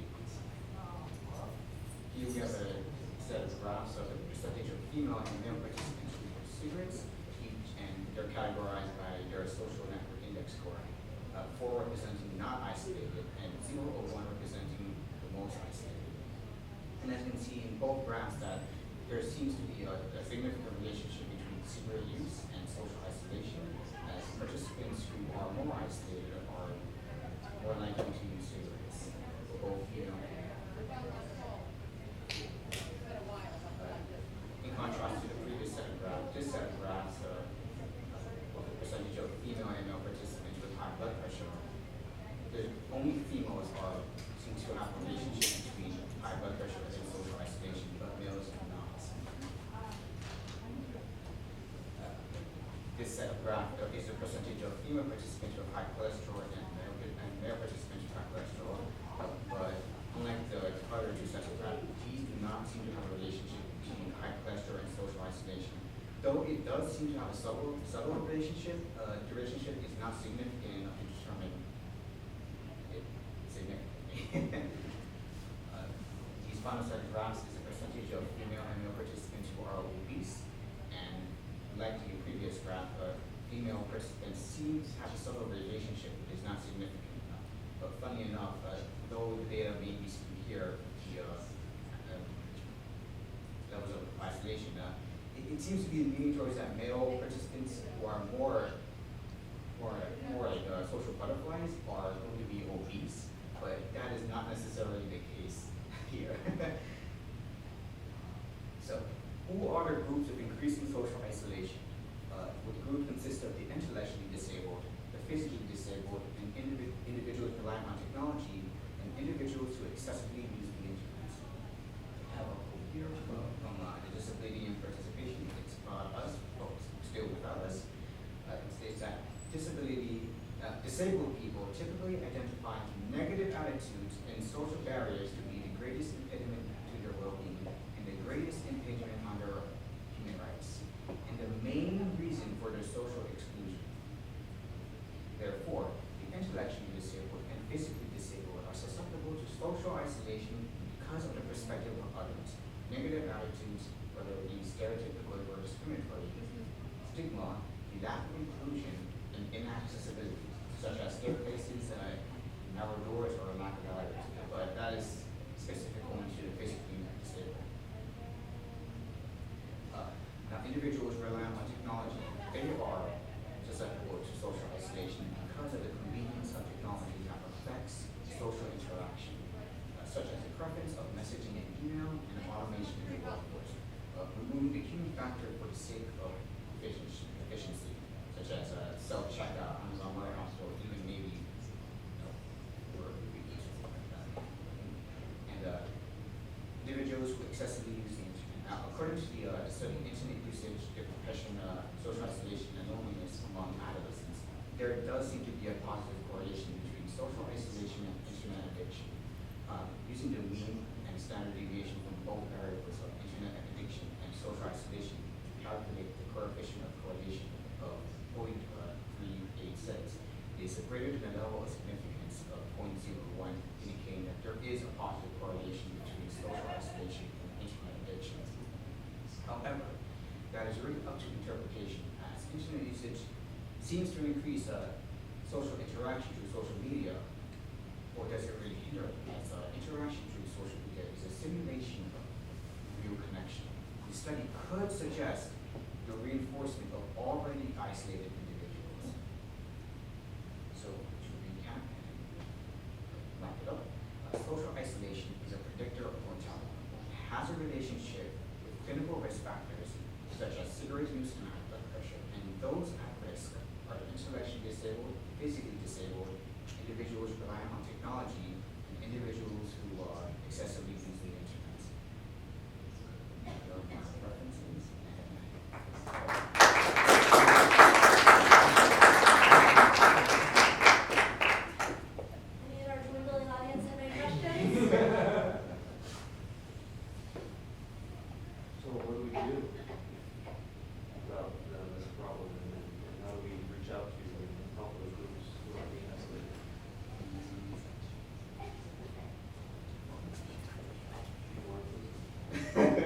pretty much. I mean, if you're socially isolated on your own, or maybe other people are making socially isolated, but you really want to help them out, it's best to just make friends with them. Or, I don't know, just, I don't really have an answer to that. It really depends on the situation, how they're socially isolated, how the situation develops.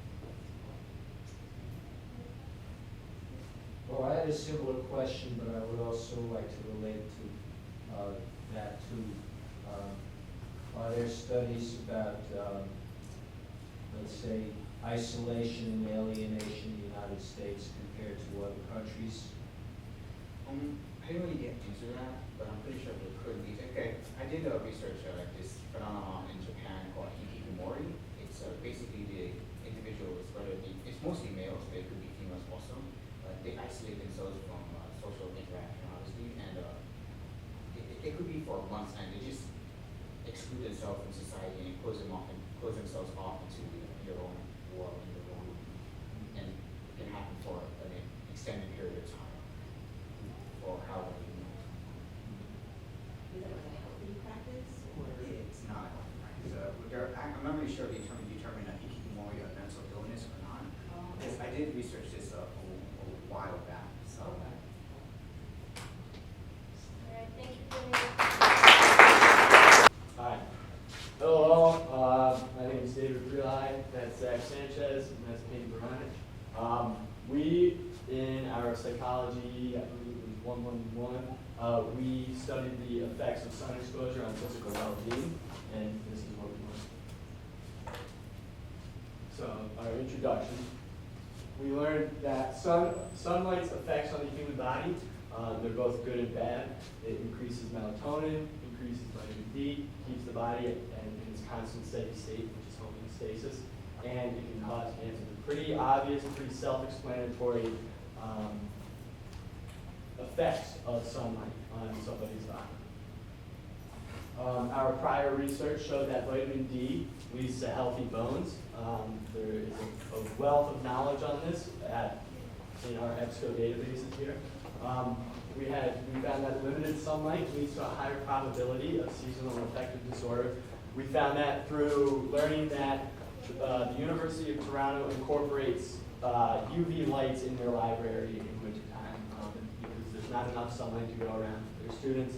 They're inside, they're learning. It's reduced effects of the sun, and that's one way to treat it.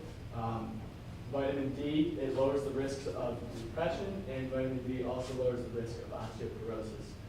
Vitamin D is like a very basic, it allows you to absorb more hormones, more minerals.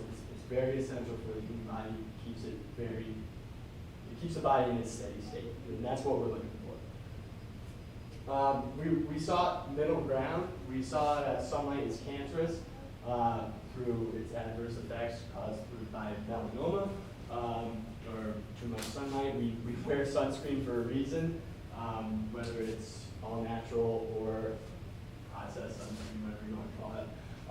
Not enough sunlight is definitely bad for you. We found that research on SAD and its effects on people's mental well-being, but most importantly, its physical well-being. How much sunlight is good for you? That's what we wanted to find as well. What's the happy medium? And does winter give people enough sunlight to really keep them in a homeostatic state? And do people need more ways of getting vitamin D? All of these we tried to answer, we tried to look for. These are essential to the study. These are methods. So we had 100 people end up completing our survey online, which we made through SurveyMonkey.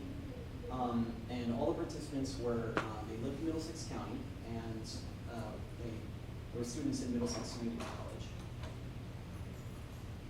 And we contacted them through email. We sent an email to the entire student body, and we asked them to participate in the survey. And we asked certain faculty members if they offered to give extra credit to the students who participated, just as a little incentive to get them going. And the survey, the anonymous survey assessed different effects of each season. So like how it affected their bodies and A lot of our questions were based on the seasonal pattern assessment questionnaire. We used that as a base to just add off of. And we made the questions all universal, so it didn't matter about their their age and any of their personal information. Oh no, their names are personal information. Sorry. All right, demographics. So it turns out we've had a higher majority of females at 71% compared to just 29% of males. At 3% American Indian, Alaskan Natives, 2% Asian, 5% blacks, and 89% white, and just 1% other. And the age range was just overall just 18 to 70 years old, all the students. And okay, our results. So we have the questions geared mainly toward positives and negatives, like positives are when you feel happiest, when you're outside the most. And those were more, positive ones were more geared toward the summer. Like a lot of people said that they had a lot of energy more in the summertime compared to, say, fall and winter when there's less sun out. And when you're most likely to get sick and feel saddest, that happened in winter, and coincidentally, that's when the sun is never out. The one oddball is that stayed the same throughout all the seasons is when you feel the calmest. That was the one thing that was different compared to the rest of them. And then for this slide, all we did was separate the positive questions that we asked with the negative ones. So the positive questions are on a pie chart to the left, and the negative ones are on the right. As you can see in the positive pie chart, the summer takes up around 51% of the entire pie chart. And for the negative questions, winter takes up about 57%. So we found that participants were most likely to feel energized, more talkative, more social in the summer. But in the winter, on the other hand, they were more likely to feel less energized. They felt sadder, angrier, and more likely to get sick. But in the winter, they also reported sleeping the best, which is the one positive thing that winter had more of. And then we also found that there was no effect on participants reporting being calm between the seasons. All of them were equally chosen.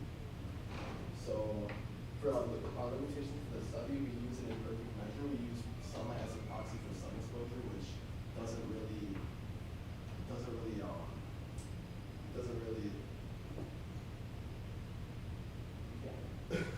we use sunlight as a proxy for sunlight exposure. There's other factors that also could affect people's answers, especially in summer. We said that more work vacations in summer could affect people's happiness. And also we use a non-representative sample size of only 100 people. And participants could potentially have been dishonest or inaccurate with their answers. And the purpose of the study was we wanted to explore more about sunlight exposure because there's really a negative view on sunlight exposure. In the media, mostly people talk about how it can cause cancer, and that even in winter you need to wear sunscreen. You have to be really careful with it. But the results show that nearly every positive attribute was most present in the summertime. And an unexpected result was that you feel the calmness was unaffected by the season. And here's our contact information. If you guys have any questions, you can ask them now.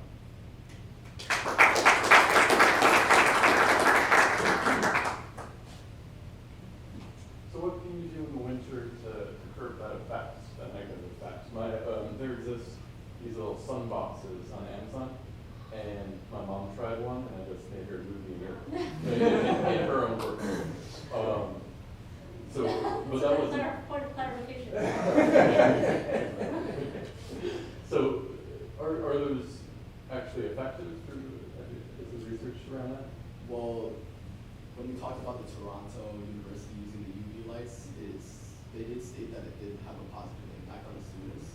Well, other than that, I'm not really too sure what else you could do. There was also this thing called light therapy that people would do that would boost or help with their depression and other things, help if they were unhealthy sometimes.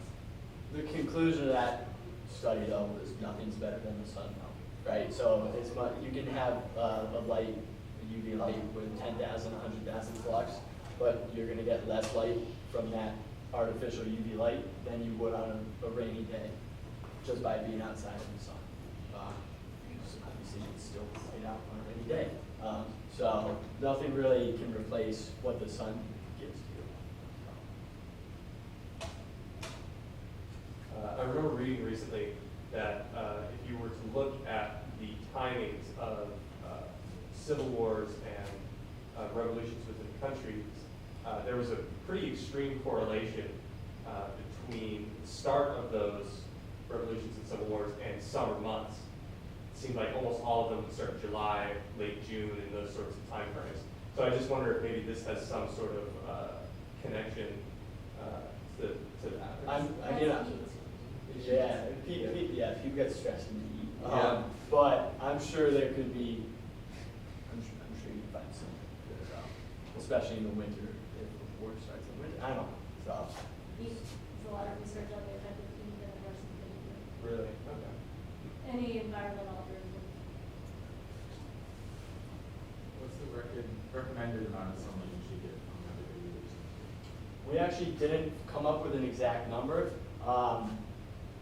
So how much would you recommend? I'm not a professional. I honestly can't just give you an eyeball number.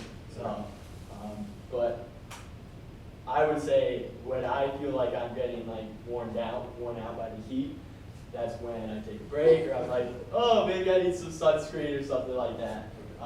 So you know your body best, and I'm sure you can make that decision. So. Not your doctors. Yeah.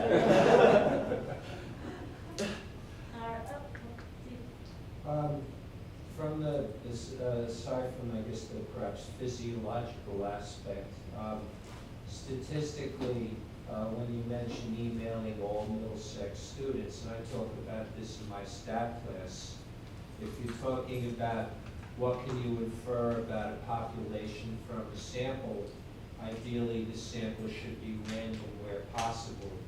So you can use hypothesis testing and stuff like that. I don't know if that was your intention with this sort of thing.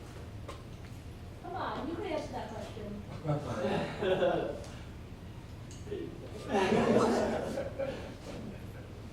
Was your sample representative Of Middlesex? Yeah, absolutely. Was? No, because it was just for the school. It's not representative of all. No, representative, was your sample of MxCC students representative of the MxCC student population? I believe the male or female was representative. You said that it's not representative. I'm gonna go with not necessarily, but you can't assume that on every attribute that might matter here, from gender to race to age to willingness to complete a survey to reaction to sun exposure, right? All of these different things, it would all play a role in the results. And you would have to measure all of that and compare the respondents to the non-respondents, am I correct? To assess whether or not your sample is representative. I bring that up not to be critical of it, but just to make a point, because I think you did something valuable here. I guess from the statistical perspective, I know I always preach about the needed randomness. It also depends on what you're trying to accomplish in a study like this, but I hope you'll pursue this further. Yeah, they did, right, they were limited in the countdowns in the semester, but, Okay. so we couldn't that kind of, I guess ideally, we would have a more systematic approach to it. All right, thanks, guys. Thank you. Thanks for staying. We've had some really nice presentations today. You guys did a great job, very polished, very professional presentations, especially for our honor students. So, we'll see you next year.